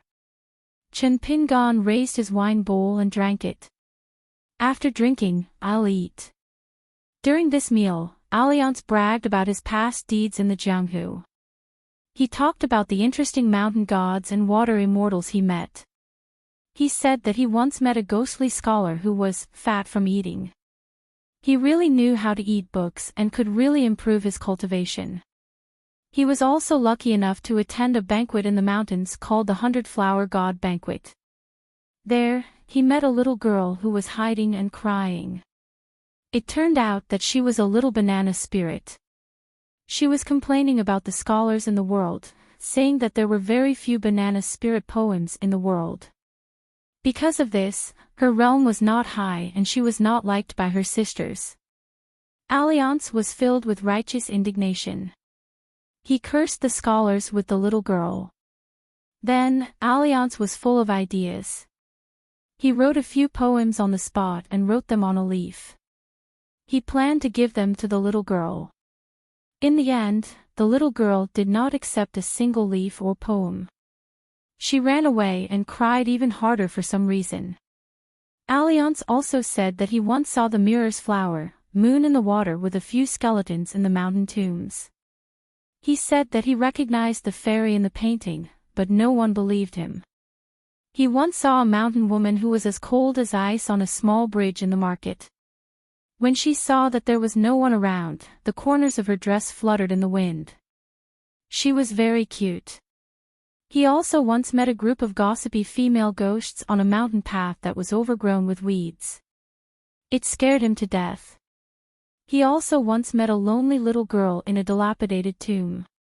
She was muddle-headed. When she saw him, she shouted that he was a ghost and ran around randomly. She sank into the ground and jumped out again. However, no matter how hard she tried, she could not leave the surroundings of the tomb. Alliance could only explain to the little girl that he was a good ghost and did not harm people. In the end, the little girl gradually regained her consciousness. She felt sad for Alliance and asked him how long it had been since he last saw the sun. Later on, before Alliance left, he built a small nest for the little girl. It was not a big place, but it could hide the wind and gather water and see the sun.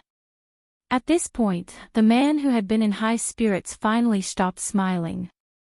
He drank a big mouthful of wine. Later on, when I passed by again, I went to look for the little girl. I wanted to know if she had grown up. I could not see her.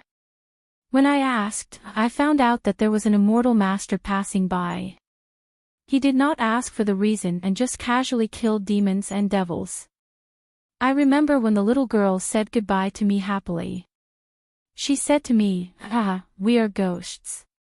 In the future, I don't have to be afraid of ghosts anymore. Alliance picked up a peanut and put it in his mouth. He chewed carefully. If only I thought a little more, even a little more, for example, I would not have felt that a little ghost with such little cultivation in the wilderness would not care. Why did I have to bring her to a certain mountain god to settle down? Now that she had moved her nest, received some incense, and obtained some stability, would the little girl not be as happy as she used to be? I thought too much about things that I should not have thought too much about.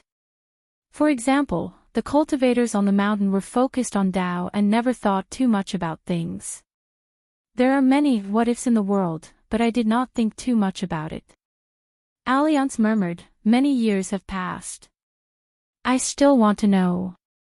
When this little girl who had no one to rely on in life and death, when she completely left the world, would she actually still remember that swordsman and want to say a word to him? If she wanted to say something, what would she say? I will never know. When Alliance said this, he looked at Chinpingan. I told you about the *T reason of not caring about it. You didn't listen to my advice. Very good. This is the Liju Cave Heaven bumpkin I know. Everything in his eyes is important. You don't think that Alliance is a sword immortal. Why can't you let go of such a trivial matter and bring it up again at the table? Alliance raised his wine bowl and drank it in one gulp. The parting of life and death of the strong was grand and magnificent, but the joys and sorrows of the weak were silent, and it was impossible to hear the whimpers of the weak. Ning Yao and Nanny Bai left the table first, saying that they wanted to go to the pavilion at Zhanlong Cliff together. Ning Yao asked Chinpingan to accompany Alliance to drink more. Chinpingan said that he would clean up the dishes later. After the two finished drinking, Chinpingan sent Alliance to the gate. Chinpingan suddenly remembered that Alliance seemed to have never had a proper place to stay in the Great Wall of Sword Qi. He only knew that every time Alliance finished drinking, he would leisurely ride on his sword and live in the private houses left behind by the sword immortals outside the city. He could also lie down and sleep on the city wall. Alliance said, in the next half a year, since you can't go down to the city to fight, you should plan for yourself. You will be busy raising your sword, practicing your fist, and refining objects. There is Cho Miao at the Summer Palace. The sword immortals of the hidden officials can fill in the gaps even if a few young outsiders leave. They will continue to perform their duties. Spring Banner House and Yen Ming will not make any mistakes. Let me give you a suggestion. You can go to Old Death's prison a few more times. If you have nothing to do, you can personally experience the suppression of the immortal realm. It's a pity that the Ascendant Realm demon's head was cut off, otherwise the effect would be better.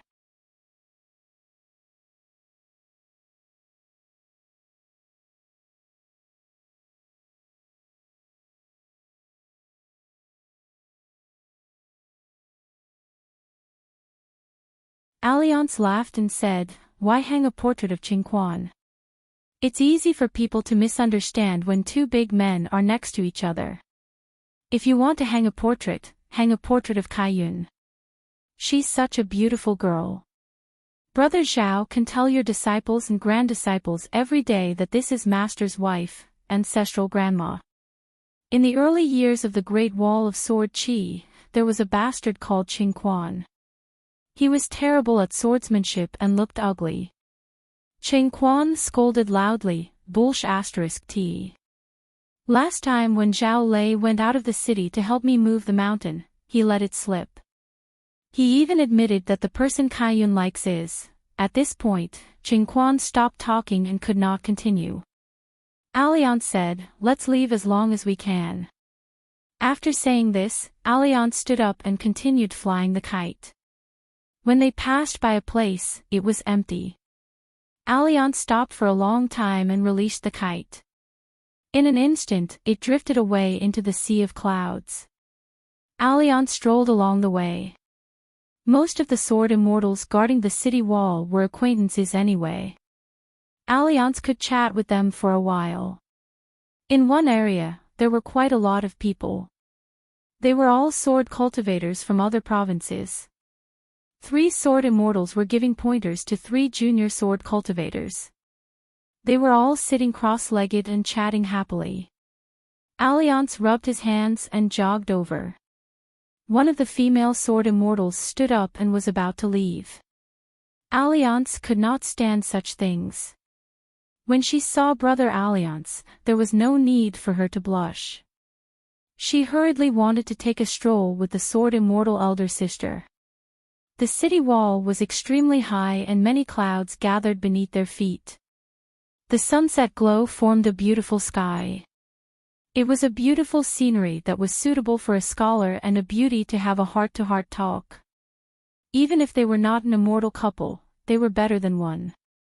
Seeing that there was no way for her to escape, the woman chose the lesser of two evils. She returned to her original spot. After all, she was unwilling to be alone with this man. Among the three sword immortals, Fuyao Continent Xie was born as a wild cultivator. He had always been alone his entire life and was unwilling to even take in a disciple. However, he had just changed his mind. He planned to take in one or two direct disciples from the Great Wall of Sword Qi to pass on his legacy.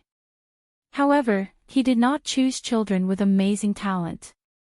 Instead, he chose those who were to his liking, had great perseverance, and were known for their temperament and tenacity. This was because Sword Immortal Xie was not a good Sword Immortal in the first place. The female Sword Immortal Song Pin from the Golden Armor Continent had a sword, Fuyao. Her makeup was beautiful and the hairpins she wore in front of her face were the work of a top immortal.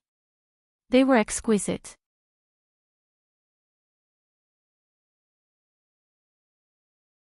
Each one of them was fiercer than the other. Nayland Saihuan, a native nascent soul sword cultivator, could be considered ruthless when fighting with her sword. However, her sword heart was not pure enough. Compared to the three sword immortals, she was still inferior. Xie could not help but think of the female sword immortal, Zhou Qing. He did not like her, but he could not forget her. That woman was like a deer that disappeared in the forest. It was not common to see her in the world. Song Gaoyuan and the other two were very curious. It would be a waste if they did not listen to the grievances of the seniors on the mountain. Especially Song Gaoyuan, his ears perked up. Song Pin had once appeared at the opening ceremony of the Deer Horn Palace. She was very graceful and had a very good relationship with ancestral Master Rongguan. It was probably because of this that Song Pin's impression of Senior Alliance was so bad. Unexpectedly, Alliance changed the topic and asked about the recent situation at the foot of the mountain in the Fuyao continent. He then entrusted Xie and the other two sword immortals with the matter. If they returned together in the future, they would have to take a detour and pass on a message to the scholarly sage of the Deer Cry Academy in the Fuyao continent. Before leaving, Alliance passed on the 18 stops of Sword Qi to the three youngsters. He made an agreement with them that they could pass on this method of Sword Qi to others in the future, but they had to choose carefully. The three of them stood up and bowed to thank this senior. After Alliance got up, he only said goodbye to Song Pin. The female sword immortal with a high realm and thin skin did not react at all. Alliance considerately flashed and went directly to the other side of the Great Wall of Sword Qi to see the scholarly sage sitting on the city wall. The scholarly sage raised his head and looked at the sky. He could vaguely see the three moons in the sky. He slowly said, "Come from what you hear, leave from what you see." Alliance said, "Don't meet Tathagata with your body." The words of the scholarly sage, who was once a Buddha, came from the poetry of the vast world. However, Alliance's answer was in the language of Buddhism.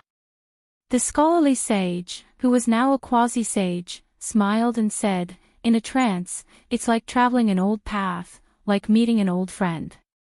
Alliance was silent and lay back. Previously, at the wine table in the Ning mansion, Alliance only said half of the last story.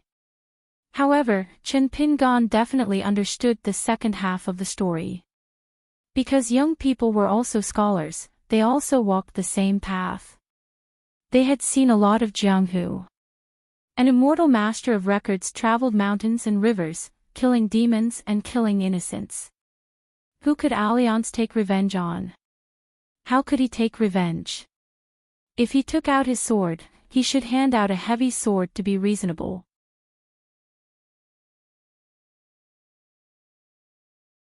He drank by himself and his sleeves were dragging on the ground. A graceful talisman beauty was floating in the courtyard. Sword Immortal Guojia looked at his daughter eating with her head lowered. His wife was nagging at her to eat slowly. No one was fighting for food. She was like a reincarnated hungry ghost. She didn't look like a young lady. How could she marry in the future? Could it be that she would only be happy if she became an old lady like Dong Buji? Guozhujiu looked up and grinned. He quickly shut his mouth and his cheeks were puffed up. Li Kai, who had bought the Lingyun restaurant, went out to relax. She walked to the door of the armory that was already empty. The sword cultivators of the Tai Hui sword sect had left this mansion after the death of their sect leader, Han Huizi, and returned to the vast world. Li Kai stood in the same place. One time when she was a guest at the armory, her senior, Han Huizi, had once joked to her that there were many female sword cultivators in Fuping Sword Lake. However, there were too many male sword cultivators in Tai Hui sword sect. In the future, both sides could marry each other. At that time, the sword cultivators of the Tai Hui sword sect's ancestral hall were all worthy young talents. They all looked at her, the sect leader of Fuping Sword Lake. Li Kai agreed and said that she would matchmake the young men and women of the two sects and give them more opportunities to travel together.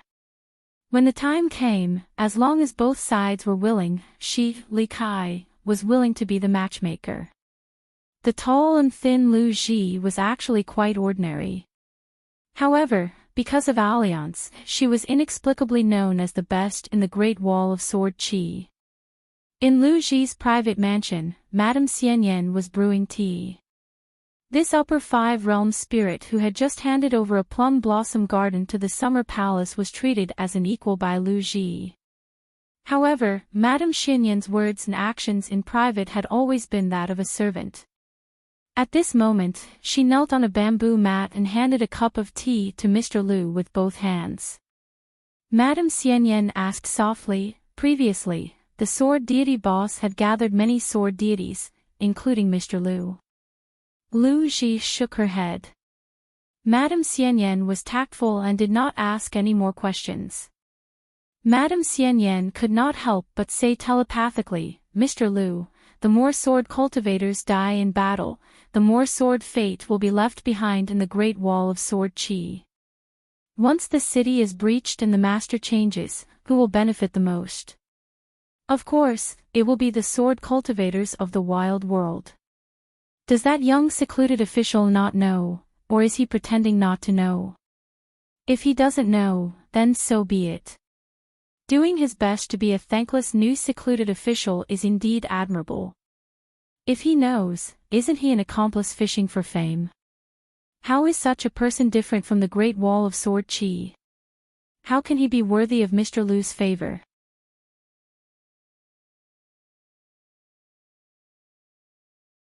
Jiang Yun said that the old woman's martial arts were passable but her temper was a little bad. She seemed to like to deliberately pick on him. When Jiang Ji heard this, he laughed instead of being angry. He was very pleased.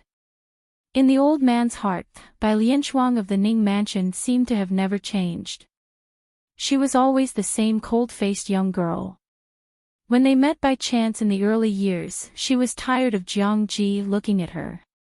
The young man wanted to steal a few more glances at her. The young girl, Sun Tian, returned to the grand mansion on Yuhu Street. The proud and arrogant younger sister, Sun Zhao, who had been a sword cultivator for a long time, took the initiative to chat with her sister. She asked if the young hidden official's martial arts were really as powerful as the legend said. She even asked Sun Tian if she knew how the young hidden official defeated 5 genius sword cultivators of the wilderness by himself. She even asked if that guy would really help them with their martial arts every now and then. Sun Tian was caught off guard by Sun Zhao's questions. Sun Zhao was a little impatient and rolled her eyes at her sister. She was still so shy after practicing martial arts. In the end, the two sisters sat side by side on the railing. Sun Zhao flew around them on her natal flying sword. Sun Tian asked her sister one question after another like a student talking to her teacher. Sun Tian probed, "Can I tell you a story about an old fox marrying off her daughter and a mountain god marrying a bride?" Sun Zhao's face was full of disdain, but she said, "I'll listen." In the end, she waited until her elders came to call Sun Zhao to practice her sword. Only then did the young girl jump down from the railing and run off to practice. The tomboy, Yuan Zhouhua, returned home and told her mother about her martial arts practice. She told her all the trivial things, but she didn't mention how hard it was to practice martial arts. In the end, Yuan Zhouhua was a little sad and said that she was very envious. Jiang Yun and Su Gong's martial arts practice went smoothly, and they were also envious of Sister Gua who carried a bamboo box. The woman didn't know how to console them, so she hugged her daughter in her arms. She smiled gracefully and gently called her daughter's name. The three of them were good friends since young. They were now eating together at Su Gong's house in Twilight Alley. Su Gong didn't have any elders in his family, but Zhang Pan and Tang Chu from Copper Coin Alley weren't. Their relatives and elders were working at the pill shop. Su Gong and Zhang Jiazhen, who had secretly left the Great Wall of Sword Qi, were also friends. They often worked together to make a living. Zhang Jiazhen was a few years older than the three of them. Although the three of them were very close friends, their personalities were different. Su Gong had been steady since young. Zhang Pan came from the best family, but he was the most timid. Tang Chu had the most wicked ideas.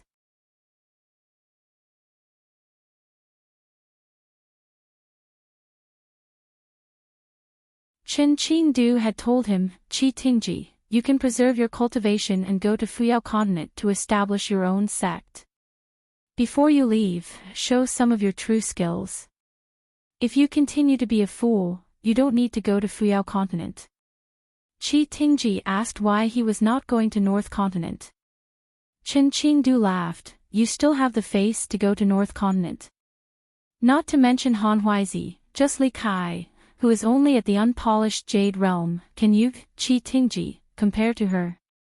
Other than having an extra one in your pants, what can you compare to that woman?"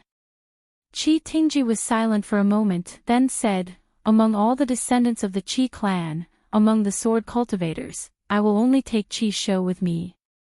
He will follow Nalan Chao Wei to another place, you can't take him with you." Qi Tingji sighed deeply. He really did not dare to bargain with Chen Qingdu. In Chen Qingdu's eyes, this Qi Tingji was the most like a cultivator at the peak of the vast world. Choosing Qi Shou to inherit the incense. He still had his eyes on Qi Shou's talent. But other than bargaining, Qi Tingji really had some things to say that he would not feel good. For the first time in his life, Qi Tingji directly called eldest sword immortal by his name. "Chen Qingdu, you watched so many sword cultivators die here, don't you feel guilty at all? Just because of the two-word sword cultivator?" Chen Qingdu sneered, "Without me, would you have all of you? Don't you understand first come first serve? You should really change your surname to Dong." Then, Chen Qingdu could not be bothered to talk nonsense with Qi Tingji. He called for the second person and continued to speak telepathically. Chen Shi went to the fifth world. But he needed to be disarmed, born with knowledge. As a disciple of the Qin clan, Chen Shi had to answer to this great wall of sword Qi. Chen Shi only had one question, what about Sancho? Chen Qingdu said to go to the vast world. Chen Shi then asked who Qin Sancho would go with. Chen Qingdu did not answer. Then, it was Dong Sanging. Chen Qingdu asked him if he really regretted it. Dong Sanging only said that he did not regret anything in his life when he first picked up the sword when he was young. Chen Qingdu asked with a smile, "I heard from Alliance that when you roamed the wilderness, you had many lovers and had a bunch of illegitimate children?" Dong Sanging cursed. In the end, Chen Qingdu said, "You don't even know how to curse, no wonder your achievements are limited." After that, Lu Ji, Old Deaf, and Nalan Chao Wei were called to the city by eldest sword immortal. Finally, it was Alliance and Chen Pingan. Chen Qingdu thought of something. After becoming the hidden official of the Great Wall of Sword Qi, that kid was still too relaxed. It was ridiculous. The old man said to Chen Pingan, who was in the summer palace, "Go to Old Deaf's place and do something that's part of your duty. Don't worry, it's a good thing, lest you have nothing to do in the future. If you're not careful, your Dao heart will collapse." Chen Pingan was about to ask what was going on when eldest sword immortal threw him to the entrance of the prison where Old Deaf was overseeing. Looking at Old Deaf's pitiful eyes, Chen Pingan knew that it was definitely not the so-called training of fist and sword as Alliance had said. It was definitely eldest sword immortal's impromptu idea. Chen Pingan felt that something was wrong. Old Deaf did not say a word. He opened the restriction and brought the young hidden official into the prison. Alliance ran over anxiously to denounce him. "Are you crazy?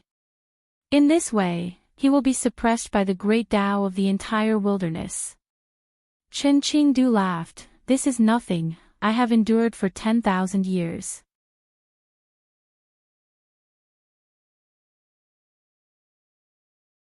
"671. Sword Immortal eldest brother's cottage had almost no visitors throughout the year.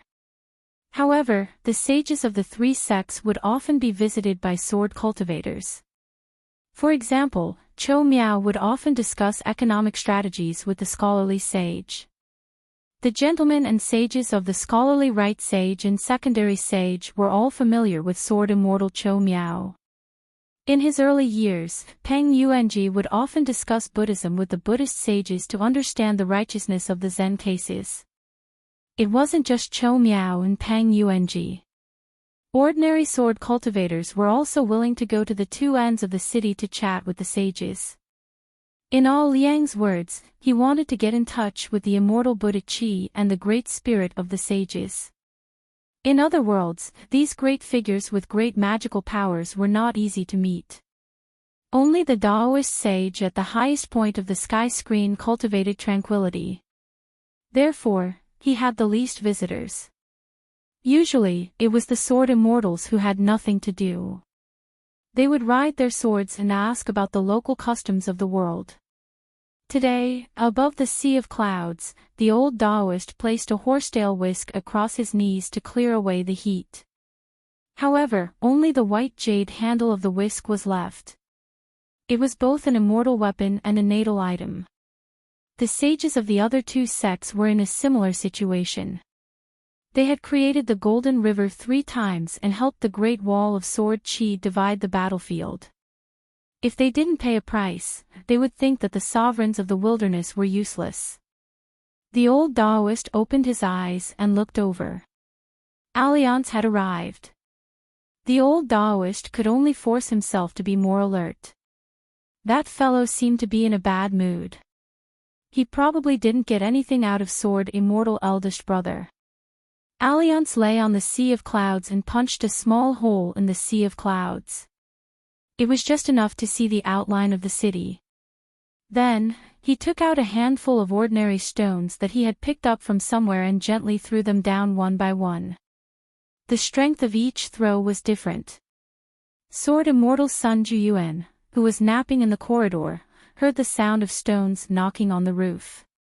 A female sword cultivator who was grooming herself in front of a mirror also heard the sound of a stone knocking against the curtain. A young sword cultivator from Yuhu Street, who was practicing his sword in the courtyard, jumped in fright when his sword tip was hit by a stone. At a table in a wine shop, an old sword cultivator was scolding someone. When a stone appeared in his wine bowl, he immediately changed from scolding to praising someone. His actions were as smooth as water, without any sluggishness. The old Taoist was not surprised by this. 100 years ago, there were many things that were even worse. Once upon a time, there was a pair of immortal couples who were in the middle of a romantic night. However, there was a slight movement on the roof, and the tiles rippled slightly. The next moment, there was another subtle movement elsewhere, as if someone had realized that their whereabouts had been exposed, and immediately fled far away. The man was furious. He put on clothes and barefoot, and with a sword in his hand, he leaped onto the wall of the courtyard. He discovered that there was a residual ripple in one of the houses, so he chased after it with his sword. However, he did not expect that over there was also a pair of Taoist couples who were about to be intimate with each other. As soon as the man went out, he saw that guy who had a brain cramp for no reason. Without saying anything, he first cursed the other party's 18 generations of ancestors, and the two sides fought fiercely. At that time, above the sea of clouds, there was a man who was like this, sticking out his butt and watching the show. Alliance clapped his hands. With a flip of his palm, he smoothed out the sea of clouds. The old Taoist asked a question that he had always been curious about. Alliance, whether it's a cultivator like me or a sword immortal here, I'm old and have little interest in worldly matters outside of cultivation. How do you do it? How can you be so bored all the time? The more one wanted to find a cultivator who could walk on the great Tao, the more one would be willing to concentrate on cultivation. Moreover, it was natural to cultivate immortal techniques without any distractions. Alliance leaned back and lay on the sea of clouds, crossing his legs. After painstakingly cultivating for immortality, what can we do? This was a question with an extremely high threshold. He could not talk about this with ordinary chi refinement warriors, and even more so with the local sword immortals here. However, there was still something to talk about with the old Taoist. After all, this Taoist Gao Zhen was the first disciple of the sect master of the Qingming Tian world, and also the city lord of the Beko Keikyung building. The great heavenly lord of the inverted hanging mountain was of the same seniority as him, but his Tao cultivation was still inferior. The old Taoist smiled and said, I don't have long to live.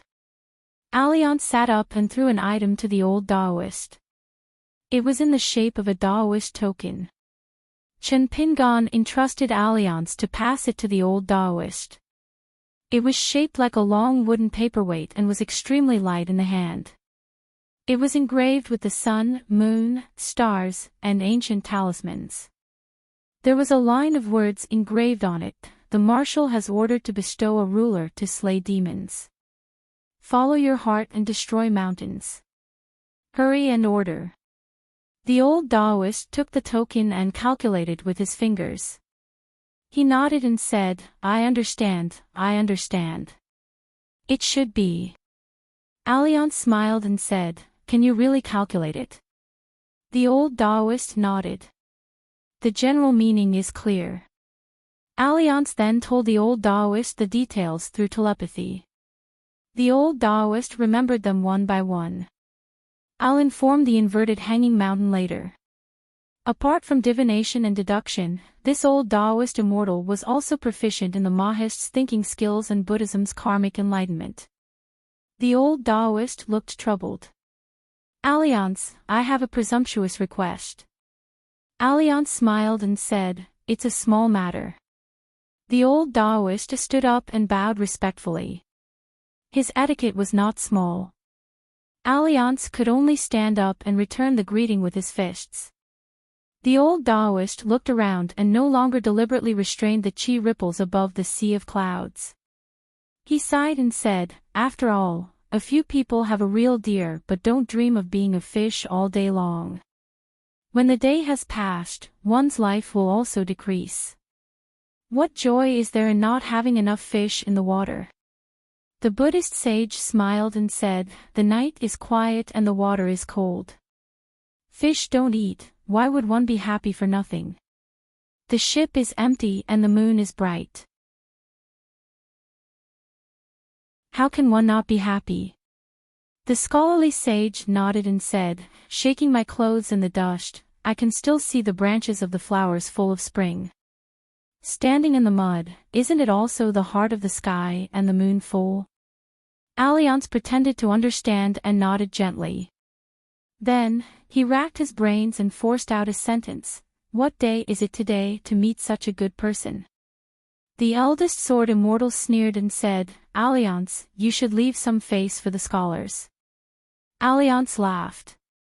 Why is the eldest sword immortal praising me again? Doesn't he know that I'm the thinnest person in the Great Wall of Sword Chi? The sword immortal Cho Miao suddenly took the initiative to take over the power.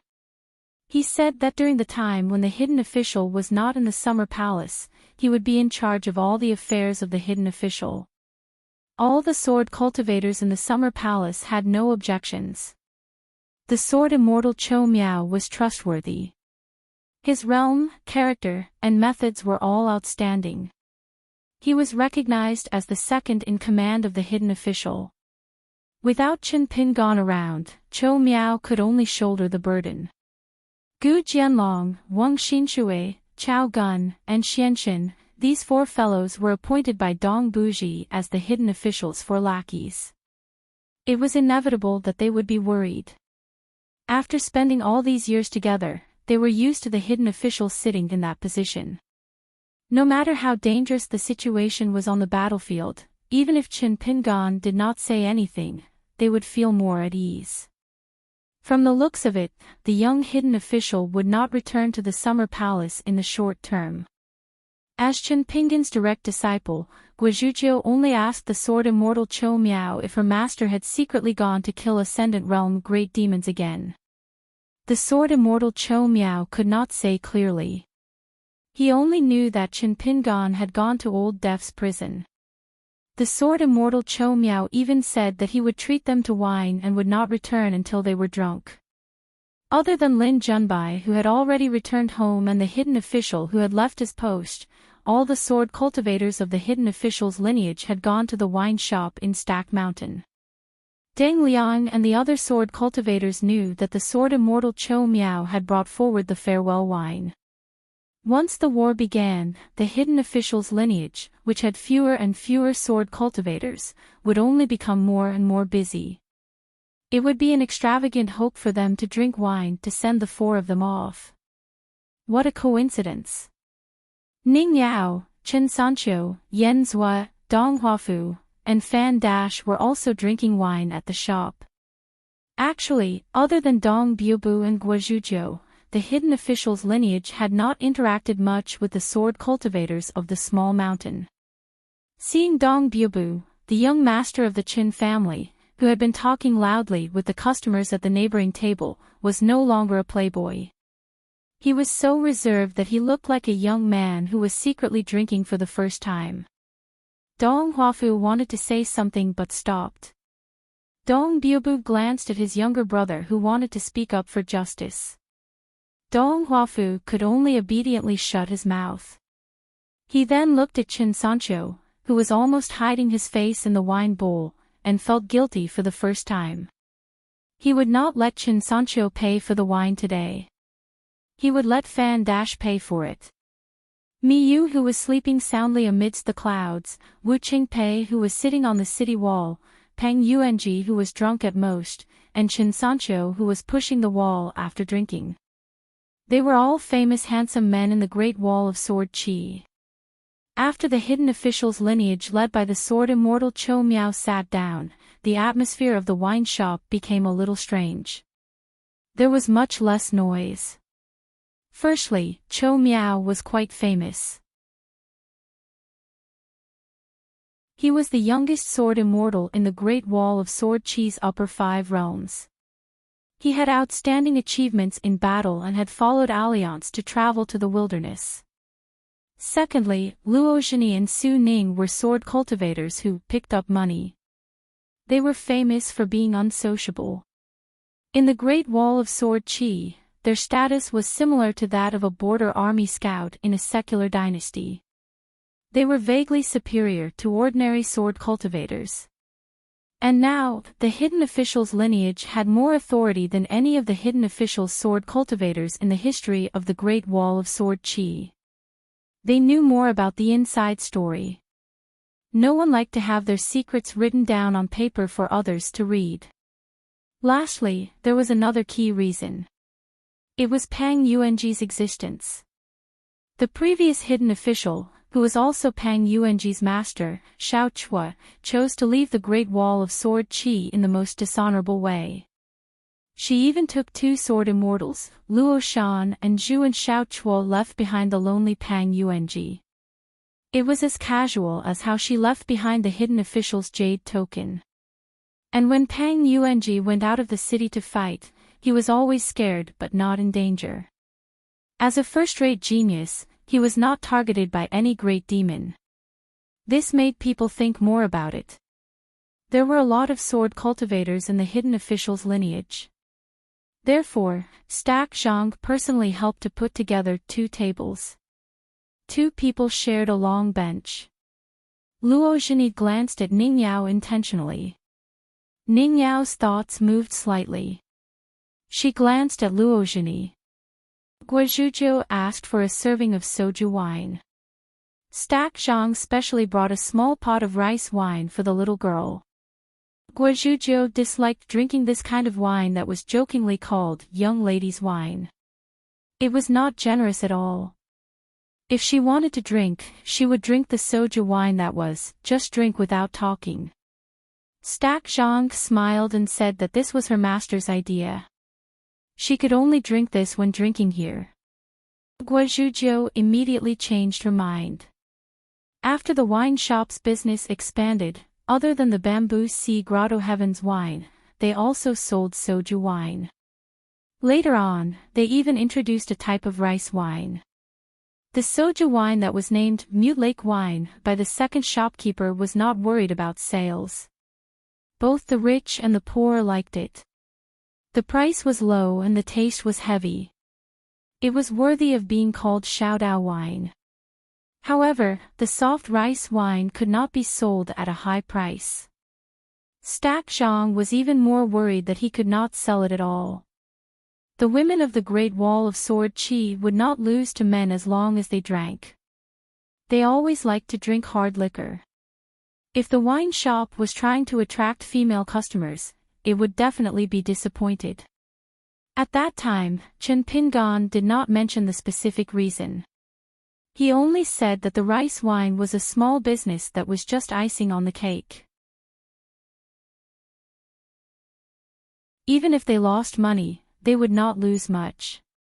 He was familiar with the Osmanthus Island ferry in Old Dragon City, so he asked someone to help him bring back some rice wine from his hometown. It would not cost much.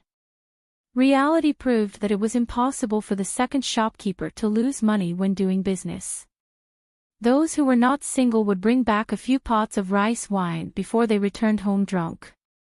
They would tell their families that the wine came from the vast world's Aquarius continent and that it came from the young hidden official's hometown. They would also swear that the second shopkeeper patted his chest and promised that the wine would nourish the appearance of women who drank it. Sometimes, a woman would laugh and ask, "Do you believe me?" The man would be resentful. The second shopkeeper's lies could not be taken off the table. This was a well-known fact in the Great Wall of Sword Qi. However, the women would still laugh and drink. As a result, the female sword cultivators who often came here to drink only drank rice wine later. Guozhujiu went to his mistress's table to toast. After a round, a pot of glutinous rice wine was gone. Ning Yao could not stop Guozhujiu. Guozhujiu staggered back to his table as if he was drunk. Ning Yao and the others drank enough and left together. Fan Dash paid the bill. Now that he had more money, he did not need to borrow money from Qin Sanqiu.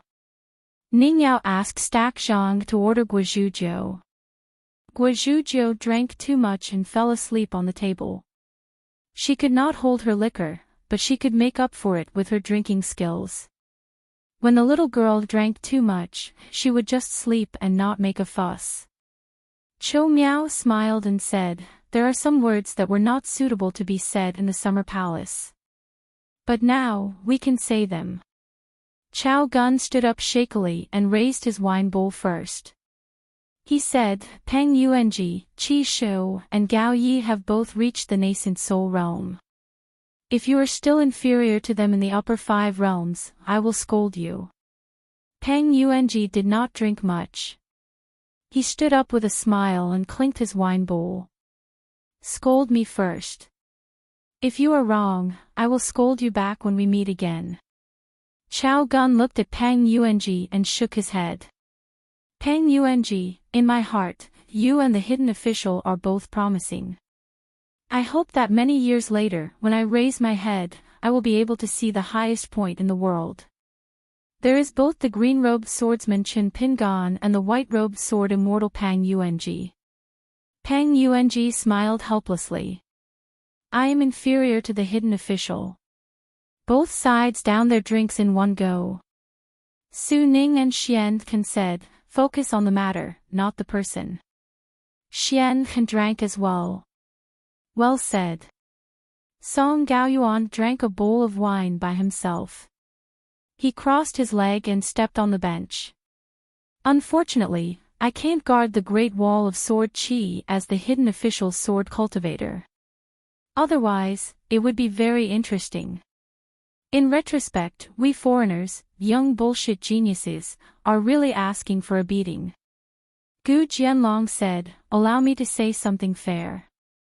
The one who is asking for a beating the most is Lin Junbai, who is the youngest and the fastest to break through.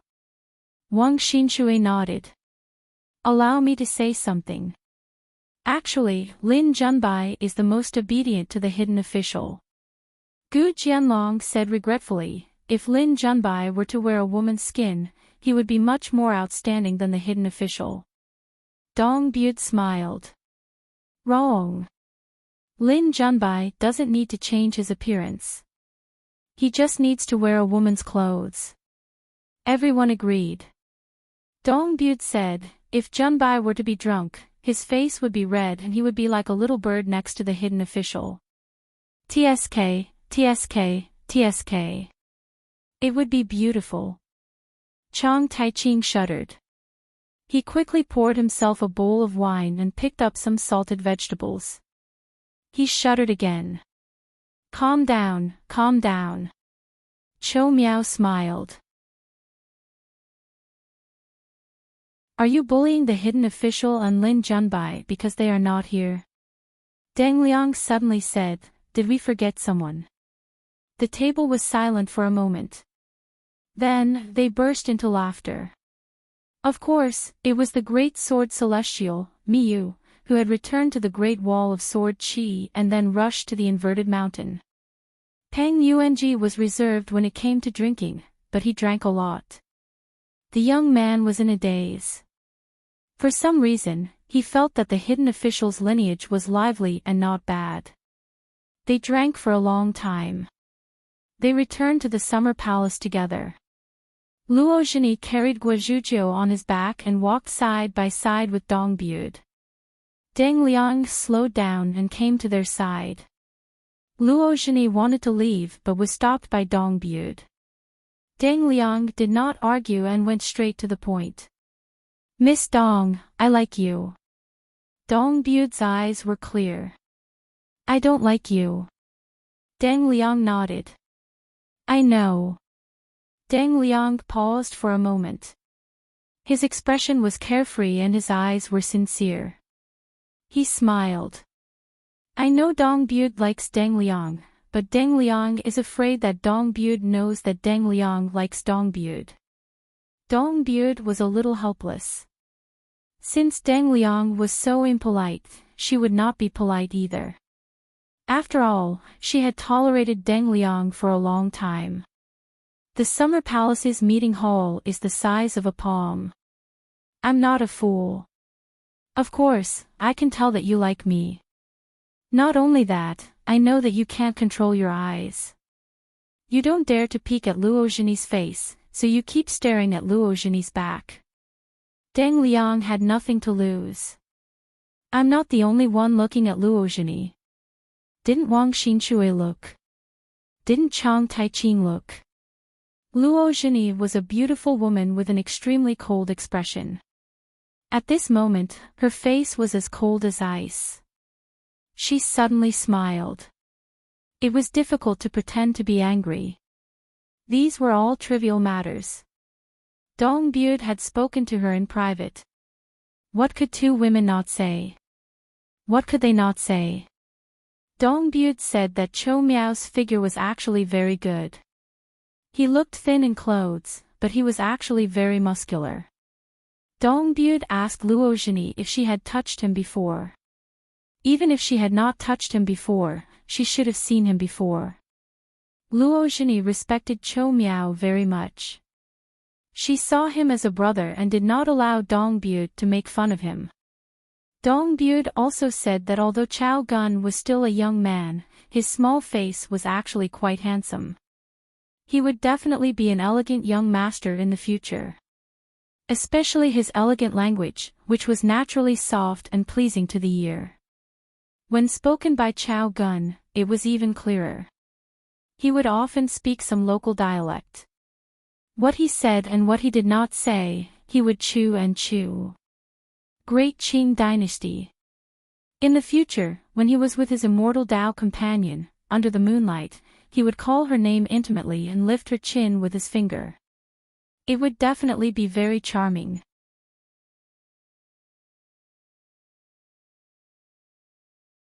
There was only a towering stone tablet with the words, Partridge Sky, written on it. Chen Pingon steadied his body and mind, quickly adjusting his breathing and blocking the copious amount of spiritual energy that was surging towards him. The prison that Old Death was in charge of was a broken grotto heaven. It was similar to the Golden Millet wine shop on Inverted Hanging Mountain. It was especially rich in spiritual energy and did not have any sword chi. There were no other sword immortals or even sword cultivators here. Ever since Old Death took over, there was only this Ascendant Realm demon watching over it. Old Death was not really deaf. How bad could an Ascendant Realm's hearing be? It was just that the sword cultivators of the Great Wall of Sword Chi had always looked down on Old Death. Old Death was also a pushover who didn't fight back when they hit him. Furthermore, he rarely showed himself in public, so he didn't cause much trouble. In addition, Dong family was in charge of the sword workshop, Qi family was in charge of the clothing workshop, and Chen family was in charge of the pill workshop. They were the four forbidden grounds of the Great Wall of Sword Chi. In the files of the Summer Palace, there were not many written records about the prison. They only roughly recorded the identities and origins of the monsters that had been locked up. Those that were dead were nothing more than a stroke of paper. Old Death smiled. It was normal for the young hidden official not to trust him, but how could he not trust his boss? However, he soon felt relieved. If he did not have such a personality, he would not have been able to become a hidden official and come here. Back then, on the city wall, the hidden official who needed the sword immortal to protect the formation was not him, but Lu Ji. Now, the one he did not trust was himself. Could it be that in the end, he did not even trust Qin Qing? No matter what the answer was, Old Death felt that it was interesting. Chen Pingon and Old Death moved forward at almost the same time. Chen Pingon realized that the stone tablet that looked like it was only 300 yards away would take the time it took to drink a cup of tea if they continued walking like this. Old Death did not want to be mistaken as a bully, so he respectfully greeted him as Lord Hidden Official. He then revealed the secret of heaven. The smaller your mind, the smaller your thoughts, and the smaller your steps, we will be able to walk faster. Chen Pingon did as he was told, and in a few blinks of an eye, they arrived in front of the stone tablet. Old Death was slightly surprised and couldn't help but compare Chen Pingon with the two hidden officials before him. That little girl with ponytails who had a bad temper didn't believe in heresy and insisted on rushing to the stone tablet in a spurt of energy. As a result, she was thousands of miles away from the stone tablet in an instant. That wasn't all. Xiao Chua continued to fly like that, enjoying herself. In the end, after 10 minutes, according to the speed of the commoners, Xiao Chua had already crossed continents. She had drunk quite a number of bottles of immortal wine and would run madly there every day, getting further and further away from the stone tablet. Old Death had seen boring sword cultivators, but he had never seen one as boring as her. As for the hidden official before her, he was either boring or uninteresting. However, the merit under the table was not small. That mirage was something he had spent money to find someone to build. It was a pity that his cultivation aptitude was too poor and his lifespan was not long. Otherwise, the hidden official of the Great Wall of Sword Chi wouldn't have been Xiao Chua, much less the young man beside him. Old Death accompanied the young hidden official to look up at the stone tablet. Old Death said with a hoarse voice, "Partridge and heaven." These 3 words were written by 2 ancient sword immortals who had extremely high seniority. They were just slightly younger than Dragon Sovereign and Guanzhao, but they didn't have much of a reputation in the Great Wall of Sword Chi. Old Death smiled and said, "I believe that with Lord Hidden Official's eyesight, you should have seen through the trick long ago." Partridge and heaven were carved by a male sword immortal and their ripples were extremely beautiful. Only the partridge was ridden by a woman and her sword aura was swift and fierce, but it still couldn't hide the trace of delicateness. At that time, she was heavily injured and slightly tired, so the man tried to remedy the situation. The last word seemed to be full of energy and strict, saving the middle word, but in fact, it was already a little sad for the couple. Compared to the partridge word, the heaven word that should have had the most imposing aura was much more dignified and lacking in sword intent. What a pity, Chen Pingan said honestly, "I didn't see these." Strange, how did he become the last disciple of the line of the literary saint? Old Death asked. Lord Hidden Official shouldn't be unfamiliar with the River of Time, right? Chen Pingan nodded. I'm not unfamiliar with it. Old Death stretched out his hand to grab, and the 3 words partridge in heaven on the stone tablet seemed to be dismantled. Stroke by stroke, they left the stone tablet and the sword lights gathered together like streams converging into a river. Old Death brought Chen Pingan and waded through the water. When the 2 of them reached the end of the water, they saw a completely different world. The scene in Chen Pingan's vision suddenly changed. Corpses were strewn all over the ground, and devastation filled his eyes. There were huge skeletons that were deathly white and stretched out like a mountain range. There were also golden skeletons of gods. It should be the ruins of an ancient battlefield where ancient gods and demons had fought fiercely. There was a huge pit with steps carved out of it. The demons with high realms were locked up high. As they walked down the steps, Chen Pingan suddenly asked, if Boss wasn't a sword immortal, how many sword cultivators would Senior have killed in the Great Wall of Sword Chi? Old Death didn't hide it and smiled. All that entered my eyes would have died. He then added, it's not that I'm angry at those little brats for gossiping, it's not worth it. He turned his head and asked, Senior. Chen Pingan said, those who are older, have higher realms than me, and have no enmity with me are all considered seniors. Old Death nodded. Good habit. Old Death then said, according to Boss Sword Immortal's intention, Lord Hidden Official should take action on my behalf. Chen Pingan nodded. On the way here, he had already thought it through.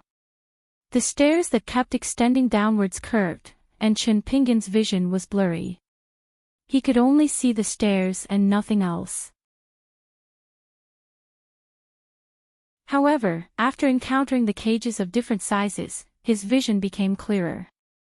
He saw that the cages were fenced by sword lights that had condensed into substance. Most of the cages they passed by were empty. Old Death stopped and pointed at an empty prison. The one inside has already been beheaded by Boss Sword Immortal. The pill workshop should have made a huge profit. Chen Pingan said, the 2 cross-continent ferries of Jinjia continent paid a huge sum of immortal money to buy the head of the Ascendant Realm's corpse. In order to be able to return safely with the treasure, they even hired a sword immortal to escort them. Old Death grumbled, "The pill workshop is really annoying. It seems like I'm the one who's stopping them from slaughtering the demons of the upper 5 realms. I'm in charge of thousands of demons, and I'm in charge of 1 or 2 demons. I can't get any benefits, so why are they blaming me? Is it so hard to understand such a simple principle? It takes a lot of thinking, a lot of thinking." Chen Pingan said, "I don't blame you. Everyone is considerate and willing to respect seniors. Sword cultivators don't look at you because of your identity as a demon. Can you still live? Do you have the nerve to live? What's there to think about? You should be secretly happy." Old Death said with a smile, "That's reasonable, that's really reasonable. It's a pity that I haven't heard such a straightforward reason before. That Alliance didn't hit the nail on the head. He only lied to me and said that the Ascendant Realm demons in the world are as happy as immortals. It's not difficult to establish a sect." Along the way, they finally saw the first demon cultivator. It was an immortal realm demon that had revealed its true body and was entrenched like a mountain. Miasma overflowed. Chen Pingan walked closer to the bars of the cage and looked over, but he still couldn't see it clearly. This prison imprisoned 6 demons of the upper 5 realms, 61 demons of the middle 5 realms, and 3 demons of the lower 5 realms. Those who died would be thrown to the pill workshop. Their bodies were full of treasures, and everything was put to good use. There were also those who left alive. They went to the Mirage to fight each other or sword cultivators. There were also the disciples that Old Death picked out when he had nothing to do. Being imparted sword skills by Old Death, in any world, as long as it wasn't the cage of the Great Wall of Sword Chi, it was a great Tao opportunity that one yearned for even in their dreams. An Ascendant Realm preacher didn't hide anything and imparted sword skills. Wouldn't they want to learn it even if they died? The problem was that Old Death's sword skills were too high here. It was too easy to learn the sword and break through realms. Once they entered the nascent soul realm, they would die. Many demons who purposely stopped at the bottleneck of the Golden Core realm had forcefully tortured themselves to death.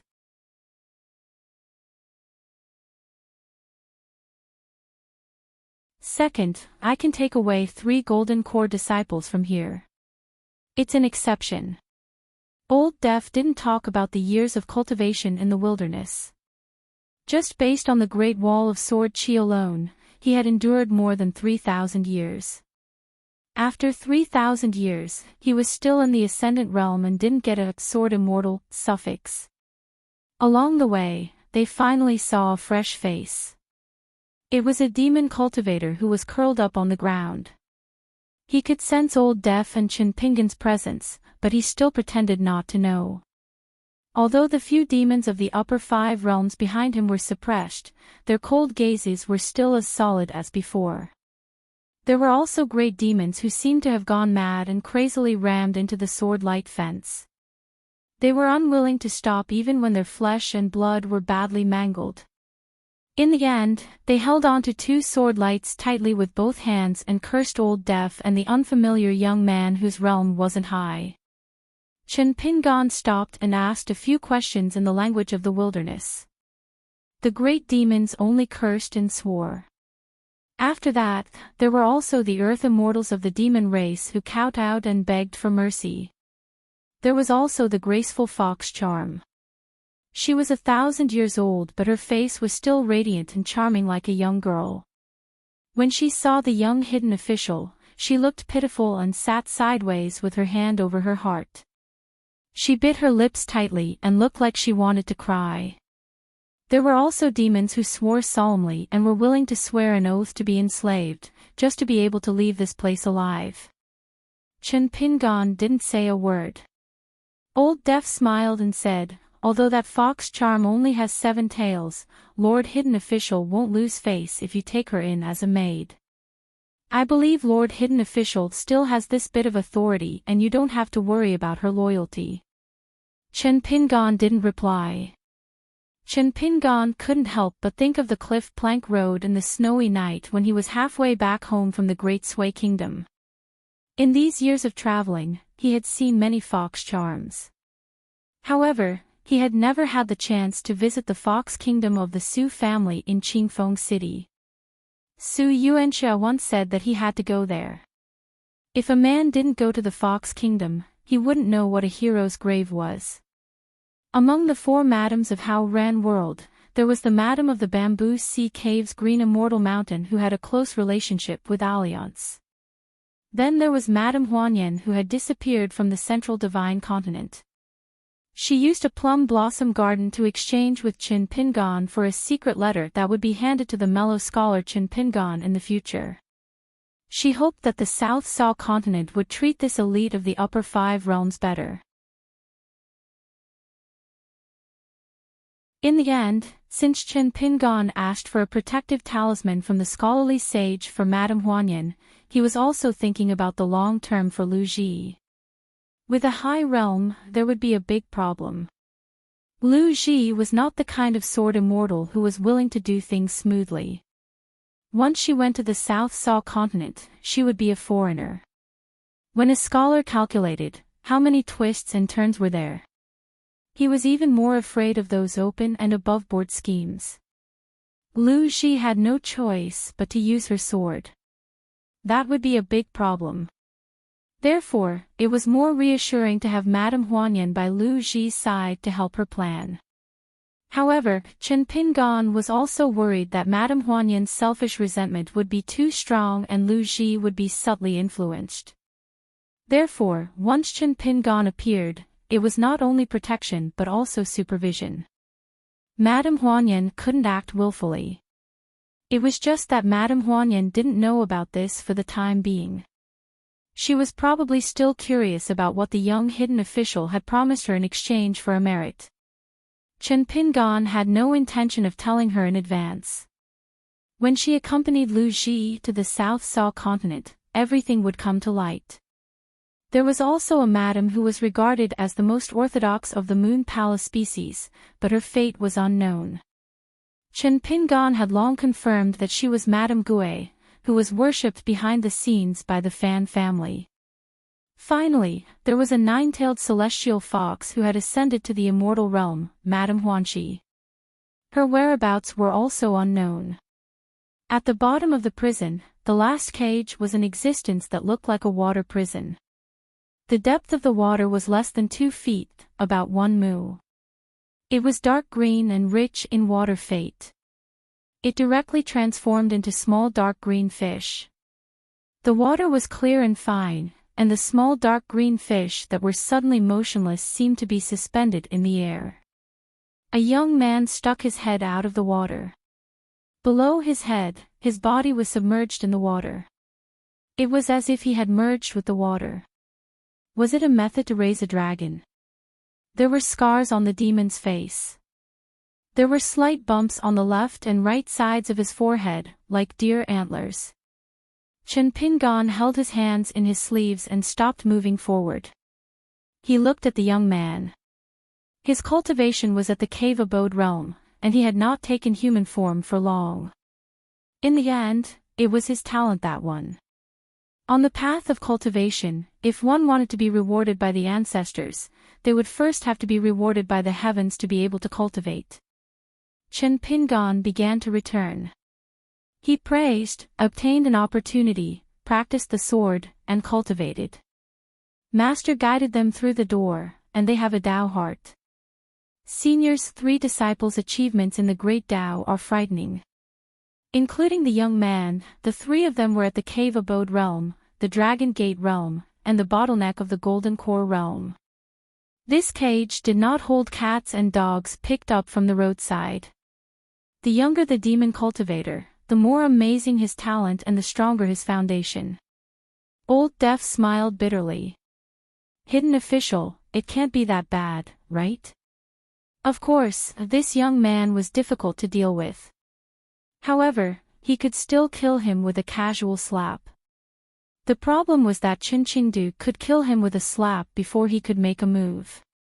If Qin Pingan was really determined to break the contract, he would kill him along with his 3 disciples. With Qin Qingdu's temper, did he even need to think about who he would side with? Qin Pingan said, "All this time, Senior has scrupulously abided by your duties. This junior respects you from the bottom of my heart." Old Deaf sneered. "But..." Qin Pingan smiled. "Senior is so good at chatting. Senior, please continue. This junior is all ears." Old Deaf had no intention of doing business with this young man at all. Old Deaf asked loudly, "Boss, Sword Immortal, is this okay? You don't care?" There was no response. Qin Pingan continued, "Senior, the 3 you picked should all have the aptitude of the upper 5 realms, right?" Old Deaf nodded helplessly. Qin Pingan said, "Then let's calculate according to 1 Jade Unpolished Realm and 2 Immortal Realm. Of course, they are sword cultivators. I will ask Senior for 3 cultivation opportunities. Dao arts and magic treasures are fine, but the Dao arts that are suitable for demons to cultivate are best." Old Deaf heaved a sigh of relief. To an Ascendant Realm cultivator, these things were worldly possessions. 2 unpolished Jade Realms and 1 Immortal Realm. If you are unlucky, it will be 1 Nascent Soul Realm and 2 Jade Unpolished Realm. Old Deaf didn't lie. Whether a sword cultivator had the aptitude of the upper 5 realms and whether or not he could become a sword immortal of the upper 5 realms were 2 different things. Yan Ming, Yin Chen, and Nalan Saihuan were all sword immortal embryos with outstanding aptitudes. How were they now? Qin Pingan agreed. "I will listen to Senior." Old Deaf smiled. As expected, Senior is not for nothing. Qin Pingan cupped his fists. "Senior, please don't bear grudges." Old Deaf shook his head. "It's not worth it." Qin Pingan said, "This cage is actually the corpse of a god who has lost his head, right?" Old Deaf nodded. They walked to a cage that Qin Pingan originally thought was empty. Suddenly, a person walked out of the fog barrier. Qin Pingan turned his head and saw a young woman with a snow-white face and scarlet lips. There was an embroidered bag hanging on her wrist. Below the head, it was a tragic sight. She was definitely not human and was even more ghostly than a ghost. She had no skin and was almost transparent. Her internal organs, veins, bones, and flesh were all wriggling. Qin Pingan was used to seeing bloody and treacherous scenes, but when he suddenly saw this woman, he still felt his scalp tingle. There were no records of her in Summer Palace. The woman walked to the fence and took a step forward. She was almost face to face with Qin Pingan. Qin Pingan didn't move at all. Old Deaf smiled. "Her name is Nianxin. She is a tailor who fled here. In her early years in Gold Armor Continent, she caused a huge commotion." Qin Pingan understood. A tailor. It was extremely rare. Qin Pingan had once read about it in a secret file in Summer Palace that specialized in recording heretic cultivators. It wasn't old news, but it was too heretical. It was the demonic path. In the history of the world, they were once killed by the Orthodox Talisman sect's Qi cultivators. There were 4 troublesome ghosts on the mountain. Sword cultivators, Mahist saber masters, Daoist saber masters, and legalist disciples. However, these cultivators were only difficult to deal with and were feared by other Qi refinement warriors. They were not notorious at all. Apart from that, there were 10 other types of cultivators who were despised by the masses. They were even worse than the wild cultivators and everyone had the right to kill them. For example, there was the Southern Sea Lone Rider who carried the Dragon King's basket and captured tired flood dragons for his lord. His realm wasn't high and was only an earth immortal, but even sword immortals couldn't kill him. He liked to go ashore and steal the water of the rivers. There were also those who specialized in refining graves and could easily cause soldiers to pass by. And the woman in front of Chin Pingon was the tailor in the legends. She was proficient in the talisman Dao, but she only used human skin as talisman paper. The foundation of her great Dao was making wedding clothes for others. It was recorded in the secret record that to cultivate this technique, one had to peel off one's own skin. Being able to endure the pain of being skinned was the first step. The second step was to truly walk through the underworld, which was similar to Fengdu's Gate of Hell. After that, there were several more checkpoints. Chen Pingon was very puzzled at that time. What was the point of choosing to cultivate this technique? The woman took a step back and walked around Chen Pingon. She stopped and asked, "How old are you?" Chen Pingon remained silent. The woman who was called Twisting Heart by Old Deaf didn't mind and continued asking, "It shouldn't be a trick." Then, "Are you from a rich family in Taishan Street?" The elders in your family finally persuaded Qin Qingdo to build a martial temple for you and obtain the martial fate of the Great Wall of Sword Qi. Chen Pingon shook his head and said, "I'm a foreigner. I'm quite diligent in my training." The woman seemed to be a little regretful. Qin Qingdo still has too many worries. He can't bear to use many of his methods. Old Deaf smiled faintly and said, "You're young and only know some fancy methods. Don't call our boss Sword Immortal by his name." He then reminded the woman, Twisting Heart, "This is the new hidden official of the Great Wall of Sword Qi." The woman tilted her head and stared at Qin Pingon. She said intermittently, "Left-handed. Flood Dragon. Rebuilt Longevity Bridge. His skin and soul are severely mended. He first practiced martial arts before nurturing his natal flying sword. His control of his body is meticulous. He's half a kindred spirit. His killing intent is heavy. Yes, it's even heavier now. But he can completely control his killing intent. He's very powerful at such a young age." As expected of the new hidden official, Chen Pingon stood at his original spot and smiled. "Miss Twisting Heart has good eyesight." Old Deaf knew Twixen very well, so he wasn't surprised at all by her methods. There were 3 strange things in prison. Twisting Heart was one of them. Old Deaf suddenly asked, "Why don't you call me Senior and Miss?" Chen Pingon asked back, "Senior, have you never drunk without food?" Old Deaf was stunned. In the distance, a young and tender voice sounded, "This guy is mocking you for your drunken talk and nonsense that is out of place." Chen Pingon turned his head and saw a white-haired boy sitting cross-legged in the air. His forehead was huge and there were 2 green snakes on his ears. There were 2 short swords by his waist. His eyes were sparkling as he nibbled on his fingers in boredom. Old Deaf gave him a sideways glance and explained to Chen Pingon, "It's an otherworldly devil." Chen Pingon nodded. The white-haired boy said, "Old Deaf, quickly call me Grandpa." Old Deaf called him Grandpa. The white-haired boy said angrily, "Why are you so boring?" The woman couldn't be bothered with Old Deaf and the boy. She stared at Chen Pingon and said, "Can you really take the pain? Don't die." Chen Pingon smiled, "Let's try." Then, Chen Pingon felt his hair stand on end. He saw the woman smile sweetly and give him a salute, adding clothes for young master in the cold, sewing and mending. You're tuning into the Journey of the Soul YouTube channel. Don't forget to subscribe and join us on this journey to catch the most captivating stories.